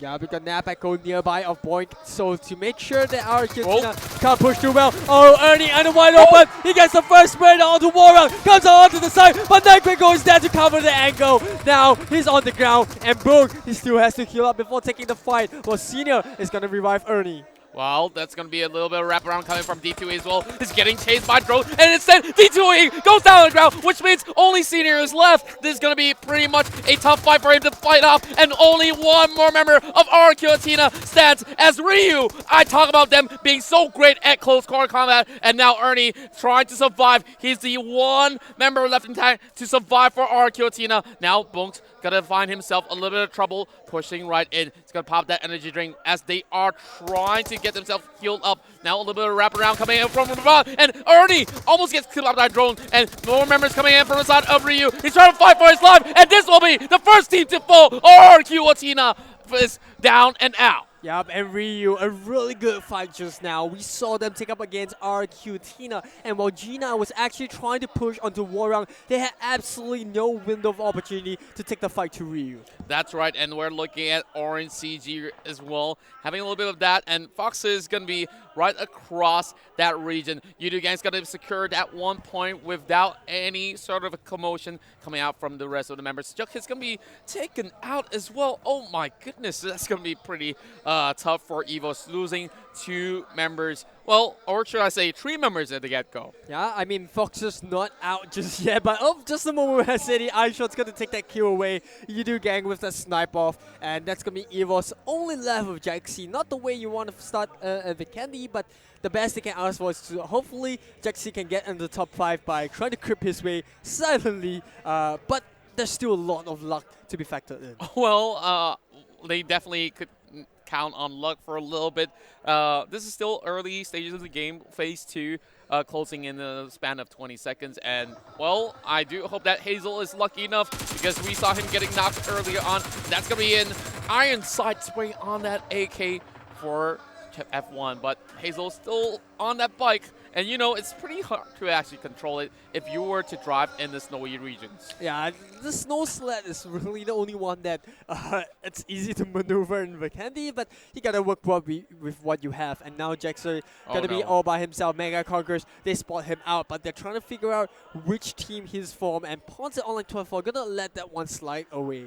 Yep, and we talk about Hazel not being all too lucky on the bike, and now Loki's gonna be dealing the pain against Snowlink's members as we see only I as well as 6 left intact. Loki's going to be spraying on that G36C, brings out the pan for a little bit longer, and wow, this is definitely a huge high ground advantage for Box Gaming. Yeah, they have perfect view of Snowlinks. You can see Lewis already trying to link up with the side of Loki, while I trying to push up against this hill, but that's going to be a slip down coming in. I think he thought that was an opponent. That panic spray coming out from I. Well, definitely not a good sign at all, and that sort of lucky tap is not going to be lucky for him, though, because Captain Lewis is sure to take out the rest of Snowlinks. Though they are in their natural habitat, they won't be able to survive all too long, and they're going to be finished off in 15th place. Yeah, a really awkward battle for the side of Snowlinks, while Box Gaming pick up only, I think, 3 kills coming up from that particular fight.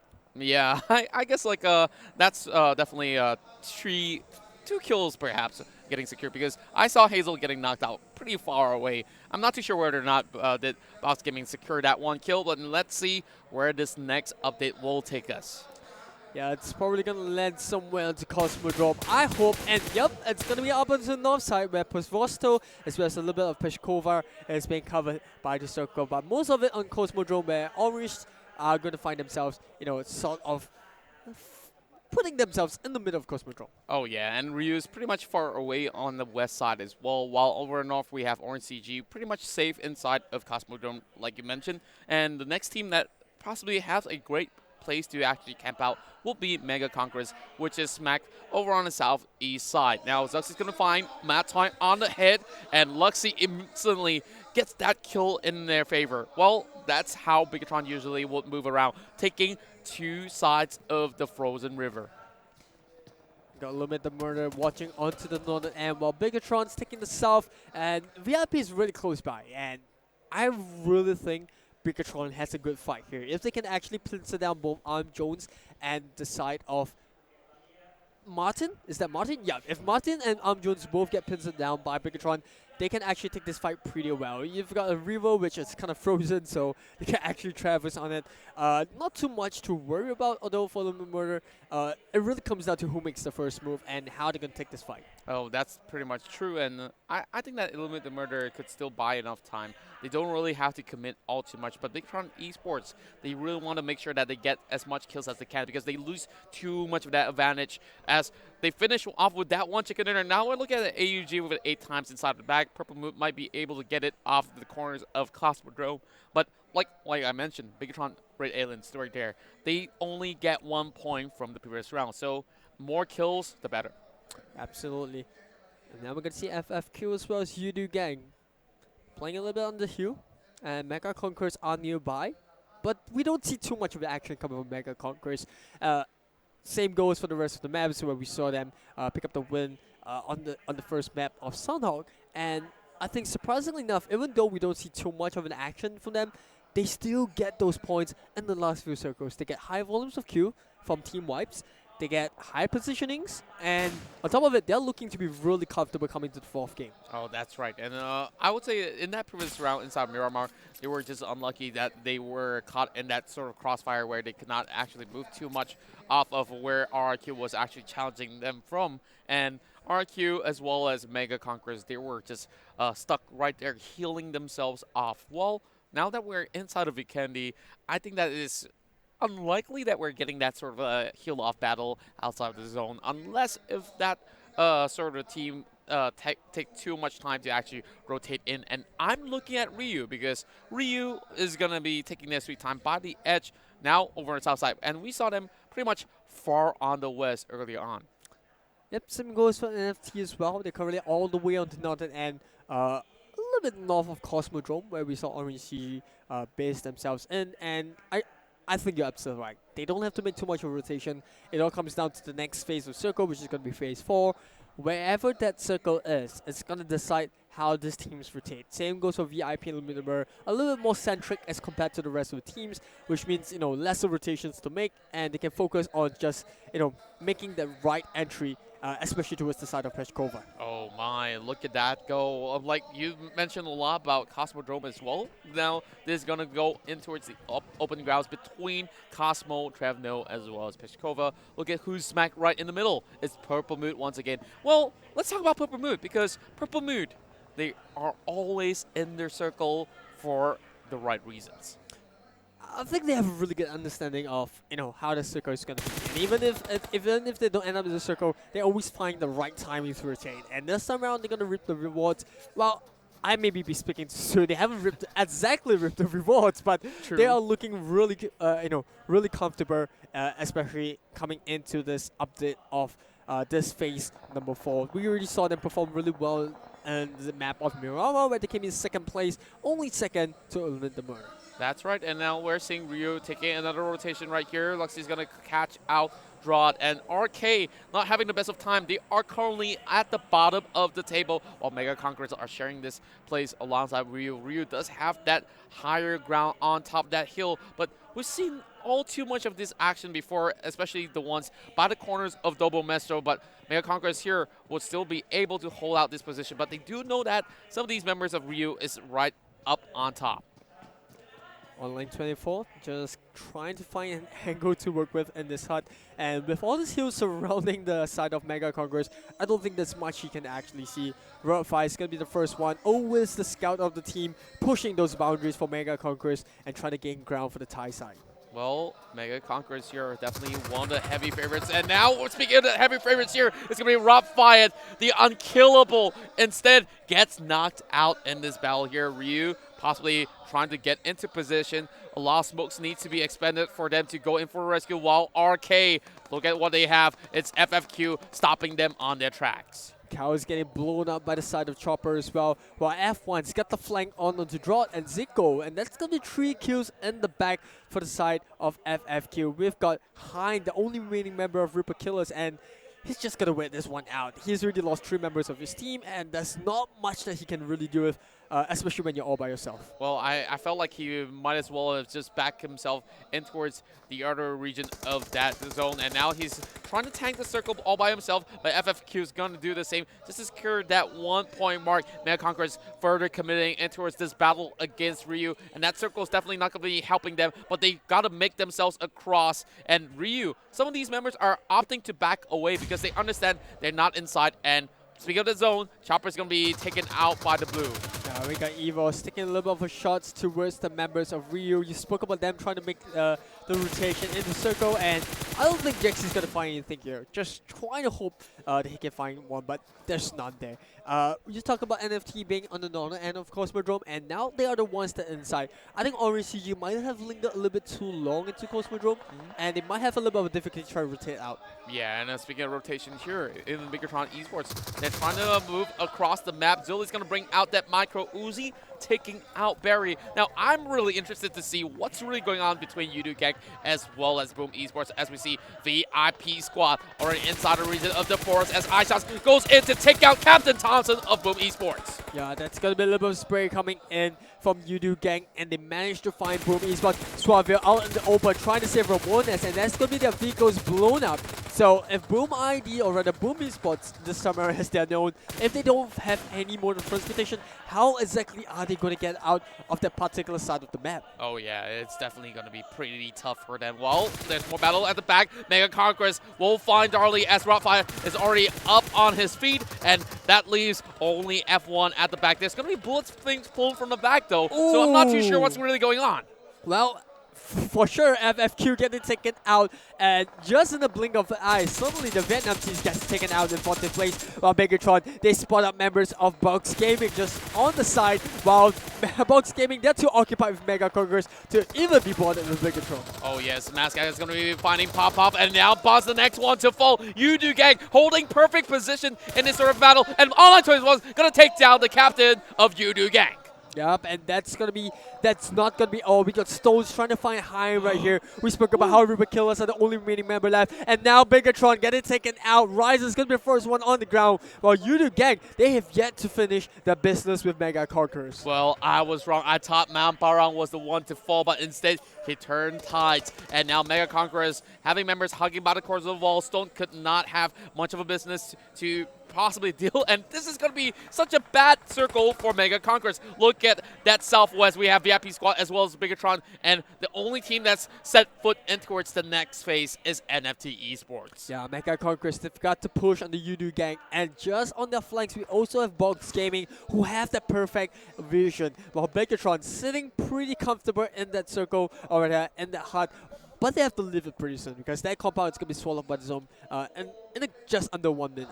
Oh yes, that would possibly happen to many more teams to come. And now look at VIP Squad. They get pummeled by Bigetron Esports as they bring out and unleash that G36C exclusive to only Vikendi. I'm just going to find Yakuza as well. He's running right out in the open. Zuxi, he finds the tree, and now Heiko's in trouble as well. They're going to take a little bit of peek here and look at how many bullets have been pulled out. First aid kit being popped there by Zuxi as well. It might just turn into a 2v1 if Ben V joins right in. Oh, he finds it in the hit!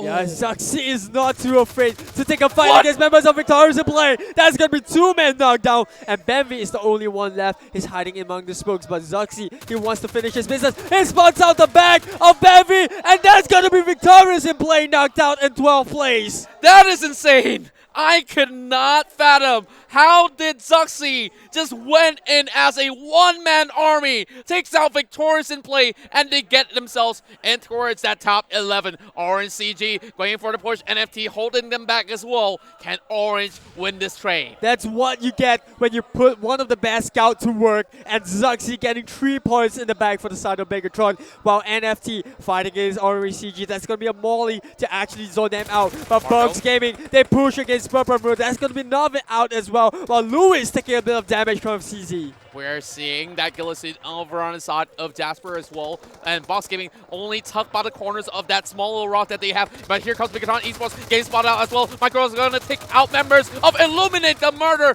They are not stopping anytime soon. And look at GE though. He's holding over on the side of Boom Esports as we see more kills on the kill feed. And over on lower camp, we have NFT Esports dealing a lot of damage over onto Orange CG. Boom Esports capitalizing on the mayhem that's happening right in front of them. And this is going to be GE finding Ramones. Suddenly, it doesn't look too bright after all. Well, GE still getting a little bit of protection from this smoke. And Mako, out from nowhere, finds a crit. Wow, Marco still have enough time for the loot. Well, definitely you got to stock up for those final few moments. Now we're heading into it, the latest stages of phase 6. But oh my, GE, he just popped outside the smoke and Ryzen punishes him from afar. But Ryzen himself isn't too safe. He has to make the move as the circle starts to close down. Really, she stones for Mega Conquerors right behind them. That's going to be a Bigetron blowing up their vehicles because they want to use it for cover. But here comes the circle update. Ryu's the only one that's inside of it, which means all these teams coming from Isla Front have to make a move, and they have to do it really fast. They might have regretted their move of breaking out some of these vehicles because they needed to rotate, but they also needed that barricade for themselves. Liquid's going to find one in the hit, and Marco's holding the members of Bigetron members back. EVOS only down to Jaxi. We spoke about how it's still possible for EVOS to get into the top 5, and they are so close. Only 8 more teams to go, and Jaxi, if he can actually take a couple of kills onto Gank. Here comes the backstab. He steals that away from the rest, and Yoodo Gank, now they know where Jaxi are. But what can they possibly do? Yoodo Gank, they're still not in the clear. They need to find a way to crash right through. And Jasper gets picked up by Ryzen. Ryzen with the sharp eyes once again. Bigetron here with a total of 7 kills. And it could potentially increase. You got Marco out in the open. He managed to pick up the crit, but now Luxy coming in the vehicle while the rest of Bigetron are going to go on foot. We've got Boom on the nearby as well. Marco, he's hearing all his footsteps pretty close. He knows that Ryzen is by his side, but does he have the angle to work with? He does have the AUG. He's walking straight in towards the Molotov. He needs to heal up. He does have enough, but Luxy's going to stab him from the back. Wow. Bigetron now with a total of 8 kills. They are looking, well, solid in towards securing that title once again as Kings of Vikendi. It's going to be really tough for the rest of these teams, but NFT and Ryu still in that zone. We got Ryu pushing up to the northern side, but look at that Michael Boy coming in. Rise up, finds out Suavel. Boom ID gets taken out, and we are down to the top 5 teams, but that might just drop really soon. NFT, 2 members here taken out. We got Zuxi on the floor. Same goes for Liquid as Bigetron and NFT lockouts for the first time in Vikendi. Oh, look at Yoodo Gank trading back. Ryu's going to fall down to the ground as well, looking for ice shots, and that will be the rest of Yoodo Gank falling at top 5 position. Bigetron, NFT, Ryu, as well as EVOS still well alive. This is a circle for Indonesia. Jaxi, he's the only remaining member of EVOS, and all the way from the top 14, he's going into the top 3. Bigetron on the side, still trying to find those kills, and as I speak of Jaxi, he gets taken out, but I'm sure the EVOS are pretty happy with that result. But Bogue now going up against both Zuxi and Michael Boy, goes for the drop shot, and he tries to go for a little bit more spray, but that's that rock to protect both members of Bigetron.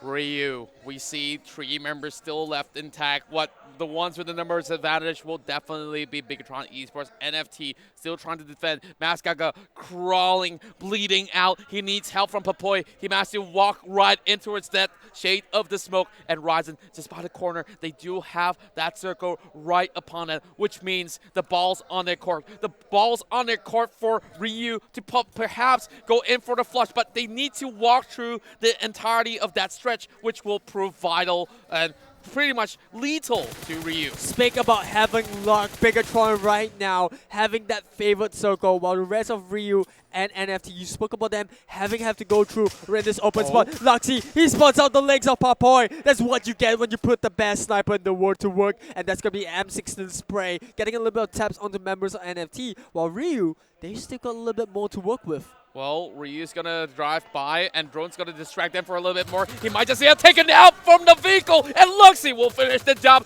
instantaneously. And Ryu, 2 more members left, and look at that go. NFT's biting back. Bigetron Esports, they're finding one shot in towards the head of Ryzen, and now NFT's turn to shine. Yeah, Bigetron, they still have 2 members up on the board. Warung is the only remaining member left. That's going to be Boink on the floor. And suddenly Bigetron are looking poised to pick up the 4th chicken dinner of the day. Luxy pushing up. He spots out Warung on the right. Can he get the kill? Yes, he can! Bigetron, kings of Vikendi, coming through to pick up their 2nd chicken dinner of day 1. This is their 2nd chicken dinner, and as much as they fell flat in that previous round inside Miramar, they came back so strong in towards this match, and now they're setting the record high for day 1 in terms of the kill numbers, as we saw them popping up so many times in the feed. And well, winner chicken dinner number 2 goes in the hands of the team from Indonesia, Bigetron Red Aliens. Yeah, we just saw the fans of the Indonesia squad happy as they are. Like you said, record high amount of kills for the Indonesian team, and not only that, 2 chicken dinners in the back. They're going to tally up the results, and I wouldn't be surprised if Bigetron are now the top team.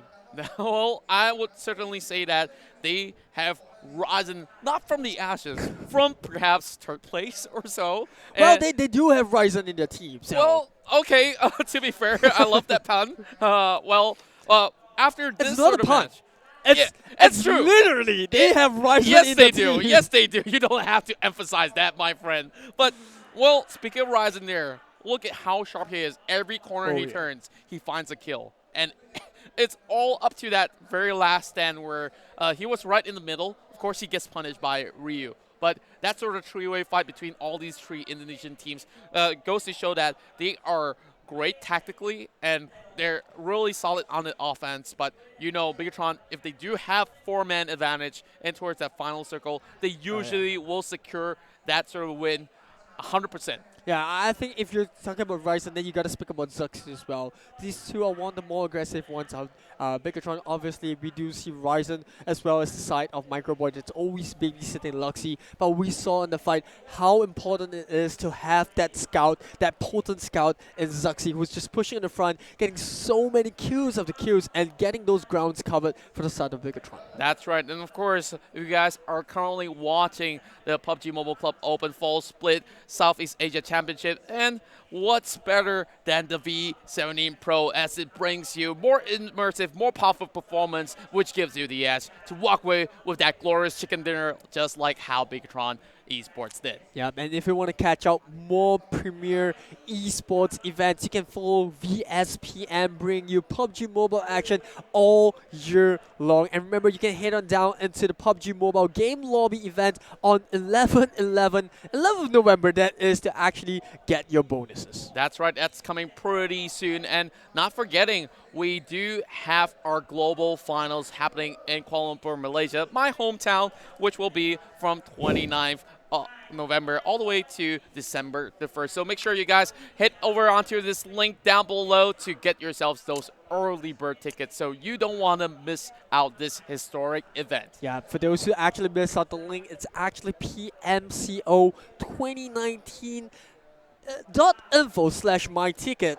to actually get those tickets. I actually almost forgot about it. How could I? I'm always clicking on the link. I'm always clicking on the link. You did not forget at all. It's just that it slid through your head because of how awesome Bigetron Esports was. Now let's have a look into towards the match 4 rankings. RCG dropped out pretty early, but they did secure some couple of kills. 2 points all the way up towards 11th place. It's going to be ReaperKillers as well as another team coming on top, but this is your top 8 here. Mega Conqueror's on 6 points, 7 points for Boom Esports and Box Gaming with a total of 10 points. And this is the Indonesia teams taking over for the side of Vikendi. You can see Ryu and Bigetron coming 2nd and 1st respectively, 16 kills, and that's going to be matching ILLUMINATE the Murder's record coming into Miramar. So that's the target, and that's the number to beat right now. 16 kills as well as the chicken dinner. Oh, well, I would say that this is definitely a sort of a tie between them as well as ILLUMINATE. Now we're looking at from 16th to 9th place, Yoodo Gank marching towards 9th place, as well as EVOS Esports in towards 11th. Jake C, sole surviving member, still managing to actually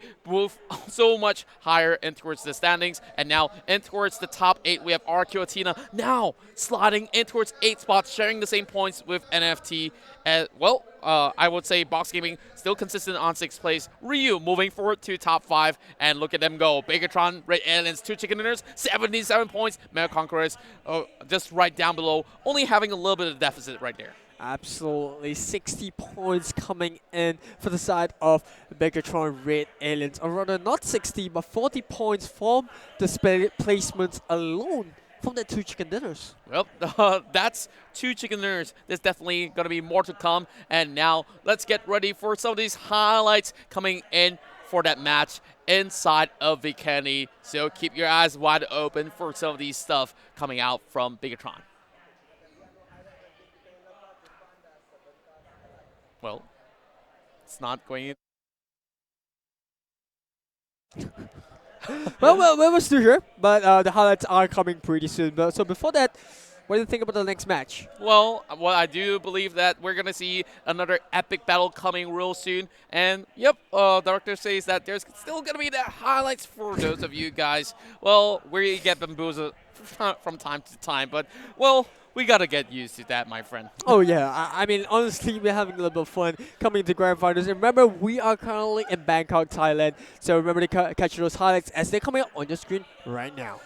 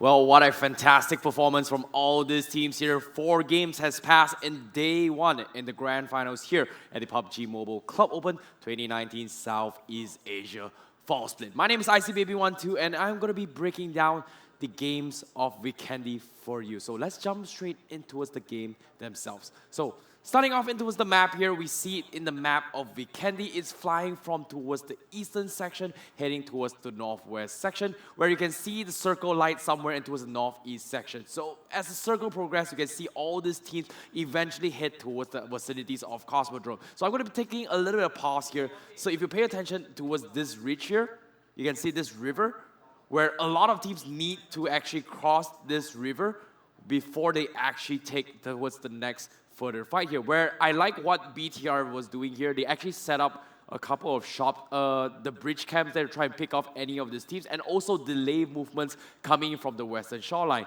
So as the game progressed as well, you can see all these movements. They're wondering, where is it going to be? Everyone was struggling to push from the south, and it's not exactly easy to look for vehicles in the map of Vikendi. Eventually, the circle favored NFT, who's currently on the northern section here. And I like to take a moment where you see how Yoodo Gank was actually focusing on taking down those vehicles, because that is how important vehicles are, especially in the map of Vikendi, Erangel, and also Miramar in those regards. But eventually, as the game progressed, it ended up favoring towards Rio, and you can see everyone was trying to push themselves in towards the circle, where it eventually ended up towards a 3-team situation. Like to take a pause here, you can see Ryu, BTR, and also NFT. And I like how this movement went, because if you pay attention to this, BTR had a vehicle there. Same goes for the UAZs as well. And I like that they held on to these vehicles for so long, since the beginning of the entire circle, all the way towards this final fight. And eventually to a point where I think it was Varong was the one that was focused firing on towards the guys from Microboy and Zuxi for about a good solid 1 to 2 minute period, focusing on this fire on those UAZ, which allowed this window of opportunity for Luxi to actually rotate their way in and go in for the flank, while NFT was also engaging Ryu at the same time. So it was kind of like a mixed third-party action there, which was pretty nice and interesting. So let's proceed towards the final game. And eventually that was pretty much how BTR played the circle. And I like how Luxi as well, he was providing those kind of support fire towards the rest of his teammates who's engaging against the rest of members for NFT. But that's pretty much how it all went down here in the map of Vikendi. So I'm looking forward to see how the next game is going to be heading on here. But my name is ICBB12, and this is going to be the PUBG Mobile Club Over 2019 Southeast Asia Fall Split Grand Finals. 4 games has passed, 3 more to go. Who will remain victorious and on top after today's games? See you in a bit.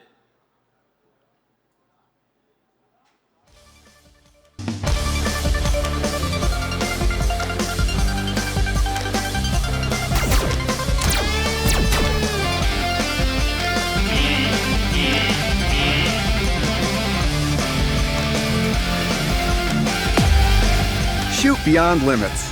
6 cameras, perfect shot. B17 Pro. Vivo.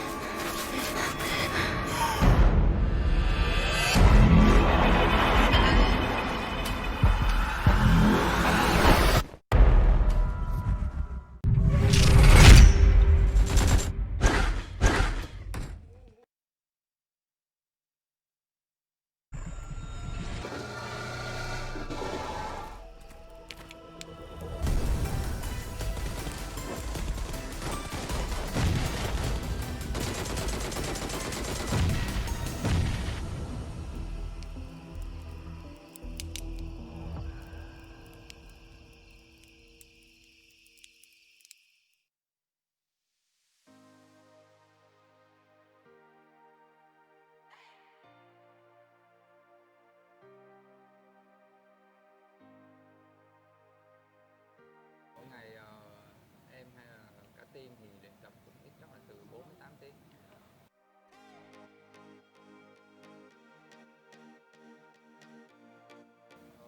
Mục tiêu vào trận chung kết final thì tất nhiên là cả team cũng sẽ phải cố gắng thể hiện hết mình và cố gắng giành được một cái tấm vé để đi đấu với thế giới.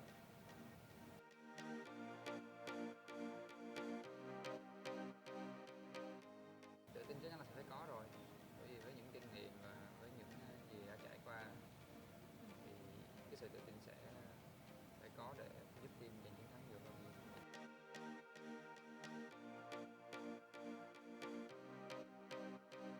Trong team em là người sẽ đứng hỗ trợ và cover phía sau đồng đội. Khi mà tình huống quá cấp bách thì em sẽ đưa một cây súng dễ bắn nhất cho đồng đội của mình để hỗ trợ một.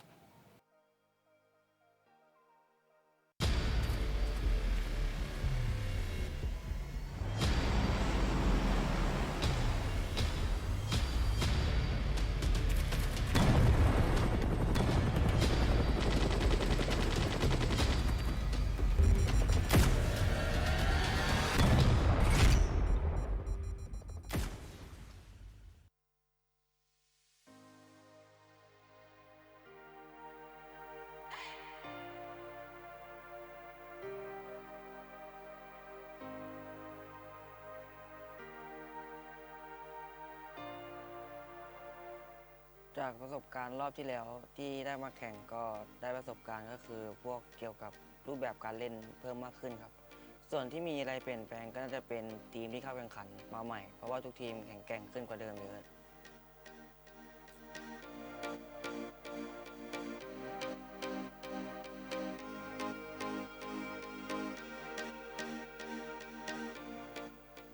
สไตล์การเล่นทีมไทยกับต่างชาติแตกต่างกันก็น่าจะเป็นเรื่องเกี่ยวกับการเข้าทำมากกว่าครับเพราะว่าทีมไทยมีการเข้าทำดีการเล่นกล้าที่จะเสี่ยงมากกว่าทีมต่างชาติการเข้าทำก็คือการต่อสู้การบุกทีมไทยบุกมากกว่า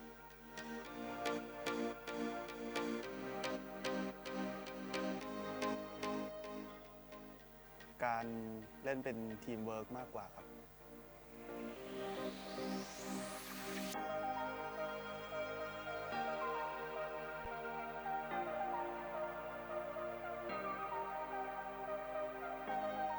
เป้าหมายของที่มาเลก็จะทำให้เต็มที่ครับผมจะทำให้ดีที่สุด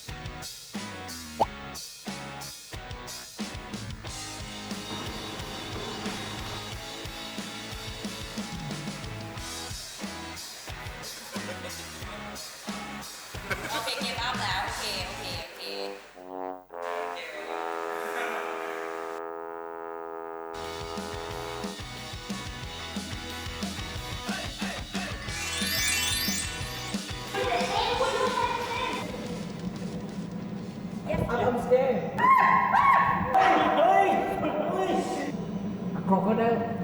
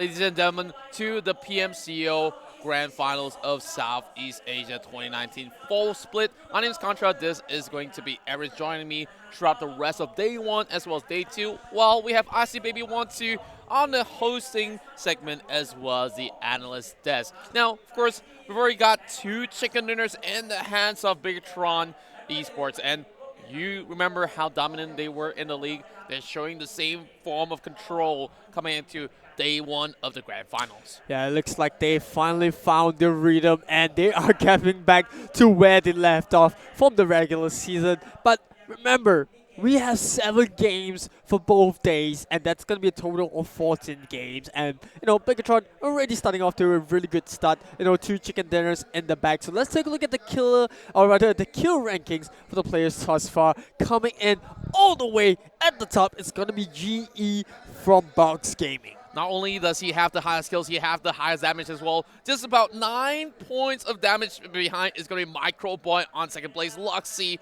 and over on the 4th place we have Bung coming from Ryu. And Matt Toy is going to be that support with the highest amount of kills, so that's definitely a great surprise to factor in. And I gotta correct myself here because I totally forgot Matt Toy here comes out with the highest damage total, 2,097.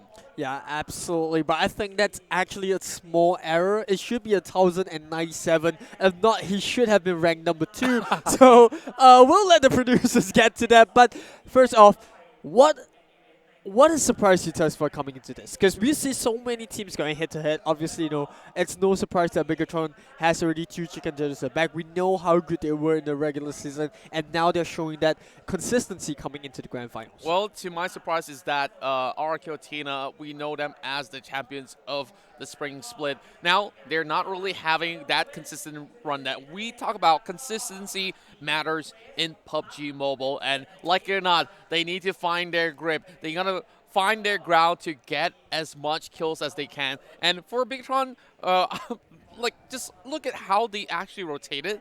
That's pretty much a great way to actually get across the map. And now I believe that we're getting ourselves ready for our next match, which will be inside of Sanhok. Absolutely, and we spoke about how RRQ team having that throne challenge by the likes of the rest of Thai teams and Bigetron Esports. So now let's take a look at how things are going to turn up on the map of Sanhok. It's going to be the 5th map of the day, 2nd time round that we are going into the jungle plains. Like we said, 4 times 4 kilometers of playing area and a total of 49.26% of land area. That's definitely right. And now we're heading in towards our flight, cutting from the northern section all the way down south of Bantai. We're going to be seeing that flight taking us from the corners of Khao. And of course, we're going to cheers to all you guys back at home watching the PMCO 2019 Southeast Asia, wherever you guys are from. You guys are definitely the MVP of the tournament as well. Now, we're seeing a lot of all these teams coming out of the plane, and RK is going to be booking in towards Hatin. And we know back then, they usually contest with Team Secret for this spot. Now they know that this place is definitely on the clear. Snowling's going to be taking the southern side of where they left off, and Purple Moon in towards Camp Alpha. That's going to be the island being occupied. Now, in towards the southern side, we see a couple more of the different teams as Bigetron. They are taking a very different approach as compared to the rest of the team. They're not dropping into any town. They're controlling the north point of the bridge as well as the entry point in towards Paradise Resort. Yeah, it's going to be something different from any of the other strats that we have seen put out from the side of Bigetron thus far. But that's going to be the circle update all the way on the northern end. And Illuminate the Murder still dropping into bootcamp as always, uncontested for the 2nd time in Sanhok. That's right. And now let's get this show on the road, shall we? RK, we saw them on the bottom of the ranks when we head in towards that previous round. And now I do hope that they can come back out strong because there's a lot of hope for Vietnam, and especially for Box Gaming, the first seed for the previous season for Vietnam. And now heading into this, it's FFQ being the top seed of Vietnam once again. And in towards Painan, that's where RRQ.ATHENA would usually control that midsection of the town with that river, of course, smack right in the middle. Yoodo Gank's going to be securing ruins. Now, I'm not the biggest fan of Ruins. Well, maybe because of those public games on how packed it usually gets. But, you know, tournament settings definitely going to be a little bit more different as compared to how the public games will go. Yeah, I think Ruins a really great place. It offers a lot of loot, but the hardest part about dropping the Ruins is how open that area is in general. You don't really have too much of a protection other than the tempo itself. And on top of it, you know, if you don't get a good looting phase, I'm sure, like you said, they are playing on tournament settings, but when you're playing the public game, you don't have too much of a loot around that area except for the ruins itself. So it's going to be always contested. This time around, you know, you do see teams already starting to have that space to themselves. They already sorted out where they want to drop. Uncontested or contested, it doesn't really matter to them. While EVOS going to be settling onto the north side of bootcamp. Well, I would definitely say that EVOS Esports usually will start off with great loots. Remember, competitive setting will have higher amount of drop rates as well. So that's going to be about 1.5 in that sort of sense. 1.4, did correct me. Well, yeah, I got my numbers pretty wrong, but yeah. It's all right. That's what I'm here for, right? That's true. They have always that got the stats for us. They've got that 1.3 times drop rate, and on top of that, you know, it's always very different in tournament settings because there is no, you know, bombardment area, and they've also managed to fix the circle as well. So to make sure that it never ends in the water, or maybe it does. We never know. We'll have to see. But so far, coming into the regular season, we have not seen the circle end in the water thus far.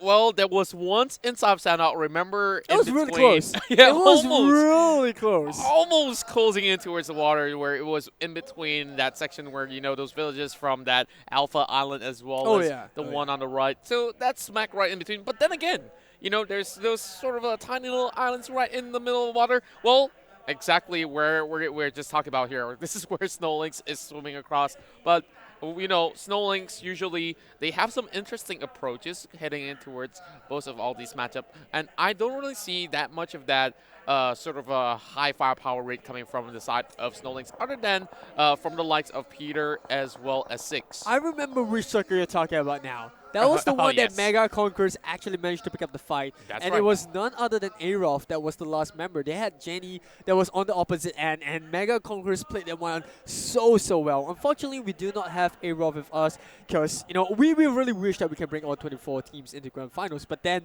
it will not be the Grand Finals. It will be the Southeast Asian League over there. But yeah, that's pretty much it. And Arof almost made the cut, but in the final few days of the league, we saw them dropping out, and unfortunately, they will possibly be watching out, cheering on some of their favorite teams from Malaysia as well. But these guys are great sports, and outside of the tournament, most of them are actually friends. Now, FFQ, they're deciding to leave Kampong, and Ryu already trying to go out for the hunt. And I like what I'm seeing here, because FFQ, they can slowly move across, and there shouldn't be any sort of obstruction coming out, while ILLUMINATE Murder, they do have a situation here. Now, Bigetron Esports, they are poking in towards the middle section. They move from the north point in towards the south side of Paradise Resort. So ILLUMINATE Murder might just be able to pick off Microboy because he's the one nearest to the rest of the members of ILLUMINATE.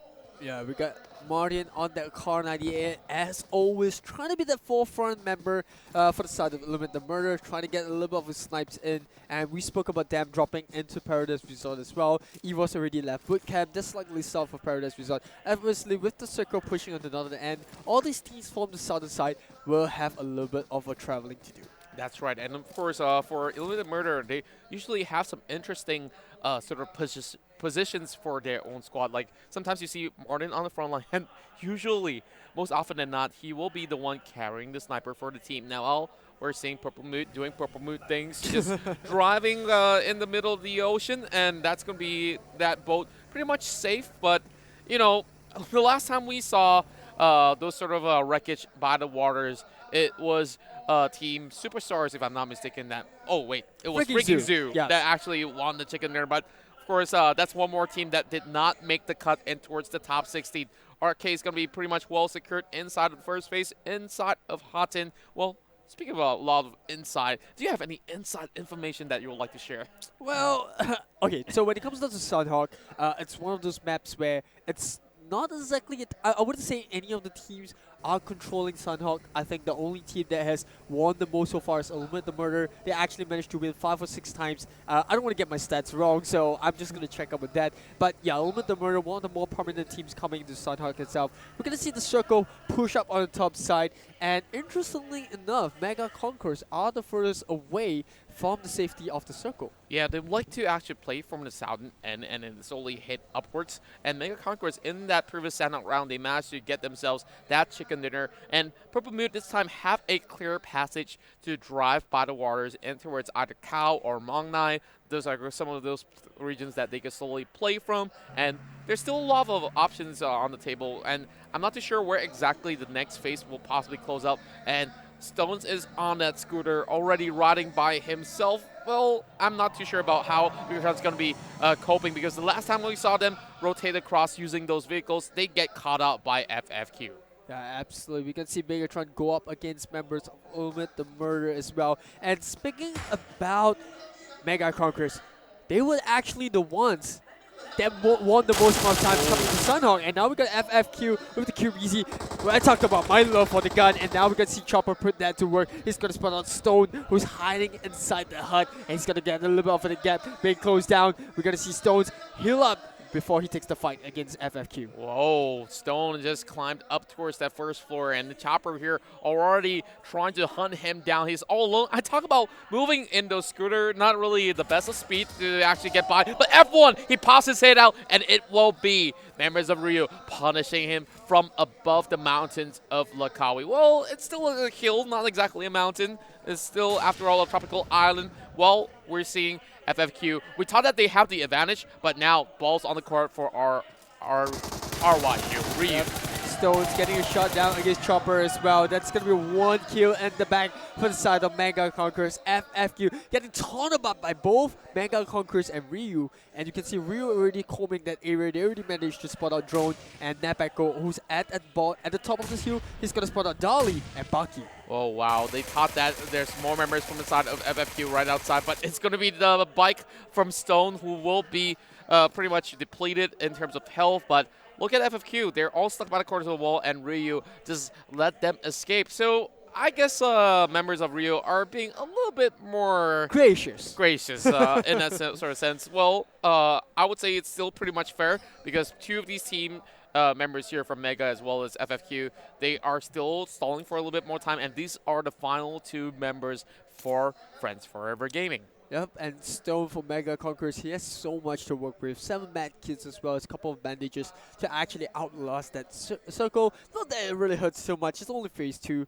so I'm sure that these members definitely have more than enough time to hit into circle. Same goes for the side element, the Murder, Bigetron, and NFT stuck in the 3-way fight, but it will take quite a while before any of these teams will be locking horns. We'll definitely agree with that. Well, Purple Moon, as I mentioned, they will dock in towards Mong Nai, pretty much safe and sound, while EVOS Esports, the Tigers of Southeast Asia, slowly climbing down. And, you know, speaking of Tigers here, there was 2 teams with the Tiger emblem, which will be Arof as well as them, and the White Tigers somehow managed to reign supreme, and that's going to be Fox. As we speak of it, he will be able to find Matoy. Now, Matoy gets knocked, and, you know, we were talking about those stats where he was one of the top 5 out there, and now having him getting negated is going to be pretty tough. Martin's going to get clipped out from the back, having 1 bullet sent towards his buttocks, but Martin here will be hugging by the corners of the tree. Well, Garnet trying to run across as well. It's going to be pretty tough for him, and he will get knocked by a Jughead from right down below. Oro spraying upon as well, and Martin tries to make a run inside, but ILLUMINATE the Murder are shaked and shooken. There are Jones, the only remaining member from the Thai team, as EVOS find those kills. Well, we're looking at Jones, only 1 tick of a health, and somehow he still survives. Oro also the same, but he will be Oro taking him out. Whoa, that was a quick flick, and he only has 1 slither of health as well. But then again, EVOS Esports, they have all 4 members left intact. Illuminate the Murder was not fortunate on their walkabout in the middle of that terrain. Not only were they not fortunate, they were keeping eyes onto where NFT and Bigetron are, and because of that, EVOS capitalized on that moment, getting the flank in and getting the wipeout. But now, VIP from the top, this one of Bigetron making that rotation towards the side of EVOS, and now they are they are stuck in between 2 of these teams. Ryzen already got the first knockdown to Oro, and he's got his attention onto EVOS Esports. Well, this resembled one of the games that we saw back in the C League where whoever controlled that top side of the hill, I remember Papa Esports was also on top of that side, and members of Bigetron Esports, they were already having that great control of that region. Now, here comes Purple Moon as well. They are trying to get themselves in towards that housing compound, which NFT has already secured. Yeah, I don't like the way that Purple Moon are actually crossing the bridge right now. Not too sure what Cole is spraying towards. Maybe he thinks that there's someone hiding in those grasses, but there's no one to actually deal with. While Purple Moon still closing in onto NFT. You see Jumper all by himself on the southern end, while the side of NFT, through Masgaga, having a little bit of a control onto the southern side of that road. That's going to be Cole dropping 1 or 2 nades right out in the open. So that's going to alert members of Purple Mood Esports. While Purple Mood has already got themselves pretty much safe on towards the next region. Now Masgaga spot that movement coming in from that door. So I'm not sure whether or not Masgaga will be able to actually pop a couple of nades while priming into its Purple Mood, will be able to possibly bring them down to low health or even knock them out cold. Well, now Purple Mood already getting stuck here. They're going to be priming out a couple of nades towards the side of Masgaga as well. He's all alone while Kaos will be able to spot out D2E off cam we go. So RRQ.ATHENA seems like they are dealing with a little bit of that commotion, and it's Masgaga tries to move outside, and his head just pops, and Jasper gets that headshot. Jasper from across the road. That's going to be Jasper getting 1 kill in the back, and NFT loses Masgaga. He was the furthest away from the rest of NFT, and there was absolutely no way that, you know, the Indonesian side could have actually picked him up. Well, I felt like it was better if he were to hold that compound. As we saw, Masgaga, he always pulls off a great close quarter combat, especially against Bigetron in that previous round inside of Sanhok. Now, NFT have to play with 3 men, and right above them is going to be EVOS Esports. But look at Paradise Resort. We're going to have a party right here. Yeah, definitely not a paradise at all for all of these teams inside. And Rio are looking to actually push inside. Same goes for the side of Mega Conquerors. And, well, you asked for the stats. 6 wins for Mega Conquerors in the regular season, and only second to them is Bigetron with 4. Oh my, that's pretty much close to a tie, you must say. And now, let's see where the update's going to take us as we see that loitering around that corner, as we hear a lot of all this chants coming from the players. Well, not exactly from the players, from the crowd, to be specific. And Bigetron, they are holding the top of that hill, and it's going to be pretty much easy for them to actually pick people up. But inside of Paradise, this is where all the drama is going to unfold, with Mega Conquerors here needing to pick up Online 24. Same goes for the side of Rio. Both of them just locking horns outside of Paradise Resort, like you mentioned, while Yoodo Gank and Pubg Gaming fighting for the dominance. Bulky from FFQ still alone and all by himself on the outside of the outskirts. Well, Purple Moon's going to be trading back against NFT. That's from the different region, of course. But, of course, for members of FFQ, they are just cutting by. Bone's going to be dropped out with Pawns, giving them a little bit of a hard time here as they manage to go in to revive Rotfight for the second time coming. Now, you guys cutting across and towards the eastern side of Paradise Resort, while the northern side of Paradise is going to be occupied by Box Gaming. Yep, and we're going to see Bigetron as well as VIP control that hue that you talked about. You mentioned Bapa Esports. The last time around I saw that happen, Bapa Esports got shredded to pieces because they were getting fired upon by every single angle. But now Mega Conquerors grab his FFQ. Jolly just goes out in the open area, and Rotfight with the spray as well. Jolly doesn't know where Rotfight is, and because of that they get the kill. FFQ goes out in 5th place. You talk about Mega Conquerors having some of the highest win ratios inside of Sanhok, and they prove to be that sort of a dominant squad to know where the enemies are at, even though they were creeping in slowly. But here comes RK, gets right out by Liquid. Liquid goes in for the rush, and it will be one more member left. And Rod, captain of RK, trying to struggle it out, and they're just hugging by the tin wall, and they're not really getting that sort of an angles advantage. But the rest of RK, they're still at the back. They need to actually push in, and Liquid, he's trying his luck, trying to actually go for the hop shot, trying to get that hit shot, but instead, here comes Hin, as well as Zico is trying to rotate around, and can he pull it off? No, he will not. He will fall down to the ground. Where is the rest of NFT when you need them? They are so far away, and Papoy suddenly is all by himself. RK count their lucky stars because they were all by. I mean, it was a 3-1 situation. I thought they would have an easier time than that. Yeah, I felt NFT would have definitely secured that compound, but they got rushed in from multiple directions, and Hazel getting killed up as well. The members of Orange CG not giving them a good time. The Tuk right into the middle of nowhere is going to distract Hazel, and Snowlink's members, they drop out once again. D2E pushing towards the side of Orange CG, but they're going to go out into the thin as RRQ.ATHENA picks up one more kill through Senior. While the side of Bugs Gaming, they're going up against Yoodo Gank right here. That's going to spray down, coming up for Loki. That's going to be eye shots going down. And where is King? There he is, coming in for the side. He finds Lewis. Can he find Loki? Yes, he can. Zali from the back. Nobody's seen Zuli as he went in for that surprise ambush from the back, and Yoodo Gank somehow makes it out, and Ernie's going to be the next one on the chopping block. Fox is going to finish off that kill, but he's going to go in for a reload before anything else happens. Well, that's definitely one kill done for. Well, EVOS Esports now have a total of 9 kills. And we are down to our final 10 teams. EVOS doing superb coming in to the 5th phase of the circle, which will slowly close in a couple of seconds. While Michael Boy, they find one more kill on the side of Ryu. No way out for the side of Boink. And suddenly, Bigetron are taking over this part of the map. You know, EVOS Esports make this look like a walk in the park. Like, not only Bigetron and Red Aliens have that absolute control of that hillside, now EVOS, with them cutting forward, they might be able to actually push Purple Mood. Now, the last time we saw Purple Mood, they like to actually take this compound, and now RK's going to trade right back. CZ trying to cut across, looking for Papoy as well. He walks right in towards that smoke, and now it's going to be a 1v1. But Zoom's getting stabbed from the back from EVOS Esports. I don't like this coming in for the Thai team. They are out in the open, and because of that, EVOS and RK have the open spree onto members of Purple Moon. Look at CZ. He's out in the open as well. Same goes for the side of Jasper. That zone is going to swallow them alive. And Jaxi from the high ground spots on Navi, still trying to make it into the zone, and that's going to be a free kill for the Indonesian side. Wow, EVOS Esports already on the double-digit mark. They're locking horns and now spotting out Purple Mood members, trying to get themselves across, and RK at the same time as well. Gauss was not fortunate, and Dixie, once again, will be able to take him out.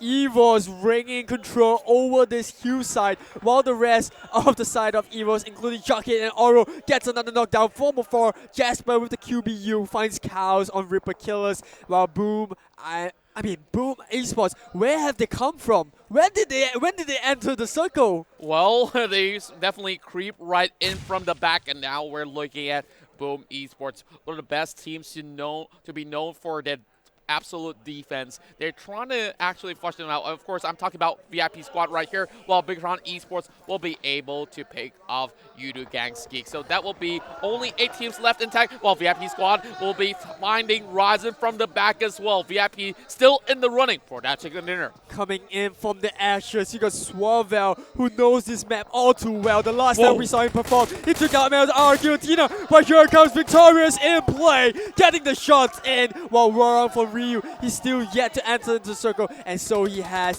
But Thompson is by his side. He got Barry spraying down to Warang as well. He's got that rock to work with, but Ryu is down to him.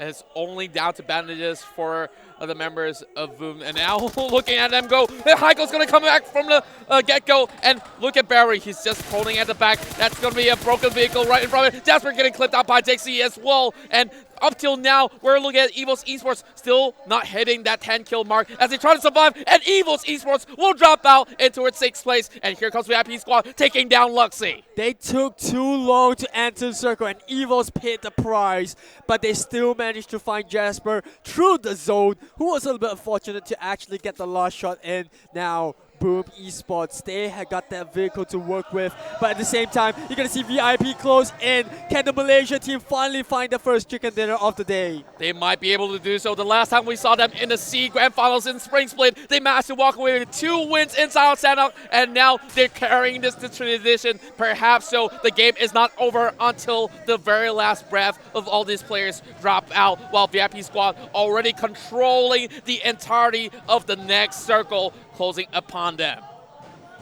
Boom Esports playing this one really passively. You got Warang, who has yet to enter the zone for the 2nd time in a row, taking so many shots. Look at that. CZ, he knows where Jumper is, but he's the only member. But Warang from the other side, Yakuza with the sharp eyes, and we are down to our final 3 teams. Now VIP Squad have the numbers advantage. Jumper might be able to take down CZ. He knows that somebody's right outside, and Boom Esports possibly will engage in this battle. That's going to be Swaville being revived by Barry before they go in for the final hurrah, and that's going to be the circle falling upon the top of the members of VIP Squad. They got the entire sector pretty much clear, and Purple Mood, they're starting to heal themselves up. He is trying his luck. He knows he cannot withstand the forces of VIP Squad. There's only going to be 3 members left for Boom Esports. Same goes for the side of VIP. They want to play a little bit safe. They have the upper hand, but here we go. CZ comes in with a spray, but Yakuza 180 degrees turn.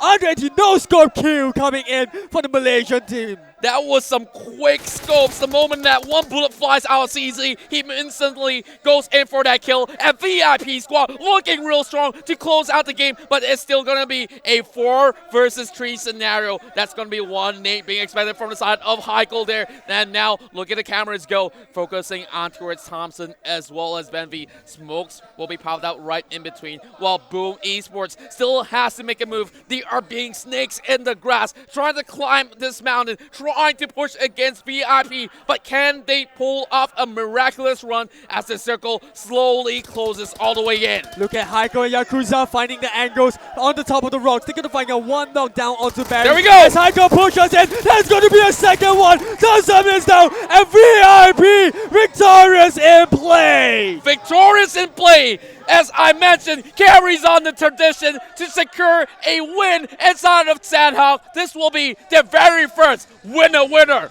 chicken dinner.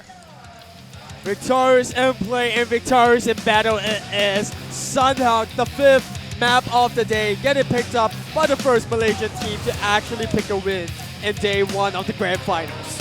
1 out of 2 Malaysian teams throughout the entirety of the top 16 squad. And remember, they are still on the line to try to clinch that title, trying to get themselves into its global finals, and they want to do their hometown proud. And of course, we already know that Yoodo Gank has already got that direct seat into the global finals. They want to join in the same sort of a bandwagon as well. Well, I can't really call it a bandwagon, can I? If they are putting that sort of effort. Yeah, absolutely. You said it. Yoodo Gank already clinching that direct invite, or rather that direct spot into the global finals, and victorious in play, picking up that chicken dinner.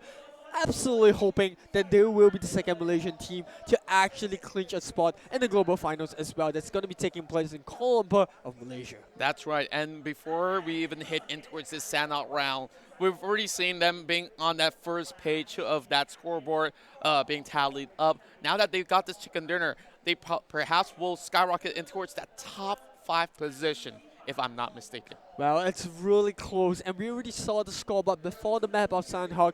20 points between 3rd and 5th place. That is how close it is for all of these teams battling out to be the top 2 teams coming in for the Grand Finals. As the scores get tabulated, Conqueror, I did not see that coming from Victorious in play. I think they played that one out really well. And even when it came down to the final fight between them and Boom Esports, they took that so clinically and won it clean as a whistle. Oh, yes. And not only them, I felt like one team that I would like to highlight in this matchup will be members of EVOS Esports. Now, let's have a look in towards the rankings for match number 5. Well, match number 5 has definitely seen a whole lot of the kill scores going in towards the hands of NFT, and 1 kill point for many of these teams over towards 9th place. But heading in towards this top 8 here, we have Yoodo Gank with 7 points, 9 points for ReaperKiller Esports, Rio with 11 points shared with Bigetron Esports, Boom ID. A lot of Indonesian teams on the board, 15 points for EVOS as well as Boom, but Purple Mood comes in at 70th place,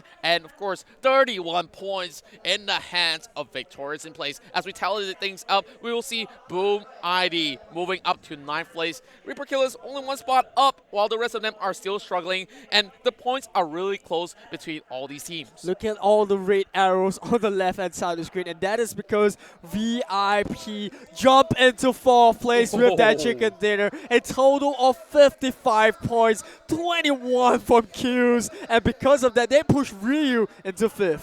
This is a huge news for Malaysian fans right out there, and this definitely keeps their hopes up high. But you see the points are real close between that top 8 as well. A lot of them are loitering around the 50-point mark. And on top is all about 60 to 70. And looking at how Bigetron Red Aliens have already secured 2 chicken dinners, can any of these teams beat that record?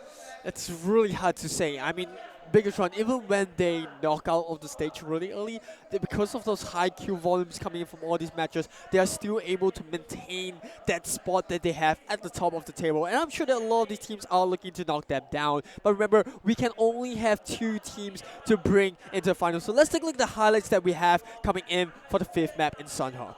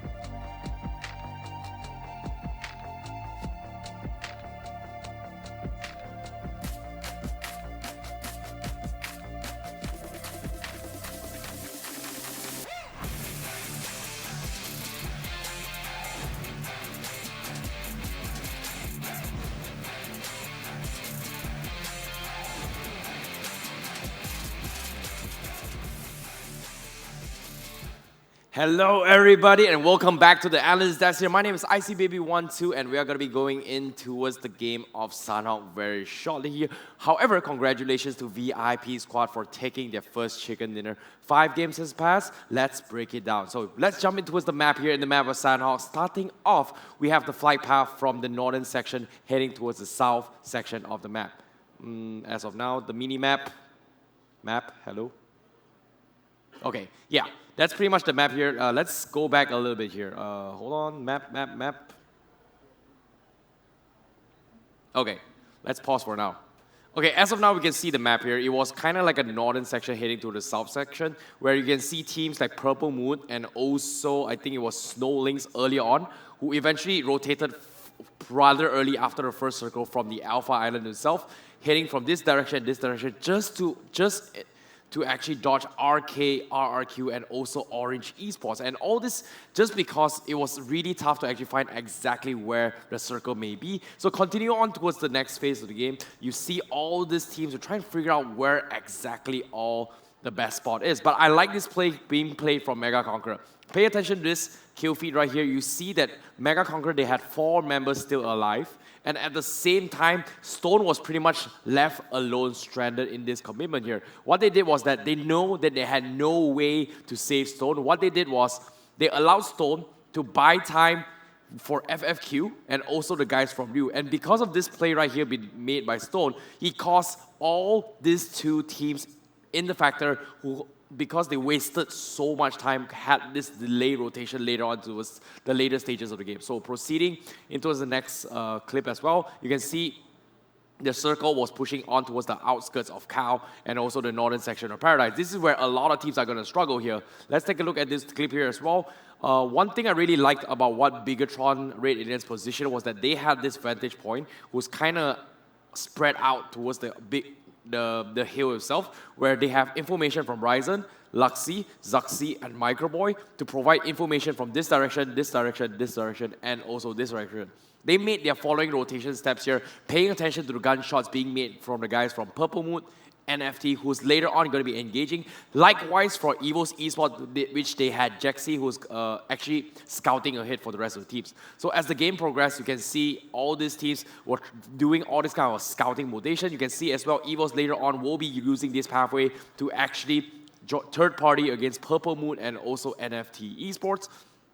But yeah, this is what I'm talking about Paradise as well. Every team thought that, hey, where exactly is the best way possible? We had Yoodo Gank in Paradise, we had Box Gaming as well. Ryu was also in the vicinity, who's kind of in this long, drawn-out third-party fight, which lasted about a good solid 5 to 8 minutes, where they made so much noise, it allowed teams like Mega Conqueror and FFQ to have a little bit of window space to actually rotate in. However, the one that came out on top was kind of from the side of Ryu, just because they have this pathway to actually go with, whereas the guys from Box and Yoodo Gank were busy still engaging against each other and also gatekeeping the rest of the teams here. So moving on towards the next clip here, you can see also the guys were struggling to go in. The guys from Paradise, pretty much every single team can take out. You see EVOS here, they crawled their way. They made use of this third-party action against NFT as also Purple Moon. But eventually when the circle favored here, you pay attention to this, VIP squad was smack middle of the circle. They had all the information to work with. They heard so many gunshots being made from the guys from EVOS and also clutch their chicken dinner. So I'm going to take a pause right here. Because they had all those information coming from the western side, I like how if you pay attention to this small mini map on the top right here, you see that all 4 members are kind of spread out throughout all the circle, and they knew exactly that, hey, we are guarding the circle and we have the vantage point. This is where they allowed Haikal to be in this position to climb up this mountain, provide a little bit more vantage point to scout out the rest of the members here. So moving to the next clip, we had Ryu and also Boom. Also, the last top 3 here, with also Purple Moon from behind tanking the circle, who's going to be eventually got scouted out. So all they need to do is just lie in wait and take that fight. And I like this pincer attack as well, where Boom ID was flanked from 3 angles, which they could not exactly take that fight just because they did not have those covers. So that's pretty much the analysis of how the map Sanhok actually went here for all these teams. But congratulations VIP squad, 5 games has passed. Once again, this is the PUBG Mobile Club Open 2019 Southeast Asia Fall Split Grand Finals. I'm looking forward to see how the last 2 matches is going to go here, because why? We might see a couple of interesting games coming up later on. So as of now, my name is ICBaby12. See you guys in a bit.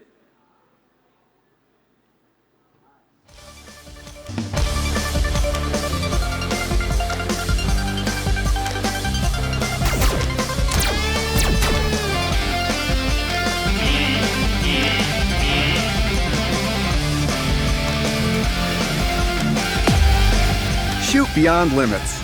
6 cameras, perfect shot. B17 Pro.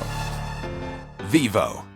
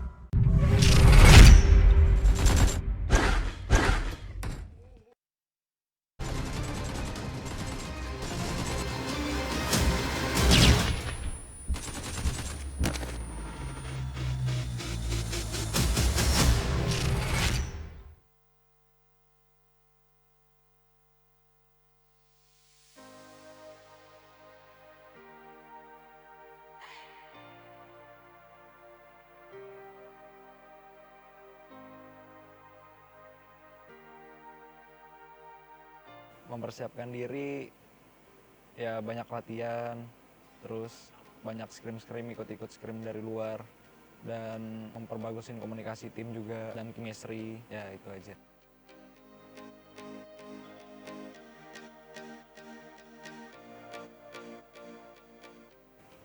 %80 lah bisa masuk.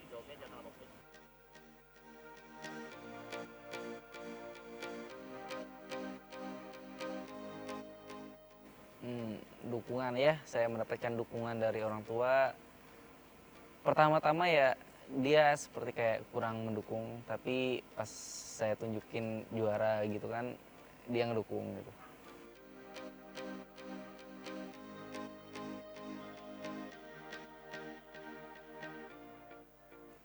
Goals gue ya orang sih harusnya sih ya goalsnya pasti juara sih. Kalau kepercayaannya ya gue percaya gue bisa menang.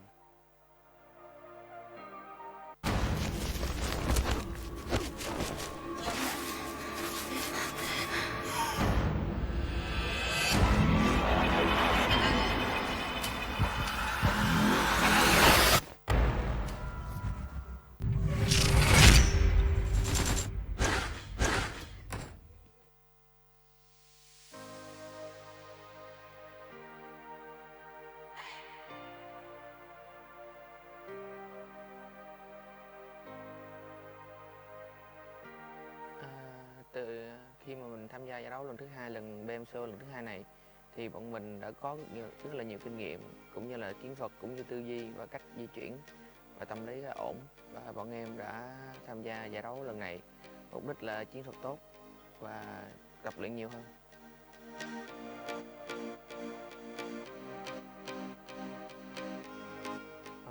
Động lực của em là muốn cọ sát với các đội trong khu vực và để xem khả năng của bản thân mình đi tới đâu và đi được bao xa.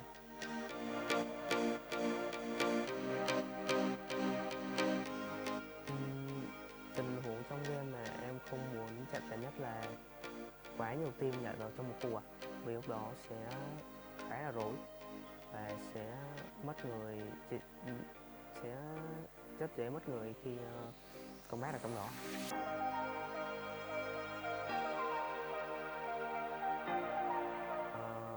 Mục tiêu đầu tiên của team em đề ra là trong top 8, nhưng hiện tại thì bọn em đang được top 5 rồi, nhưng bọn em sẽ vẫn cố gắng để có được thành tích cao nhất.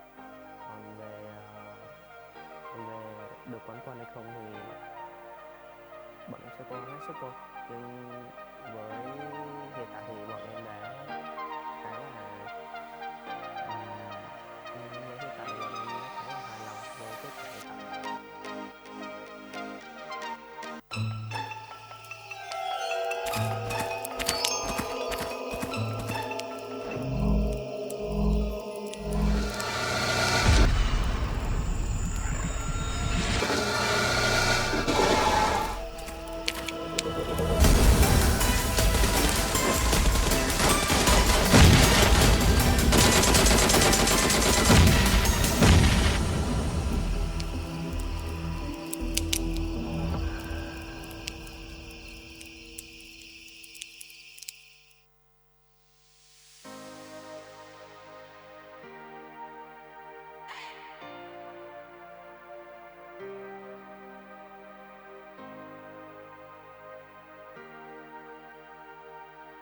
ก็ให้คะแนน 6.5 ครับที่เบอร์ลินเพราะว่าพลาดเยอะแล้วก็พลาดในจุดที่มันไม่ควรพลาดเยอะครับอย่างเช่นช็อต1-4 ดันแคนดี้ฮะช็อตนั้นไม่ควรพลาดก็พลาดแล้วก็อะไรที่เปลี่ยนไปจากรอบที่แล้วเหรอครับก็จะเป็นในเรื่องของแผนการเล่นฮะแล้วก็ตำแหน่งครับเปลี่ยนไปนิดหน่อยครับ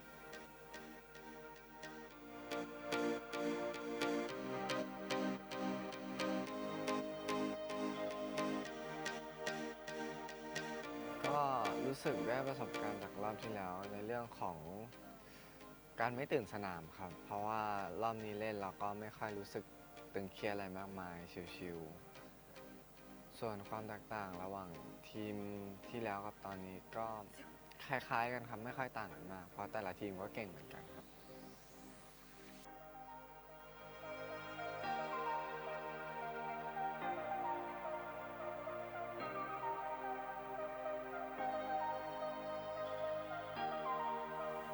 เพราะว่าเราลงโพชังกีตลอดครับแล้วก็เราไม่กลัวเวลาใครมาลงโพชังกีก็เลยทำให้ทีมอื่นไม่ค่อยกล้าเข้ามาโพชังกีครับแล้วก็เวลาวงจบโพชังกีเราสามารถเคลียร์ได้ครับ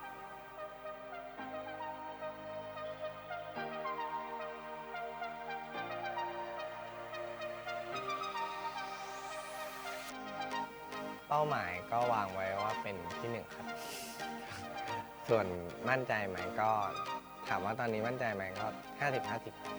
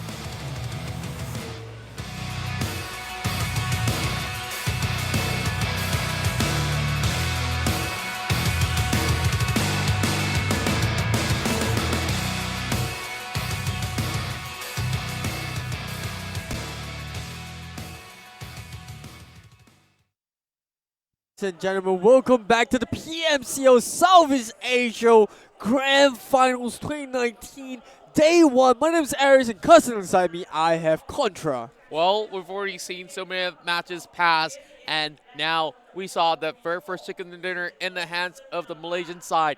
VIP squad managed to win one chicken dinner inside Sanhok, and they're carrying on that tradition that they had back in the C Championship that we had in the previous split. Now we're heading back in towards Erangel. So that's going to be that sort of the same format that will carry forward in towards day number 2, where there's only going to be 1 round of Vikendi and 2 rounds for every other map. Yeah, but we are still in our first day, and we are about to hit into our 6th game. Remember, we have 7 games a day, total amount of 14 over the course of these 2 days. The last time that we played in Erangel for the Grand Finals, it was actually Bigetron that managed to pick up that win of 10 kills. But here is the man of the match of the previous game, Jumper from Victorious, and played 4 kills and a total of 491 damage done. You can say that he has preciseness in every shot he takes, and that's a total of 491 damage being put out. Well, not the most crazy numbers of damage, but, you know, it's about how many kills does he confirm every time he pulls the trigger. And now, look at the player kill count ranking. It's going to be Micro Boy here with a total of 9 kills. They're going to be drawing out alongside with GE there with 9 kills in total, as well as Jumper. So, wow. Lots of great stats as we rake that one up. And Matoy, well, the stats don't lie. He may have the highest amount of damage, but he does not have those secured amount of kills to actually top off Micro Boy's chart. Yeah, end of the day, it's the total amount of kills that really matter. Each kill worth 1 point as well. We talked about how each and every single one of these points will actually matter a lot when it comes down to deciding who will be the top 2 teams to actually qualify for the Global Finals and join Yoodo Gank in Kuala Lumpur, Malaysia. That's right. Speaking of the global final rounds, have you guys secured your tickets and towards the global finals? You can pre-register in the link given. Of course, you can dig out the link somewhere out there, or could you just bring it out for a little bit? That's from PMCO2019.info/my-ticket. That is where you can actually register for the early bird special. Along with that, remember, this event is brought to you by Vivo. Presenting the Vivo V70 Pro, which all the participants are playing in this tournament. That's right. It gives you the edge to outmaneuver your opponent with that immersive and powerful phone in your hands. Now we're heading into our next match inside of Erangel.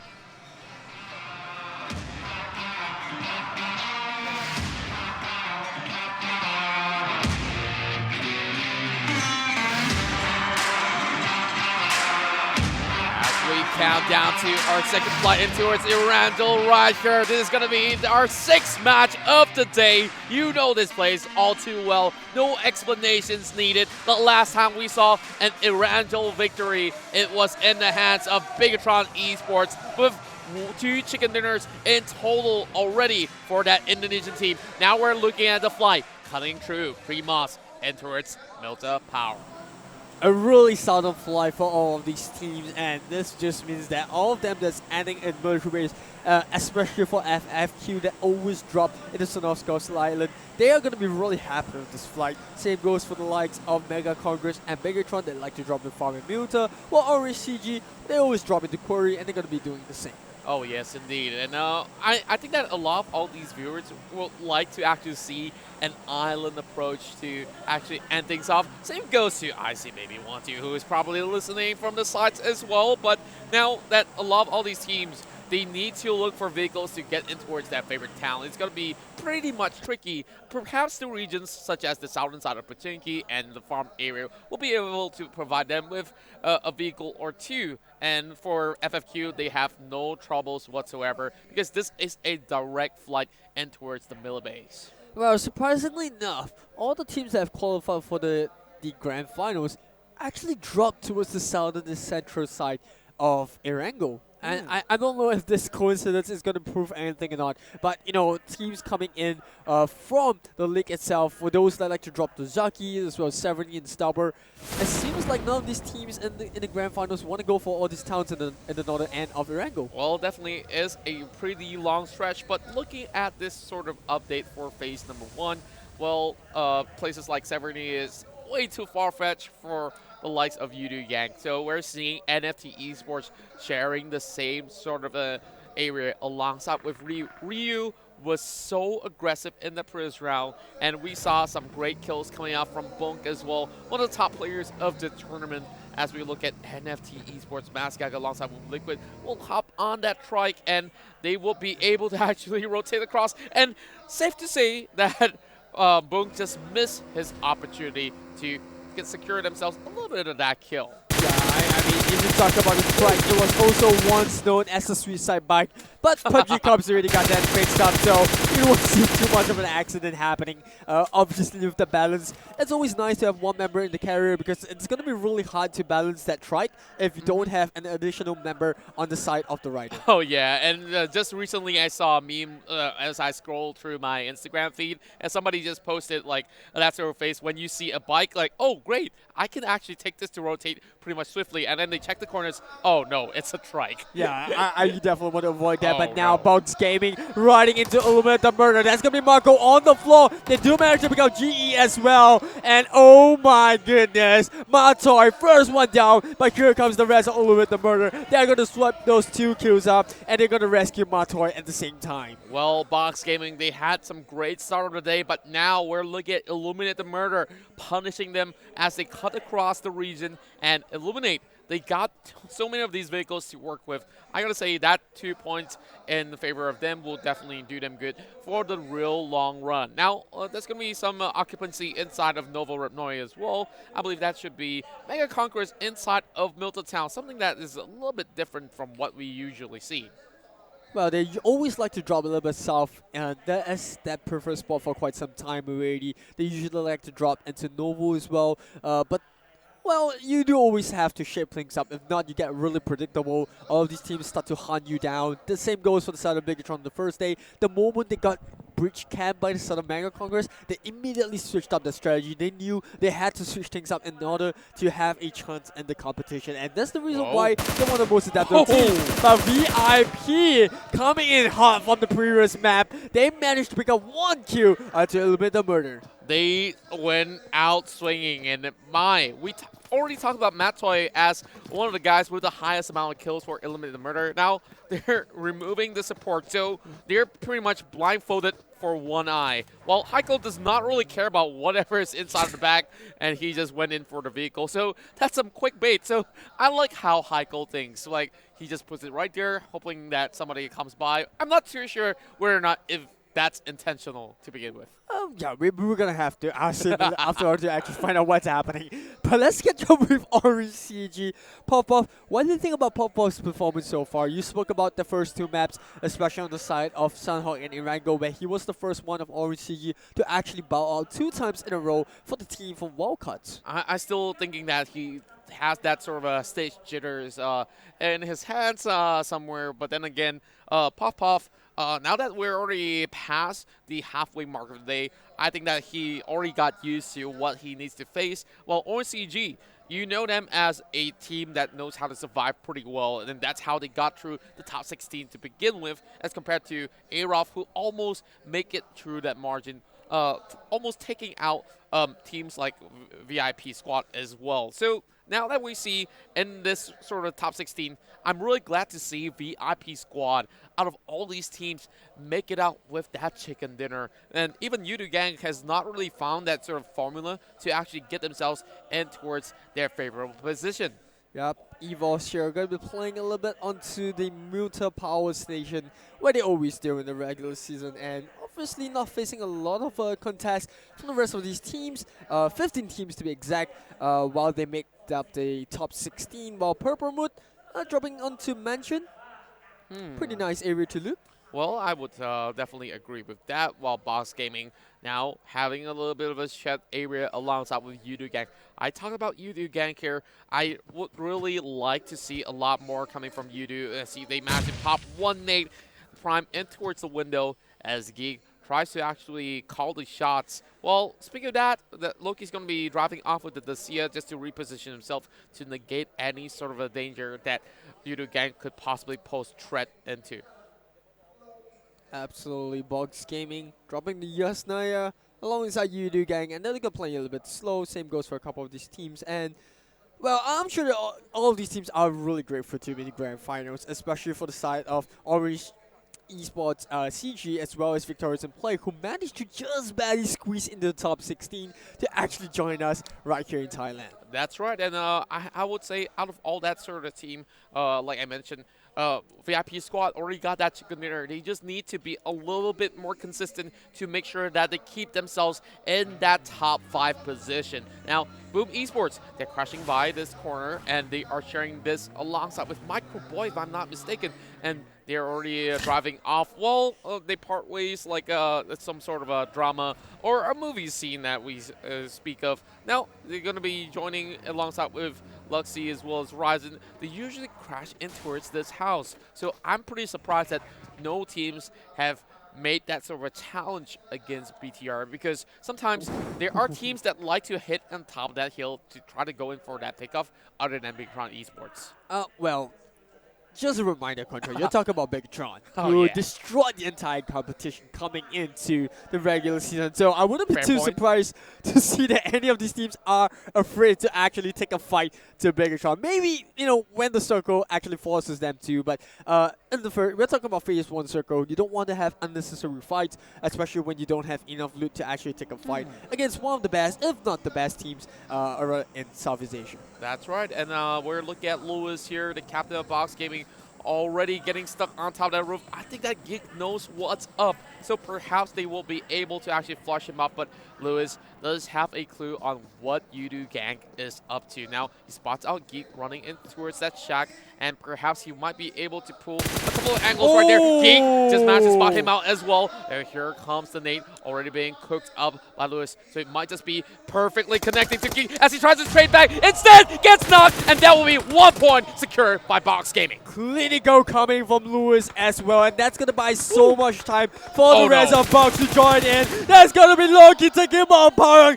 and Lewis picking up his second kill. Yoodo Gank just got ganked, but I just with the reply, that grenade onto the roof, going to be finding Lewis on the head. I love what I'm seeing from both sides, and these two teams, they're not going down without a fight. Circle is going to be connecting in towards the corners of Yesnara, so they have enough time to go in for those blow-for-blow trade-offs right there. But Yoodo Gank, of course, on the shot end of the stick, will possibly get at least 1 point out of Lewis before anything else. So Loki falling back, and there's only one member left for the side of Box Gaming, but I love how Loki went in to support Lewis in that sort of sense when he went in for a knock on Miramar, instantaneously replying with a finish from top of the roof. That was the best that they could have hoped for in any situation possible, and we might see something coming out from the side of Box Gaming. We saw something similar from EVOS as well, where they only had Jaxi, who was the only remaining member left with Sanhok, and he managed to clip his way into the top 3 position, or the top 4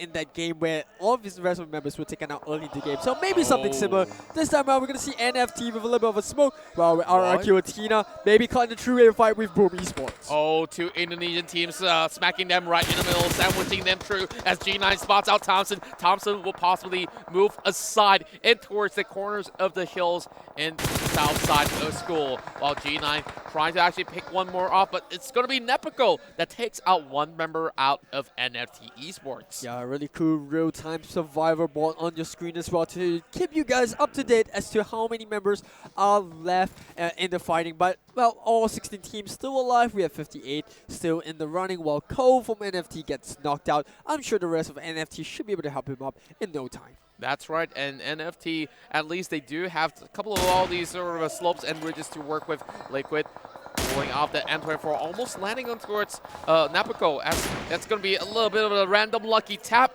Now switching out for that M4 as well. He's got that 6 times lined up, and wow, that's a great spray, almost taking out Napico, only 1 dot of health left. A little bit lucky to actually manage to escape with a slither of health, like you said. While Borg going to be closing up onto the gap, he's managed to heal up, and he's drawing so much attention away from NFT. While at the bottom of the screen, you're going to see Nawin get a knockout onto the side of Ramones, while members of group are moving in. Swabel with the second knock, and Draw's going to be fighting against Pop-Off of Orange CG. While on your main screen, you got Bo getting the spray down, and that's going to be Cole on the ground. Cole trying to go in for the rescue, and Liquid doesn't get there in time. Cole will bow out. Wow, I just love how Bonk just went in for the response as well. He saw Napako in danger, and now they're fighting back. And every single one of these guys are drawing out the M4. They want the most stabilized weapon if you can get all these attachments intact. Liquid still holding on that M24.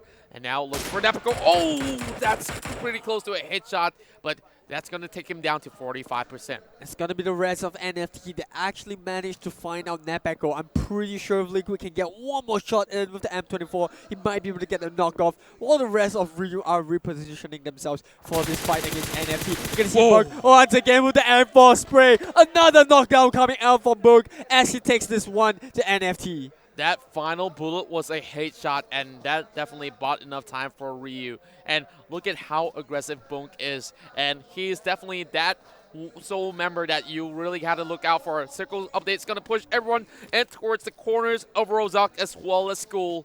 Well, Yoodo Gank have a little bit of the breathing room inside the patrol station, but look at Bunk though. He's trying to run back to his teammates, and Papoy not giving him any sort of an easy time as he tries to hop around at the SKS tap. Will miss the mark. 3 taps, but it's not enough. It will not be able to get the job done. And Ryu, they know what's up. They already know the circle is going to be pushing them towards the eastern front, where the circle will eventually end. So they're going to be the first ones to make the move. While NFT, they have to let that one go. They have to rotate as well. 20 seconds for that rotation coming in, but this is still phase number 3. It will slowly close in, and for some of these teams, they could possibly tank it out for a little bit longer. Snowlings, we haven't heard too much from the side of Snowlings all too much, and I really do hope that they can make a huge comeback at least by the end of the day, or maybe tomorrow or in the early stages we'll have enough time for Snowlings to actually come back into the scene. But look at Boom Esports. They're crashing into his school and now facing against EVOS Esports.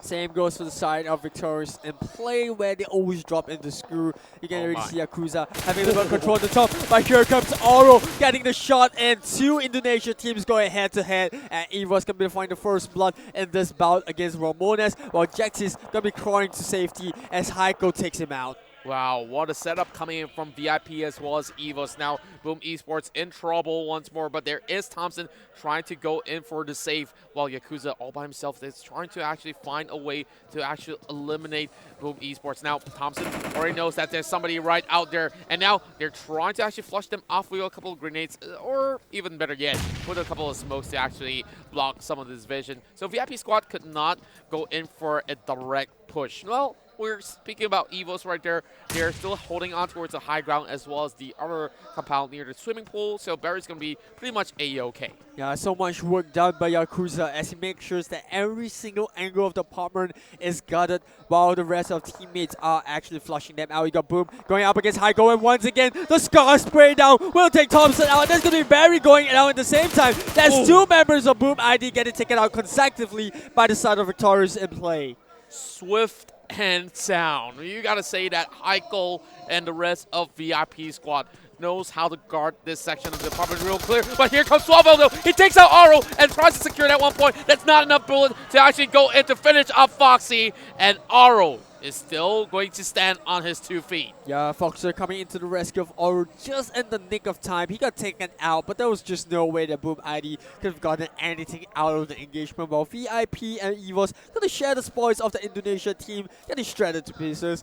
Jack hit with the SKS. He knows where VIP are, but I'm sure that Circle has something to say about rotation. Look at Yoodo Gank and RCG. Well, there's 2 bridges to play around with while Heiko's trying to dance in the middle of the smoke. A couple of these taps have connected coming from the top of the hill where Jughead is currently at. But look at that circle update. Every single team needs to make a move other than Yoodo Gank as well as Orange CG. We spoke about these 2 teams as well. Right, here comes Orange CG. We spoke about them. And Zarxi, the front scout of Bigetron, gets taken out. You got Stalker closing in onto the distance, while the rest of Bigetron, they're taking too much of a time to actually rotate to their captain. And that's going to be a molly as well for good measure, just to bring the scout of Bigetron down. Yep, and VIP squad also making a move from this current standpoint. And well, RK having cows trying to tap some vehicles off as Bigetron Esports, they're running rapid out in the open, and Leon will possibly take one more member out of Bigetron Esports, while Luxy as well as Microboy,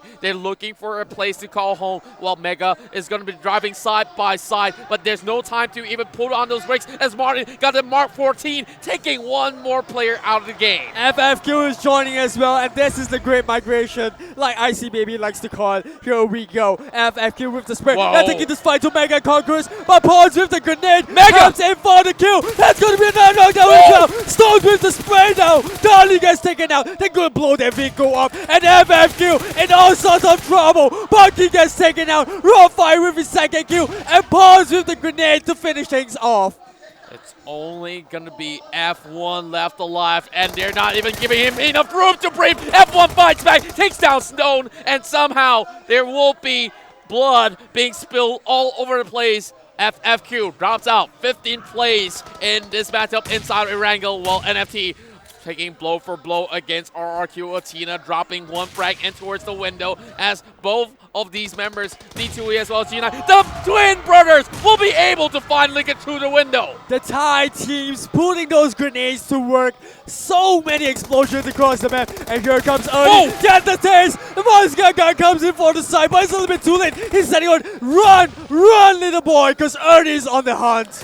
D2E alongside with G9 just celebrated their birthday not too long ago, but this is not the cake that they're looking for. They're looking for their first chicken dinner, and all of them hugging about the corners of the broken walls as RRQ.ATHENA, they try to hunt out for Maskaga, but there is still Ryu around. Maskaga will be pulled into smithereens as Ernie will be able to take down NFT Esports. You can run, but you cannot hide. The Kings of Pochinki leaving their hometown and running rampant in the south side of Rojong. They find so many kills onto NFT, and now Illuminate the Murder. Can they continue with the Thai dominance in the Erangel map? They're going against members of ReaperKillers. That's right. Well, of course, a couple of giggles there because I almost slided off my chair out of that great performance that we saw out of RRQ.ATHENA. Well, back into RRQ.ATHENA that we talked about. Purple Moon's hiding right below the bridge. Well, I'm not too sure whether can they hold on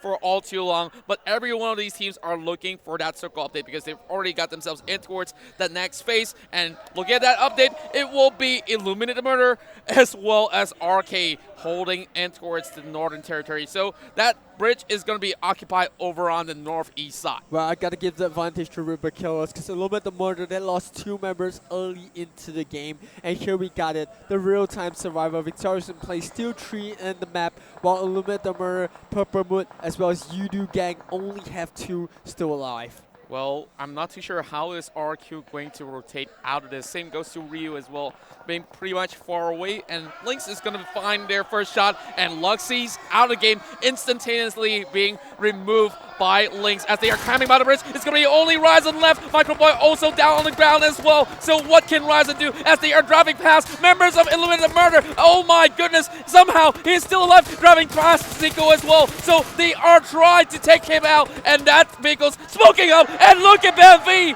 as well as Zico as they take out Bigetron at 12th place. Absolutely nowhere to run for the Indonesia squad. They crossed the bridge, but Purple Moon's got it under control. While Mega Conquerors finds an eye shot from the side of Yoodo Gank at the same time. Oh, Ryu going into the waters as well, looking for D2E. Brings D2E to the ground. Jasper as he hides. It's going to be Ryu coming from the back as well. CZ's going to go for the dive. And CZ, he needs to actually take out all these fishes by the corners of the river. And CZ can pick every single one of them off. And here comes, but from the side, RRQ.ATHENA comes up from nowhere. And they're sweeping this fight. Erangel comes in, but Nebeko with the spray though. RRQ.ATHENA, they've got G9 still alive, but can he get one more kill? Roro from the opposite end of the bridge as well, but G9, he's got to go up to shore. Oh no chances for him as Nebeko gets 3 in the back.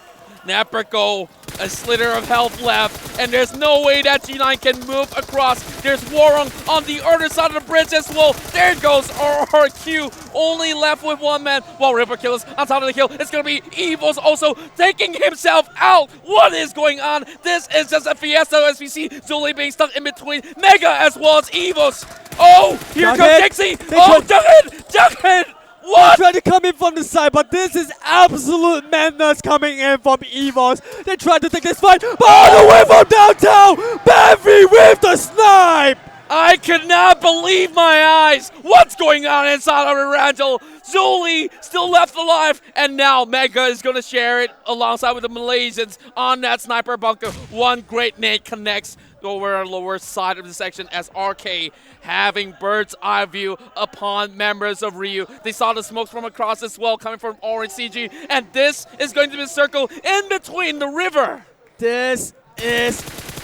I don't even know what to call it. Madness, mayhem, every single one of these teams are struggling to get the control, and pandemonium is pretty much the right word to use as we get that phase 5 circle coming in. It's going to be half split by this river, and G9 still swimming, Ryu still trying to get the last member of RRQ.ATHENA. The best part of this is that Ryu is being way too occupied with Orange CG as well, and somehow they spot out G9 swimming across. Warong got no time, and they know that RK has got their eyes locked upon them from the top side, and G9, he's in the water, he's trying to take a drink. What is this? What? 9,000 IQ coming out from G9. He knew he couldn't heal in water, so he had to go into the vehicle to actually take the energy drink. That's something we've never ever seen before. And ILLUMINATE the Murderer having Armjone taking out Hein, and ReaperKiller losing one member off, and 5 kills in the back for the side of Ryu. Warong only down to 1 clip of health left. He's trying to go in for the first 8 kills, and Drud coming in from the back as well, looking for SnowLynx members there as Hazel hiding behind the tree. He looks for Armjone. He gets on the side as well, but Drud spots him out, and here comes Marty. He has the killing soon. He gets the kill as well. Drud, ReaperKillers got taken out, but they still have Cows and Zico by the side. Can they actually save out Drud? But here comes Illuminator from the end. You've got SnowLynx as well as Ryu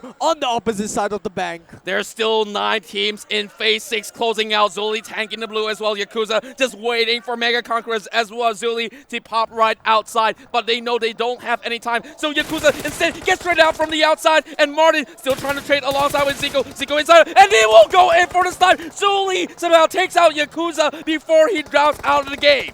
Somehow ReaperKillers, even though they have the most members still alive, is still trying to go into the smoke. He's trying to find out the last member, Illuminate the Murder, but he has absolutely no idea where he is. Look at that drone, spraying right through the smoke.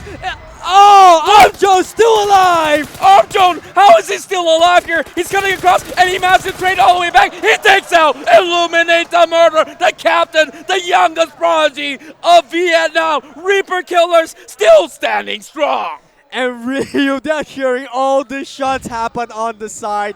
And now, G9 and Leon swimming side by side. Look at G9. How is he still alive? Leon's going to be the first one to dock into his shore. The drama is not over yet for RRQ.ATHENA, and Leon hops right back in, which means that G9 can climb right back up. He's going to pull the trigger as well. He's going to do the same. He's going to go in for a wraparound, and G9 knows that there's going to be Mega Conquerors right outside Stone shooting back at him. So all of them are playing by the waters, my friend, and this water area is still being secured. It's still going to be safe for all these teams to play around. And Mega Conqueror's spawn is going to be drying out now, but G9 still alive. Warong, he bought the time for G9. He gets the kill off from the other side of the map onto Stones, and G9 still in this, while Orange CG, they're taking turns into the car as they're killing up with the first 8 kills. G9 dropping low. He's on the red, but he needs to find a way to heal up. He cannot take too much of a breathing room. And there goes G9.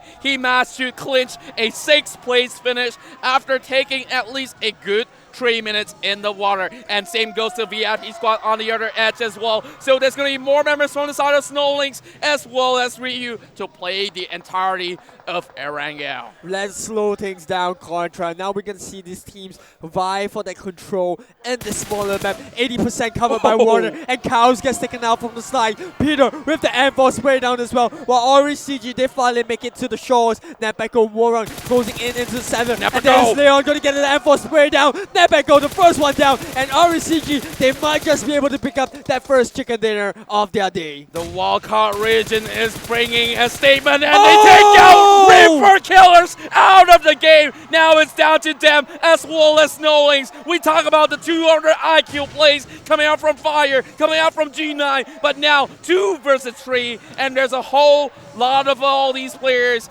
as well as all these fans roaring out for both Snowlings as well as RCG, but that nade's gonna connect. Oh! Look at Snowlings. They're on the bottom side of the screen right now. They are putting their utmost concentration into this game. They are so close to picking up their first chicken dinner. Same goes for the side of RCG. They've got only one small crate to play with, and that's gonna be Hazel picking up the Dacia in order to close the distance on the RCG. Fire from the side. That's gonna be a headshot coming out from I.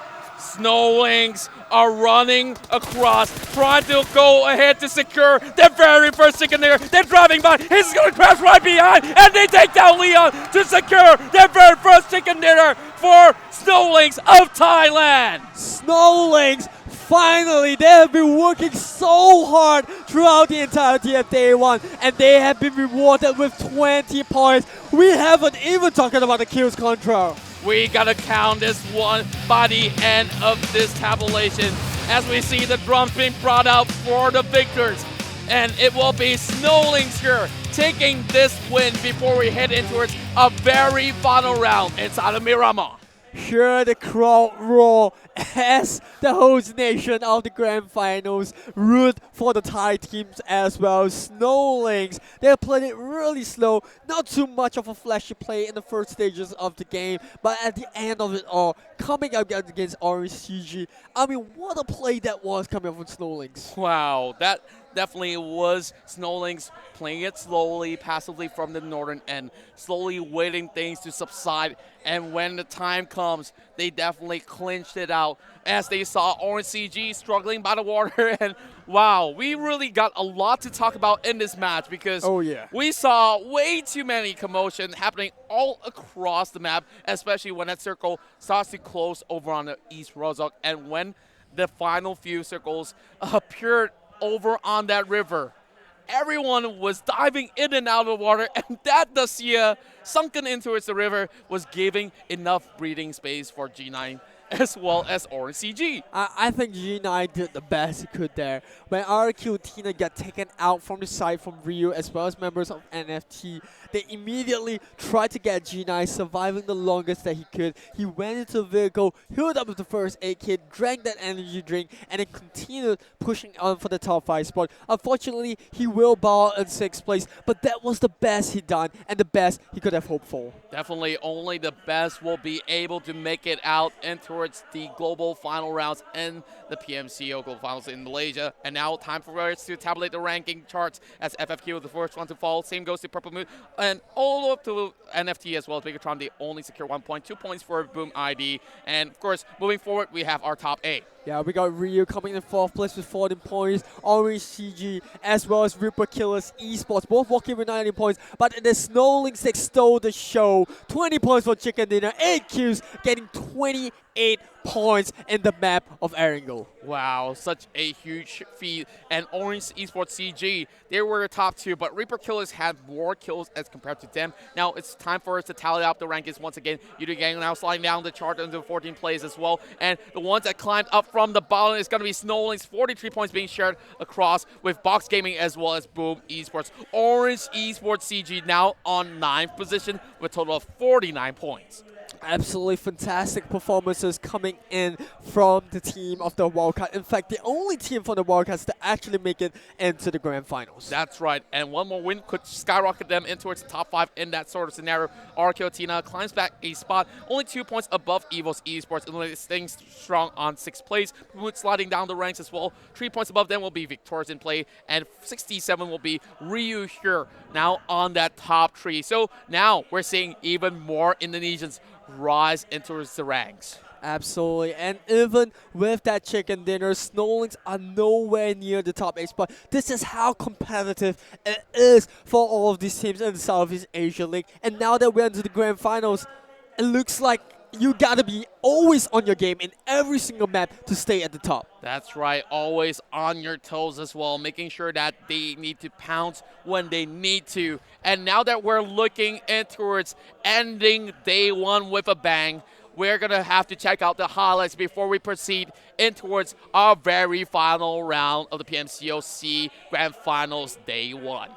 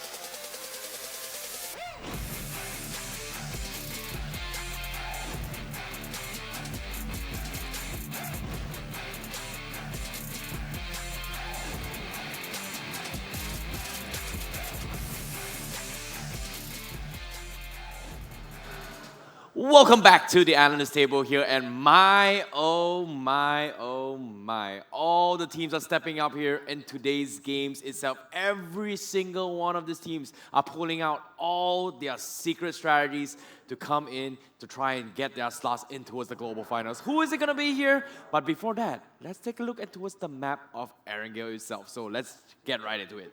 Starting off the map here, we can see all the flight path was on the southwest corner, heading towards this north-southeast corner. We can see a lot of teams kind of try to spread out a little bit more, but the circle pushed everyone towards the outskirts of Gatka here. But if you can take a look at this clip right here, we see Lewis going up against Yoodo Gank and Yasnaya was a very interesting one, just because of how Lewis was playing this very patiently against Yoodo Gank. Take a look at this clip here as the following. You can see Lewis immediately knew Geek was there. He tried to go for the spray. Immediately, he went for the spray. He missed this shot. And at this right moment right here, Geek did not know exactly where Lewis is. And Lewis outplayed him just by immediately cooking up the nade here, and Gig did not expect this time nade coming in and take him out. So this was really nicely done here coming from Lewis. However, while this was happening here, Yoodo Gank knew there was still the guys from Box in the vicinity. As soon as they go in for the spray from Miramar, you see eye shots as well, also cooking this nade, returning and the favor towards Lewis, going for an even trade here. So this was very, very nicely done coming from both these teams. As the game progressed, you see the circle heading towards the northern section here, where it's going to be outskirts of Rozhok. A lot of teams have to pass through the school vicinity, where you see teams like Rio and FT all kind of struggle a little bit more. But whereas I like this play coming from RRQ. If you pay attention to this play, they actually drove their entire car in towards this bridge just because they had teams like Purple Mood, Ryu, who's currently in the vicinity, who's gatekeeping this bridge themselves. And as the game progressed, you can see as well, RRQ was kind of messed up in a way where they left like 4 guys alone. And they had no choice but to leave G9 alone in this vicinity because they messed up. They gave away an entire position. Every single team had their eyes targeted here. But the next clip right here, I like how G9 played this. They know that he was the last remaining member alive from side of RRQ. And because of that, he knew there was at least 2 to 3, 4 squads on top of this ridges here. He played the PEGI China team's strat. Those Chinese teams here, they always come up with ridiculous amount of games. They had a couple of teams who actually like had 6 to 7 teams just alive just by playing, shuffling the way through between the cars to actually go for those bandages here. So falling onto this game here, it's actually also adapted this style by also Orange Esports CG later, where you see Fire and also Leon doing the exact same thing in their car alongside G9. And because of this clip here, you see teams like Mega Conqueror Stone from on the bridge here. They had to cross towards this vicinity. You had Ryu, who just finished their wrap up towards the bridge camp. Illuminate and RK was going head to head against each other. Whereas Snowlinks, they kind of took a little bit of chill pill here just because they had vision from the guys of Mega. They also had information from the guys of RK. Whereas RK, they're busy occupying their fight against Illuminate the Murder. And because of that, they took this opportunity to just sit out the fight and wait the competition take each other out. So proceeding to the next clips here, this is how Orange Esports clutched their way into the top 2. There was a good solid 6 teams here in the top left corner. You can see there's about 6 teams still alive. There's RRQ, there's VIP, there's Snowlinks, there's RK, there's Ryu. What they did was just take a chill pill, play the by the edges, played the healing game, came out, took out the competition, and it was down to a 2v3 situation against Snowlinks and Orange Esports here. And one thing about this year, Snowlinks, they had the upper hand, they had eye at the high ground, and they took out Orange Esports, and because of that, they were able to secure their chicken dinner. So fantastic stuff here coming from Snowlinks and Orange Esports, but will they be enough to push themselves into the top 4? Because currently, Bigetron LYNX is #1. 6 games has passed. We are going to be going into the last final game for today before we head into day 2 of the Grand Finals, which is going to be happening tomorrow. Once again, this is the PUBG Mobile Club Open 2019 Southeast Asia Fall Split Grand Finals. My name is ICBaby12. See you guys in game number 7.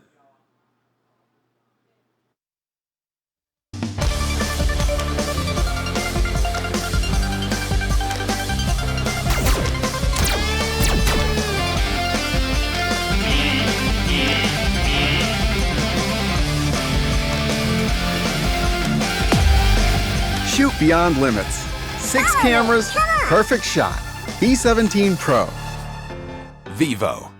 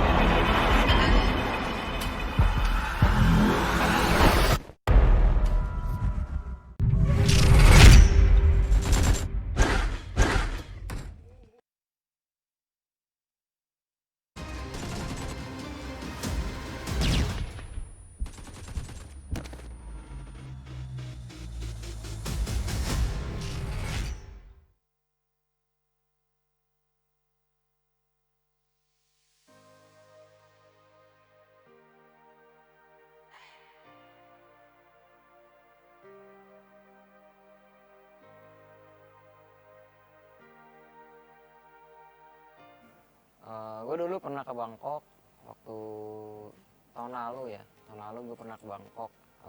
Enak sih makanannya, wisatanya, dan mungkin kita pertandingannya juga di Thailand Esport Arena ya. Enak juga sih, kayak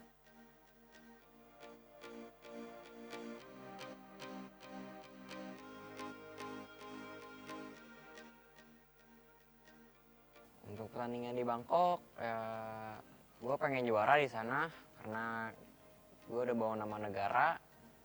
Terus gue yakin tim gue bisa juara di Bangkok.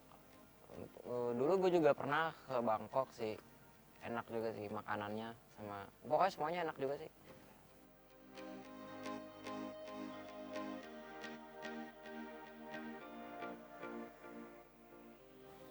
Bagi kalian yang pengen kayak kita bisa main di PMCO turnamen-turnamen besar skala internasional, yang pertama kalian harus percaya dulu satu sama lain pada tim kalian.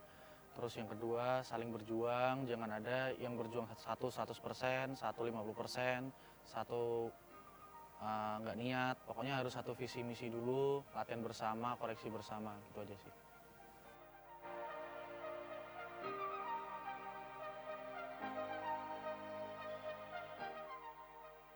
Kalau goal sendiri sih buat gue, semoga gue bisa main bagus di PMCO Final, jadi bisa bisa bantu mereka juga supaya mudah untuk meraih kemenangan. Kalau untuk kepercayaan gue bakal menang nggak sih di PMCO ini sih, gue yakin 80% kemungkinan kita bisa lolos dan menang di juara 1 di global.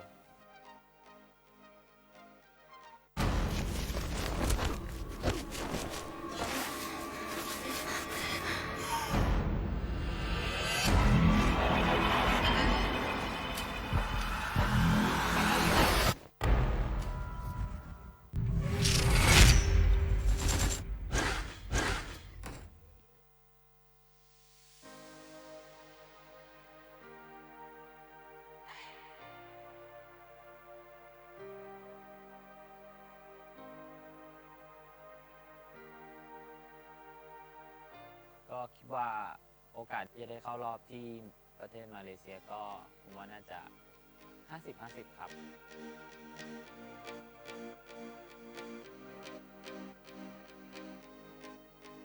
กดดันครั้งที่แล้วมีความกดดันโดยที่ว่าเราเพิ่งเคยมารายการใหญ่ครั้งแรกทำให้แบบการเล่นมันอาจจะแบบตึงเครียดแต่ครั้งนี้ทำให้ความกดดันก็คือความตึงเครียดมันน้อยลง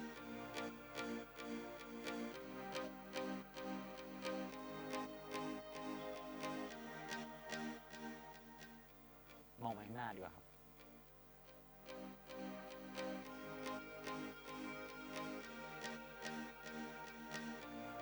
คิดว่าสไตล์การเล่นของทีมไทยกล้าเล่นมากครับแต่ต่างชาติไม่ค่อยกล้าเล่นเท่าไหร่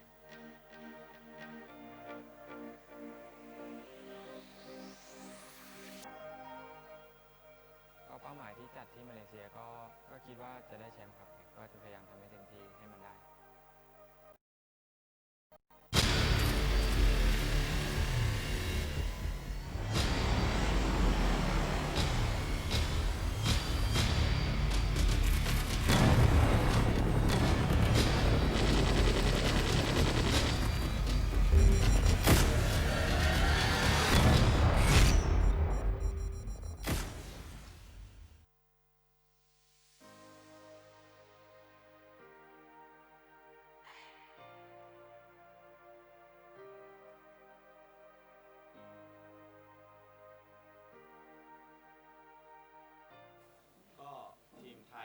ก็จะมีสไตล์การยิงที่ดุดันการเข้าวงเฉียบการเข้าทำที่ดียิงคมแล้วก็มีแผนที่ดีส่วนต่างชาติก็เหมือนกันครับคล้ายๆกันแต่ว่าการเข้าวงของต่างชาติจะแตกต่างทีมไทยที่ว่าเขาจะเล่นกลางวงเป็นหลักไม่ค่อยมีคนเล่นขอบแต่คิดว่าต่างชาติการเข้าทำอาจจะดุดันไม่สู้ทีมไทยในทัวร์นี้ครับทีมไทยการเข้าทำหรือการดันเคลียร์น่าจะดุดันกว่าต่างชาติ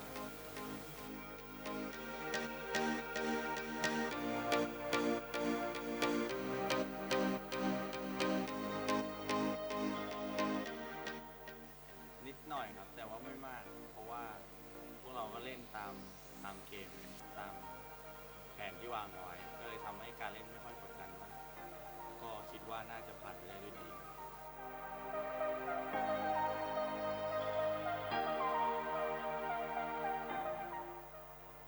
ได้เข้าสู่รอบซีไฟนอลก็คือเซอร์ไพรส์มากครับ เพราะว่าได้แบบตามเป้าหมายที่เราคาดหวังไว้ครับผมแบบดีใจมากๆเลยครับไม่คิดว่าตัวเองจะมาไกลได้ขนาดนี้ครับ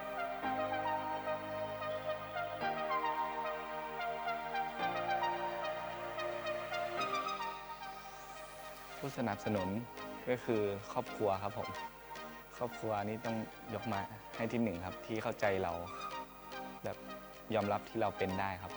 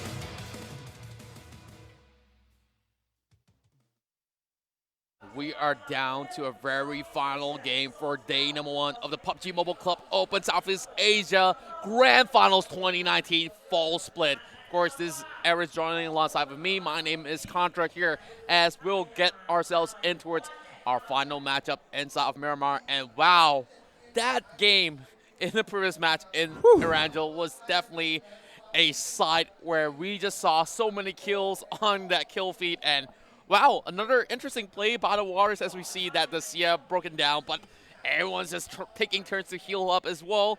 And at the end of it all, it's SnowLynx securing their first win. Yeah, really quick thinking coming out from G9, from RRQ.ATHENA, as well as members of Orange CG to actually pull that trick off. But before that, remember, we'd like to give a big shout out to Vivo as well. Remember, you can play PUBG Mobile on the Vivo V17 Pro, bringing you more immersive, more powerful, and more outstanding performances. Forget to that as to get that gorgeous chicken dinner. And of course, if you guys are looking for more PUBG Mobile content as well as esports vids all across the year, and definitely you will like to actually check out what VSPN has in store for you guys throughout the long run. And if you guys are looking to get yourselves in towards more goodies for yourselves, be sure to check out 11/11. We got some surprises in store for everyone during that day. Make sure you open up your game, and there's going to be a whole lot of great deals up for grabs. And on top of that, remember the PMCO 2019 Fall Global Final. It's going to be taking place in Kuala Lumpur, Malaysia. If you want to get your early bid tickets, remember to head on down to pmco2019.info/myticket to actually sign up for those goodie bags. That's right. Open up the brand new tab and insert that link, and you will be able to book yourself those early bird tickets. And we're talking about the PUBG Mobile Club Open Global Finals. If you guys have missed out on the Prelims runs, and this time you do not want to miss out the global rounds in Malaysia. Now, RRQ.ATHENA is having Ernie as the top dog of the tournament here, having a total of 9 kills, but everyone else is also having 9 kills on the chart. And unfortunately for Matt Toy, he sliced down the chart because he dropped out pretty much early, getting picked off by VIP Squad. Well, I would say that every one of these guys, they're so hungry for that chicken dinner, and everyone is at that 9-kill mark.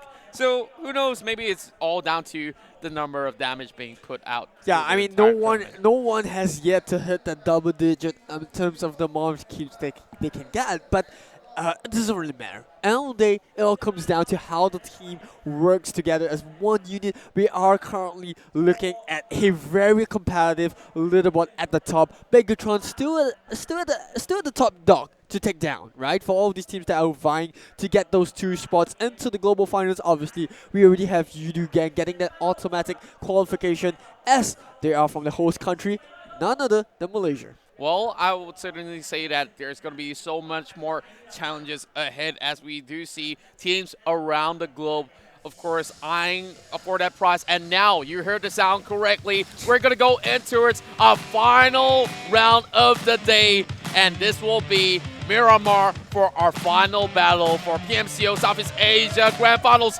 Day 1.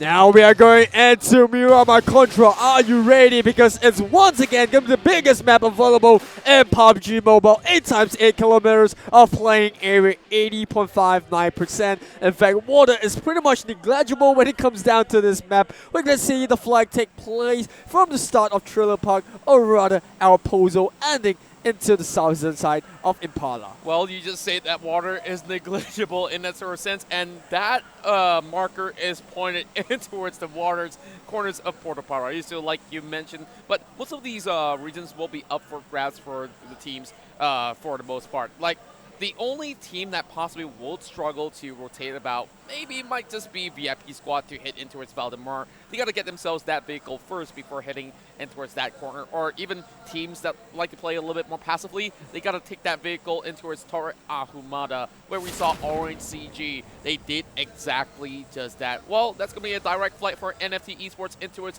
La Cabrera, while Rio is going to be floating in towards the corners of water treatment. Well, we just talked about VIP Squad. They're splitting into 2, trying to look for 1 vehicle across La Riera, but they're folding alongside with Purple Mood. So that might just be danger lurking ahead for the Malaysian side. Well, couldn't say too much for the Malaysian teams because so far only Victorious in play has managed to actually pick up a chicken dinner coming into day 1. You pointed out on the screen, we're going to see Orange CG as well as VIP Squad. And don't forget about Purple Moon, who are dropping really close by to 1. Look at the first circle update. It's going to end all the way at the southern eastern end of Miramar. That's right. Of course, El Pozo will be occupied by RRQ.ATHENA, the defending champions of Spring Split here, already struggling to finish off games. And we saw G9 swimming in that final battle inside of Erangel and not really getting too much out of it. Thompson versus Luxy. Luxy already getting that weapon in hand, and Thompson's got nothing on him in that sort of sense. That Scarl is going to be in his favor, but look at Thompson. He does not have anything at all. He's just having a look at Luxy. He's got Hellfist. Well, even Luxy is pretty much scared of him at this point. Yeah, I mean, Thompson's got a Power Fist. That's all he has up against that Scar. And yeah, you're absolutely right. I think even Luxy's taking a lot of precautions against the members of Boom Esports. You never know what's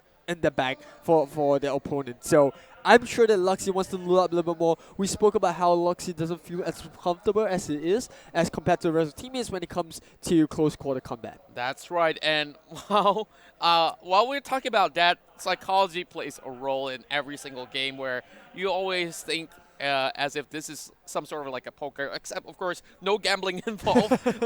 No players in this game is going to risk their lives in towards getting all that sort of risk in towards the game. But look at Thompson. He's being saved by Ramones, and what a way to actually dash off while Bigetron just missed the opportunity to secure that 1 point up ahead. I'm sure they won't be feeling too bad about that point miss because they're currently sitting at the top of the table. I mean, they're looking pretty comfortable, I would say, but although the rest of teams aren't too far behind, especially teams like Bangkok Conquerors and Illumate the Murder, both Thai teams. And speaking of Thai, we are currently in Bangkok, Thailand. That's right. We are currently at the 5th floor of Samyan Midtown. So if you guys are planning to head into Bangkok, Thailand, make sure to stop by as we are going to have more games going into day number 2. Of course, this will be a very final match that you are checking out as of current, while VIP Squad slowly looting up across Valdemar. Yep, VIP Squad coming in victorious and Sanhok and with 11 kills. But here we go, Orange CG, a little bit of a close encounter of the second kind for these two teams. Heiko going to be nearby as well, the only one without vehicle from Victorious in play. I'm sure they don't want to take a fight too early in the game. We spoke about close encounters as we see Stalker coming into the apartments by himself. Well, I'm not too sure what they're going to make out of this, but look at Stalker. He might just have those weapons put into good use as we see another Scar L being brought into effect. While Heiko has already been rotating out and about. Stalker only on that Ironside AK, but a lot of players do like to opt for the Ironside spray down as they manage to go in for the control. But Heiko's going to go in for the wraparound. He does spot out a little bit of that pixel, and Stalker does not have any helmet at all. So he's in trouble. Not only helmet, armor at the same time, and that doesn't matter because Heiko finds the clinical shot onto Stalker's head, while Orange CG are so far apart from one another. The captain already down on the ground, while Fire and Leon, can they actually close in time to actually save the captain? Perhaps so, but look at how precise those shots were coming from Heiko, and now that's going to be a one shot to the head once again.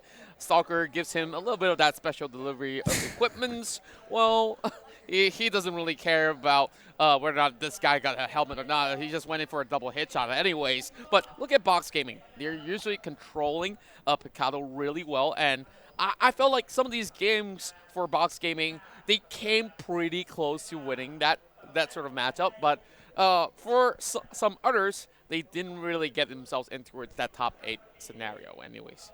Yeah, top 8 is where you want to be on the first day. Try to get a little bit of a comfortable spot in the top half of the leaderboard in order to have a good start, or rather, even a good fighting chance to actually end up as the top 2 to qualify alongside Yoodo Gank in the Global Finals. That's right, and speaking of the Global Finals, they still have to go through preliminary rounds if they were not to qualify directly. Now, speaking of the prelim rounds, we already have Illumate the Murder as well as Mega Conqueror alongside of Bigetron Esports, who will be playing out the prelims. But if they were to be getting that top 2 position, that will be a direct seed into the PMCO Global Finals in Malaysia. So once again, if you guys have not gotten your tickets, you can go ahead and register for the early bird tickets from the website as stated. And back to the game. I felt like Impala is definitely one great place for players for this game because we saw that circle headed towards that corner, covering Portal Power as well. So what do you feel about rotations? Which team would possibly struggle the most out of this?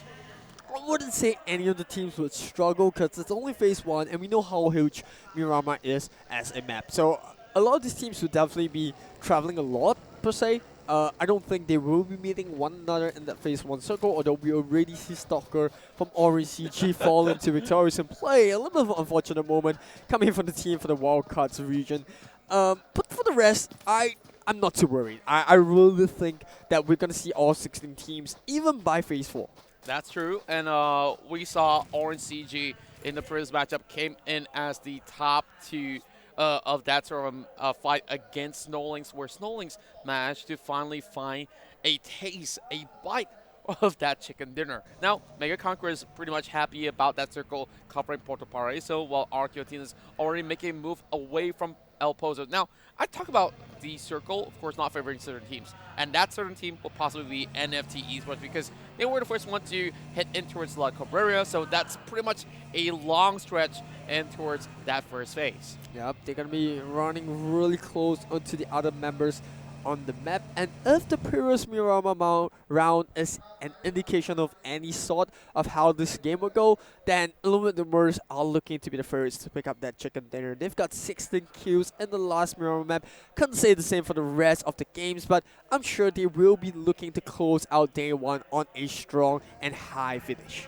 That's right, and now looking at Purple Mood, they're slowly rotating on those vehicles, and VIP Squad already sees a little bit of those movements, but I'm not too sure whether or not Heiko should stay inside of Valdemar. Now, perhaps if they will be able to take down Now and then, they could definitely get that free buggy for themselves, but Jumper here already ducking out on that pickup truck. It's going to be moving across, covering himself a little bit more, and spots out the head of Jasper. Instead, gets shot right down below. Yeah, I'm not too sure if actually that was the right time and place for Jumper to take the fight to the side of Purple Moon, who had the higher ground. They had more members on the top, and Jumper did not know how many members of Purple Moon there were. So a little bit questionable action coming in from Jumper. But I'm sure, Purple Moon, they don't want to stay in the zone too long. Like you said, they've got, 4 members still alive. They want to quickly hit the zone, and that's going to be Yakuza quickly ready to Jumper, but he's going to bleed out to the zone. Can he actually come in time? Yes, no! Oh, he can't. So close yet so far,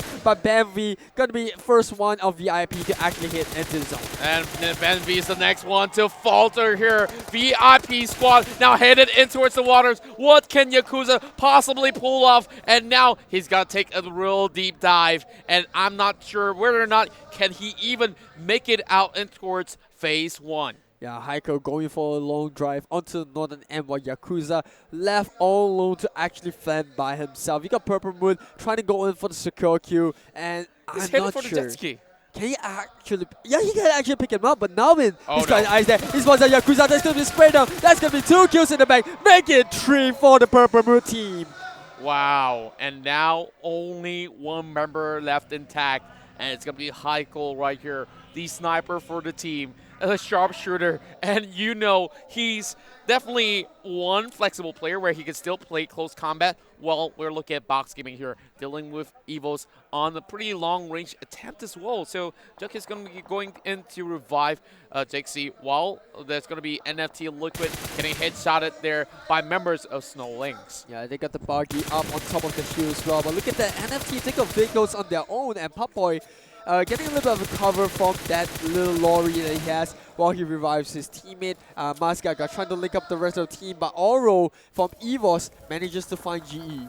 Well, going in for the revival already. Masgaga also needs a little help. Well, not exactly. As we see, on the second time coming, tries to take down Papoy at the same time. So NFT possibly is going to be taken out by members of SnowLynx. There's nowhere to hide any longer with the circle already closing in. I'm gonna put that one on you, Contract. You jinx Masgaga there, and that fight is not over yet. He got Hazel coming in with the AK spray. He finds one. He might be able to find Liquid as well. Coming in from the end. They've got the smoke covering them. But here comes Hazel. Gets 1, gets 2, and that's gonna be NFT taken out. Wow, SnowLynx right here. Still needs to look for 1 member left for the side of NFT, but it's nowhere to be seen while Bigetron Esports still playing by the corners of Los Leones. Well, there's still going to be Boom Esports just guarding by the southern section of the entry point of Los Leo.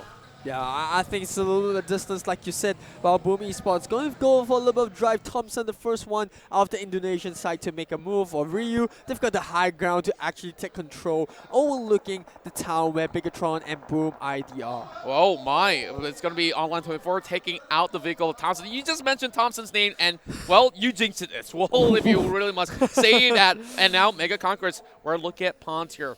already sliding down in terms of health, while we see Online 24 being sent there for the rescue. He does have the vehicle as cover, so FFQ is going to march right in. This looks like what we just saw early on in the first matchup inside Miramar as Stone gets pummeled down. It's going to be one tick of health left as Chopper did not manage to land the final blow. Yeah, he's got the silencer attached to the M16 as well, so that's going to be providing a lot of mayhem for the side of Mega Conquerors as they wonder where that shot comes from. But man, Parang with that SKS, clinical as always, coming in from Yoodo Gank. Not too sure where Yoodo Gank is shooting from, but the last that we checked, they were coming from Impala, and now they're joining in the party as well. I really want to find out where exactly they're hiding, and yes, it's going to be the ditch by the corners of that road that we saw Purple Mood as well as Illuminate Murder fought it all out for that chicken dinner. Yep, they managed to find a hit of Stone, and now Online 24 as well as the side of Mega Conquerors taking a little bit hit from FFQ, pins it in between two teams, and Chopper, he's definitely not giving the Thai side any space and time to breathe. Look at Mega Conquerors immediately going in for the backup as well. Online 24 getting tagged from the back from FFQ members as Rotfire needs to do something about it. Eye shots! That's going to be the Malaysian sharpshooter coming in to take them all the way down. And Zully's going to come in with a Mini 14 as well. Spots out the rest of Mega, and that's going to be spelling a whole lot of trouble for the rest of Mega Conquerors. Eye shots again, and now they take down that vehicle. There's nowhere for Mega to hide. Well, they do have a minivan to actually put themselves in between Yoodo Gank and the side of Mega Conqueror. But once the smoke runs out, or maybe, just maybe, if Yoodo Gank wants to go in for a little bit more aggressive, they can go in for the final kill. Oh, no. However, FFQ at the top of this hill, still overlooking and getting a couple of shots into the Malaysian squad. Well, lucky for Mega Conquerors that there's going to be FFQ joining in the party as well. But look at Geek though. Pretty courageous attempt coming from that M4 spray down. Well, he does not really have the right scopes, but instead Ryu's going to join in as well. Four-way battle between all of these nations. And we got Malaysia, Vietnam, and of course Mega Conquerors right there from Thailand to duke it all out. And Ryu on the other end coming from Indonesia. A little bit of a distance in between these four squads as they try to command that high ground and fight for dominance in the map of Miramar. Nepeko with the Mini 14 gonna be finding Stone once again. It looks like Stone is some sort of a magnet to all these Mini 14 sprays. Oh yeah, and like you heard all those gunshots everywhere, and somehow everyone wants to focus on, oh, where exactly are those kills that they're firing at? And now Ryu's gonna try to hunt out pawns right down those ridges right there, and I think that provides him at least a little bit of cover, but he does not know that this one's coming right from above. Naprico is going to be shooting it out, and the circle is closing in towards Los Leones. Wow, this is that sort of epic ending that I definitely look forward to end day one with a bang. Second time in a row in the map of Miramar that we have seen the circle end in Los Leones. This time around, a little bit more on the northern end instead of the south side. But nevertheless, it's going to be similar to what we saw in the first map. That was Miramar. And now real-time survival coming up on the screen. Nothing too much to shout about. 16 teams all still alive, although we saw a couple of casualties for a couple of these teams on the bottom end. Obviously, VIP squad not feeling too good about that because they've already lost 3 members. That's right, and we're also looking at Box Gaming playing with 2 members intact. Bigetron Esports just driving by the city, trying to dock in towards the midsection. Well, Marco's all by himself. They're getting invaded by the rest of FFQ, so this is going to be Vietnam against Vietnam. And I've already talked about Box Gaming only having 2 members. They're going to be able to spot out Loki, and the next one to fall will be Marco. Bucky, alongside with Chopper, will be able to land that finisher as FFQ says, we are the best of Vietnam. Marco making use of that third, person perspective to actually check his right, but while he was doing so, Bucky capitalized on that, ran head on without knowing that members of FFQ was actually headed towards him, got him surrounded, and that's gonna be the first team out in the last game of the day. That's right, and I would say that Los Leones is one tricky town to play across because we got the factory sides, we've got the warehouses, and of course the construction sides.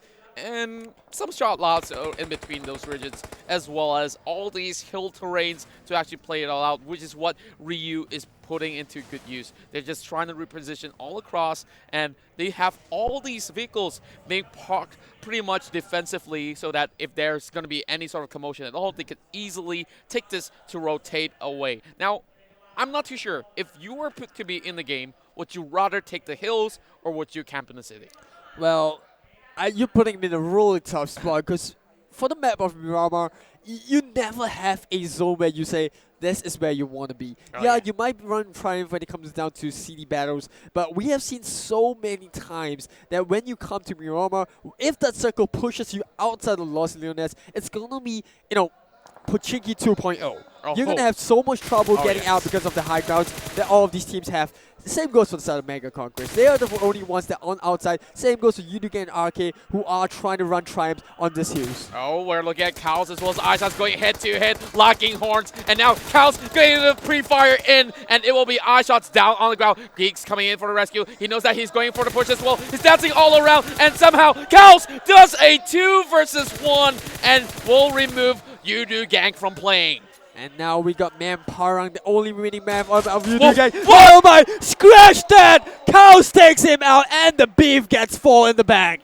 Cows just gave them the biggest sucker punch of their lifetimes as Yoodo Gank drops out 15 in this game. And wow, he just managed to spot it out in the blink of an eye, and he knew where Yeek was going at the same time. Man, Parang was a little bit unfortunate because although he did manage to get the knock over the Zico, he got backstabbed and he had no clue as to where that shot came up from.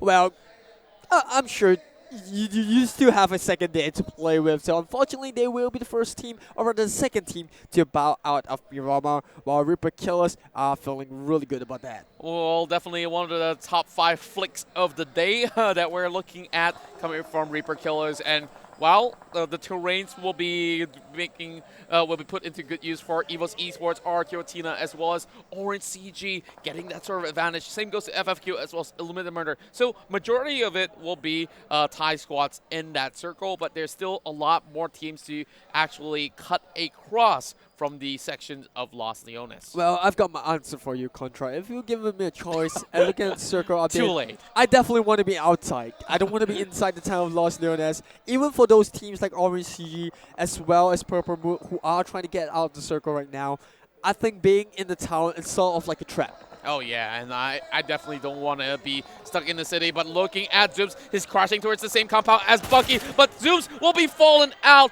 with Darley also going for the spray down right there. CZ is going to go in to try to push off members of FFQ or perhaps buy enough time to save Zooms. So this mission looks like it's going to be pretty much bleak for them to even do all too much as Chopper hops from the back as well, trying to defend, trying to look for all these kills, but FFQ, we see Chopper running in the wrong direction and does not spot out where CZ is at. Oh, there we go. He gets taken out instead. FFQ come into the wrong house, but they managed to pick up 2 kills on the side of Purple Moon. CZ and Zooms so far away from Nalvin, and the Thai team getting taken out, but Nalvin still has a fighting chance. He's so close to EVOS, and he hears all these footsteps on the top of this hill. Nalvin has no business right there in that sort of a section of that compound, and there's no way for them to even fall back for the rescue. While Bigetron Esports now locking horns against Ryu. Well, Ryu's just going to be hopping out that construction site while part of the city is still being covered up. So they don't really have to rush in towards the next phase, but of course, all of them are looking to at least get themselves near towards the center where the next phase is going to be confirmed. But that's one huge nade coming in from EVOS Esports. I'm not too sure if you actually remember Contra, but this is a similar circle to what we saw in the regular season where Box Gaming actually was going head-to-head with FFQ. Although FFQ did manage to win, but this is going to be really close. You got Ryu getting...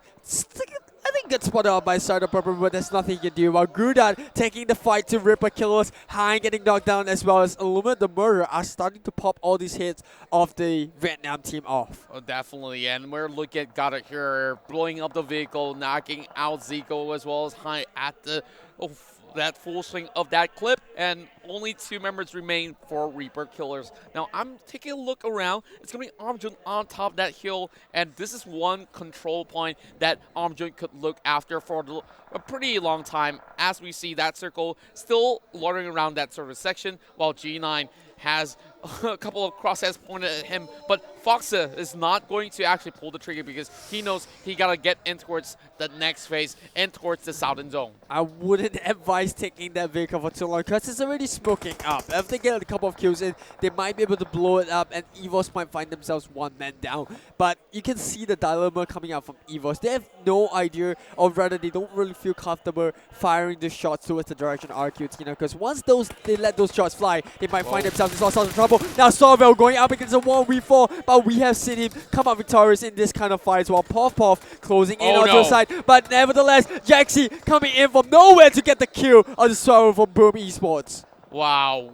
Nowhere is safe for any of these teams, as we see Goddard here pulling a little bit of trigger on that window pane as Ramones gets clipped off by some of these bullets coming from Leon X. Well, Orange CG, they do have this whole warehouse to play with, while the rest of Bigetron are already marching by. They're taking those vehicles, and Luxy flipping that vehicle right as I speak.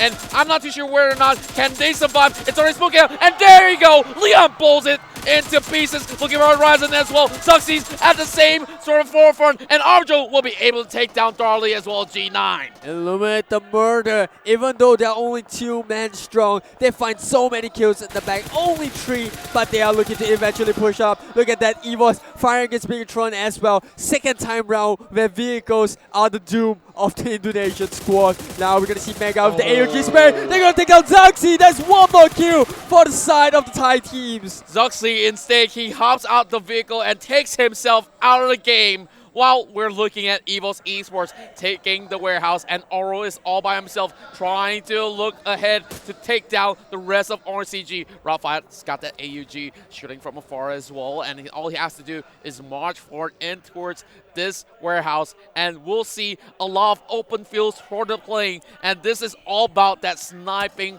angles for all these teams, as Martin goes in for another pickup, and the rest of the LYNX have just arrived! Oh, Martin, he wished that he was holding a grenade right there, right then. He could have taken up 3 kills for himself against SnowLynx, but now Martin all by himself going to be using that first aid kit, but he has no cover to work with. But Matoy coming in for the side, giving some sort of protection, and illuminate the murder, and RRQ.ATHENA shatters spoils as SnowLynx knocks out in 13th place. Bait and switch Matoy to support the guy who managed to go in for the perfect setup alongside with Martin to bring them in towards the next phase. And we're looking at RRQ.ATHENA alongside with Illuminate to battle it out in that sort of final circle in towards phase number 6, which will close out in 1 minute time. Everything was going so well for SnowLynx, and they thought for a moment that they might have taken out Martin, but no, Illuminate the murder coming in from the side as well. And you can see Jones just saving his teammate just in the nick of time, while now EVOS taking control of the warehouse. They got Juxin and Foxer gonna be linking up with the rest of the teammates, while FFQ, they play 1 grenade towards the side of Bonk. That's gonna be a grenade nicking Bonk down to half HP.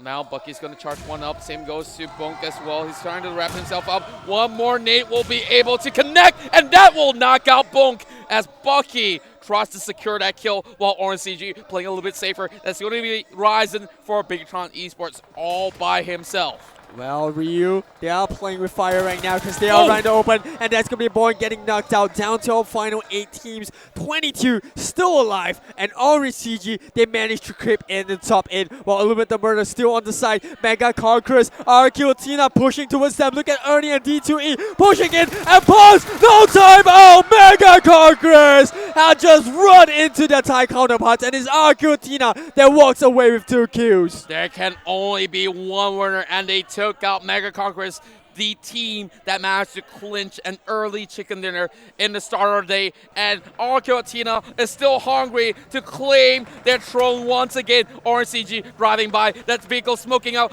driving straight into its RRQ.ATHENA, and that's a bad flip. They gotta bail out, and Campfire survive. It's gonna be Pop out, dropping out. Same goes to Chopper. There's not enough time as they're going to getting clipped by the blue. Ryzen trying to stall for time. He looks for D2E. D2E shuts him out. This is gonna be your top 4 situation, and there is ILLUMINATE Murder, EVOS Esports, as well as RRQ.ATHENA. Hold yourself calmly. Illuminate the murder. They managed to pick up the last win in Miramar, and they want to continue that streak. Senior firing from the flanks as EVOS gets ripped apart by these two Thai teams, and all those smokes might provide a little bit of cover, but there's nowhere to hide for the Indonesian squad. There's going to be a couple of smokes for them to actually cover themselves. Boom! There it goes! Foxen knocks out the top shooter, Armjo, and now he spots out Oro running from the corners as we see Senior going for a stretch out. He managed to take down Dixie as well. Oh my goodness! They're taking down EVOS Esports! RRQ.ATHENA putting that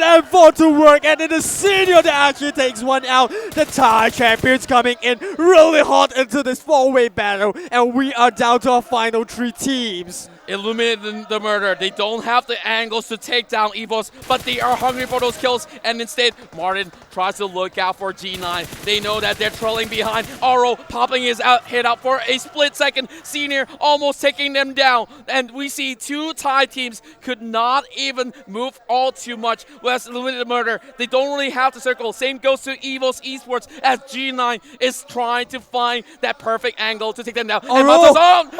There goes Oro! Oh, from the back, and Oro gets 1 hit onto Armjo's, but he might be able to get 2 more. Martin with the spray back, and ILLUMINATE the Murder are fighting back right now, but Foxer comes into the rescue of his teammate. But here comes Gudon, as well as the rest of the ILLUMINATE the Murder. They get 1 more to EVOS, and they are raining bullets after bullets onto the Indonesian teams. They dropped all the first aid to Jughead, hoping that he will be able to kill in time. And ILLUMINATE Murder, they could not push ahead against RRQ.ATHENA. They understood that, and now they're going in for the depth attempt as we see RRQ.ATHENA going in to take down every single one of these members of ILLUMINATE the Murder. We talk about the winners of the first round of this Miramar matchup. Now in the second one, it looks like to me RRQ.ATHENA, the defending champions, will finally get a taste of that chicken dinner as Jughead only down to 5 packs, healing himself, but there's enough time for RRQ to— Oh! What was that? Come out did to eat a little bit of a team fight coming out, but Jughead, he's still got 3 map packs. He doesn't have much time to bleed out, and I'm pretty sure that RRQ.ATHENA will pick up the last chicken dinner of the day. The final hurrah coming from Jughead, trying to look for at least 1 good kill. He's gonna bow out in style, and RRQ.ATHENA will be the winners of the final game inside Miramar to close off Day 1 of the PMCO Grand Finals. They might be the kings of Pubg, but they now have got a chicken dinner, at least 1 from Day 1. Oh my goodness. If this is what Day 1 has to offer, I can't wait to see what we have in Day number 2. Now, of course, ladies and gentlemen, this will be the final game, but we still have a lot more to talk about because we have not tabulated the score. We still need to take our time and count all these kills, all these ranking points, and of course, all these chicken dinners that has been brought up thanks to Tencent Games, Pubg Corporation, as well as VSPN for providing us all of these wholesome chicken dinners. Absolutely, and this has been an insane Day 1. I mean, 5 different winners, or rather 6 different winners, with Bigetron the only team to actually pick up 2 chicken dinners in a single day. That's right, and we're seeing so many of that sort of surprises throughout the rest of the day in every single map that was being played out, and Bigetron Esports was the one to walk away with most chicken dinners, but can they secure all too much? Because we saw Ryzen was the final member heading in towards that final few battle, but they did not secure all too much of a kill point in this final round. Yeah, I think it was a really tough circuit to play with. I spoke about how challenging Miramar is, not only the terrain, but how little utilities can get in that final circle. And true enough, it was actually RRQ.ATHENA that came up on top. ILLUMINATE the Murder, they might have been dominant in the first game. They might not pick up the chicken dinner, but I'm sure the high volume of kills will get themselves a top 3 spot of Day 1. That's right, and RRQ.ATHENA ending out the game really strongly. I feel like even if they don't really get themselves in towards that first place, at least a top 4 finish will do them real good. And of course, RRQ.ATHENA is now chasing back up. We see them not even giving any chances at all heading in towards this Miramar matchup. But to my surprise, Orange CG the team from the wild card has been consistently on form, always getting into its great position, and this is definitely something that we have to look out for. The rankings are ready for the match, but this does not tally as of yet. Of course, in the top 8, we have Orange CG Boom Esports with 7 points, and look what we have in the top 5. RRQ.ATHENA coming up all the way on top alongside ILLUMINATE the Murder as well, 19 and 27 respectively, with RRQ.ATHENA walking away with 7 points. And ILLUMINATE Murder, I told you, they have a really good record in Miramar, and now they're going to get 9 kills as well. 19 points back, not too shabby. Yeah, and even Friends for Gaming walks out with a total of 8 kills. Now that we tally down the scores, the total rankings, we're looking at such a close tight finisher with ReaperKiller only 1 point below FFQ, which is moving up to 15th place. Yoodo Gank on 14. 13 will be NFT Esports. Box Gaming on the 12th place. LYNX getting knocked down to 11th place with Boom Esports moving forward. And now in our top 8, Victoria's in play. Though they have the ticket in there, they are 1 point before EVOS Esports push their way up with that sort of finisher. All thanks to Jughead on getting that sort of point secured. And of course, Purple Mood Ryu will be sliding down the man. RRQ.ATHENA now will be tying out with ILLUMINATE the Murder. How is this even possible? 82 points for Mega Conquest and Bigetron Esports. Only 3 points away from breaking and towards that 3-digit score. A very tight fight at the top 3 spot as well. Around the top 4 with RRQ.ATHENA working with that win, tying it with ILLUMINATE the Murder. But the attention is still on the top 2. Mega Conquest with 82 points and Bigetron Red Aliens with 97.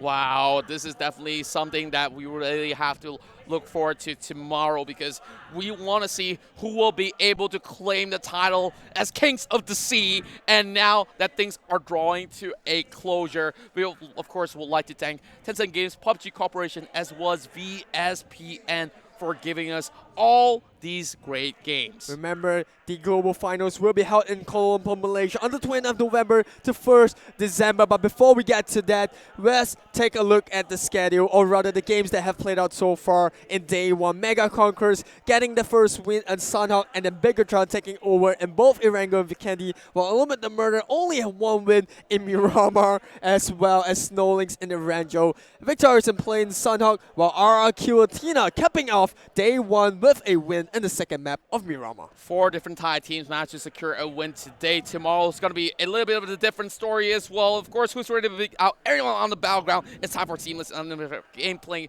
with the Vivo V17 Pro. And of course, with that being said, with the Vivo V17 Pro, you can outmaneuver and outfight every single one of your opponents to give you that edge. And of course, it will give you a more immersive performance to get you that glorious chicken dinner. But remember, we still have 1 more day tomorrow, and that's going to be 7 matches again on your board right now. Same schedule as day 1, Sanhok, Erangel, Miramar, going to Vikendi, and then we have 3 more maps of Sanhok, Erangel, Miramar. Remember, from the casting desk, this has been Aris as well as Contra. We hope you enjoyed today's stream, and we will still be seeing you tomorrow. That's right. We will be here at Samyan Midtown. And you can find us on the 5th floor if you guys are around Bangkok. You still have time to fly over if you guys would like to make that extra mile effort to get yourself into Bangkok. Hey, what's not to like here? Because we have great food, great chicken dinners, and of course, great players all across Southeast Asia.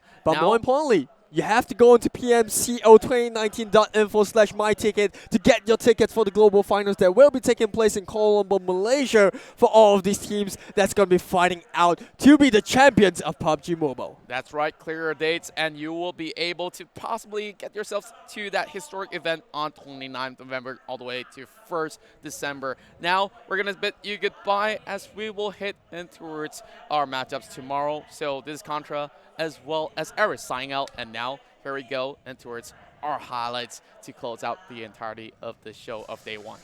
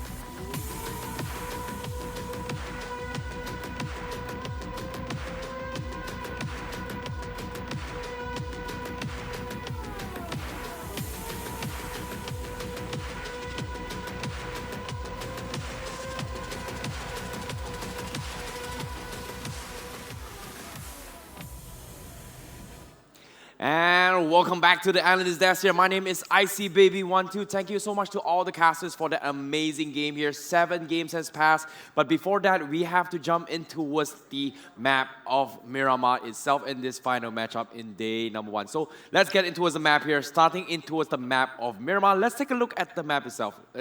It started the flight path here from the northwest section of El Pozo, passing towards Power Grid, Picado, and ending towards the vicinities of Puerto Paraiso. The circle opened up in the map here where you can see Los Leones is kind of dead center out of all these maps. So you can see a lot of teams kind of needed to rotate from the northern section and also from the eastern section of the map here. You can see also as well at least 50% of the map is covered inside the town of Los Leones. Whereas you can see the winners from the previous round here, you see RRQ was kind of smack middle on the western side here and there, where you don't exactly see a lot of teams congested in towards this vicinity of the map themselves, where you can see at least 1, 2, 3, 4, 5, 6, 7, 8, 9 teams more or less in the town themselves. So because of that, a lot of teams were expecting this to be ending in the city fight itself. So progressing towards the next slide as well, we can see everyone was kind of trying to gatekeep those of the team, especially teams from Snowlinks who's trying to gatekeep the guys from north. So let's take a look at the next slide. Yeah. Based on the circle as well, we can see everyone was trying to push their way through. But as soon as the circle pushed towards the western side, you can take a look at this clip itself. No one exactly knew where the circle would have ended. And never, except for RRQ.ATHENA, no one expected it to end outside of town. You can see teams like FFQ, BTR, Ryu, Boom ID, VIP, as well as Orange Esports were kind of in this vicinity. I think Purple Moon was here as well. So everyone was kind of stuck in towards Los Leones. I remember there's this interview back in the league itself. RRQ did mention as well, any town you go in, especially a big town, it's easy to enter, hard to get out. And you can see BTR is one of the teams who fell victim in this regards. They had to push their way through. But I want to talk a little bit more here about this fight, on how ILLUMINATE take this fight here. Martin was caught out of the position. When Snowlinks pushed himself with a buggy, he immediately turned tail, lobbed the nade over, did so much damage, and the only way he could have survived this was because of this support coming from Mad Toy from the side, flanking his way through towards Snowlinks, and because of that, they were able to save that fight. And eventually, as the game progressed here, you see it led to a top 3 situation where EVOS Esports versus ILLUMINATE versus RRQ. You see EVOS, they smoked up so much, they kind of gave away so much information away towards RRQ, where because RRQ, they had the circle in their advantage, all they needed to do was just sit this out, wait for the right moment, and just clutch their chicken dinner. And eventually, that is how they took that chicken dinner. So that's pretty much here in the map of Miramar themselves. But before that, ladies and gentlemen, here, I want to remind you, today has been a crazy, crazy day for all these teams here, especially those who's trying to get themselves the slot to head in towards the global finals. Need I remind you, this has been a long journey here because why? 6 different teams have gotten themselves a chicken dinner except for Bigetron Red Aliens with 2 chicken dinners in a row and also, 2 chicken dinners and also currently top in the leaderboards here. Will they be able to maintain their title? I don't know, because why? Tomorrow we're going to be having even more games here. The final 7 in day number 2 here in the Grand Finals for the PUBG Mobile Club Open 2019 Southeast Asia Fall Split Grand Finals. Once again, I would like to remind you guys here, this event is sponsored and hosted by Tencent, PUBG Corp, and VSPN, and with our title sponsor, Vivo, who's already beat out anyone on the battlegrounds because why? It's time for seamless and uninterrupted gaming time with the Vivo V70 Pro. Remember to play PUBG Mobile with Vivo V70 Pro that brings you more immersive, more powerful, more outstanding performance to get you that glorious chicken dinner. And also a little bit of attention for you guys as well because PUBG Mobile 11/11 Player Festival is currently officially launched. Please log into PUBG Mobile Game Lobby Event Center now to get your bonuses, and the huge giveaways will start on the 8th of November. And get ready, squads, because why? They are giving you some amazing, amazing surprises. And not to mention as well, PMCO 2019 Global Finals will be held in Kuala Lumpur, Malaysia on the 29th of November till the 1st December. And remember to log into PMCO2019.info/ My Ticket. That is MY Ticket. PMCO2019.info/MY Ticket to get your early bird tickets to head towards the Global Finals. Once again, tomorrow is going to be the last day here. We are going to be starting live at 12 p.m. GMT +7. That's Thailand time. And I hope to see you guys here, especially those of you guys watching at home. But as of now, I have a special surprise for you guys who are currently at the event. But as of now, I'm going to be closing off the stream here. See you guys tomorrow back at home.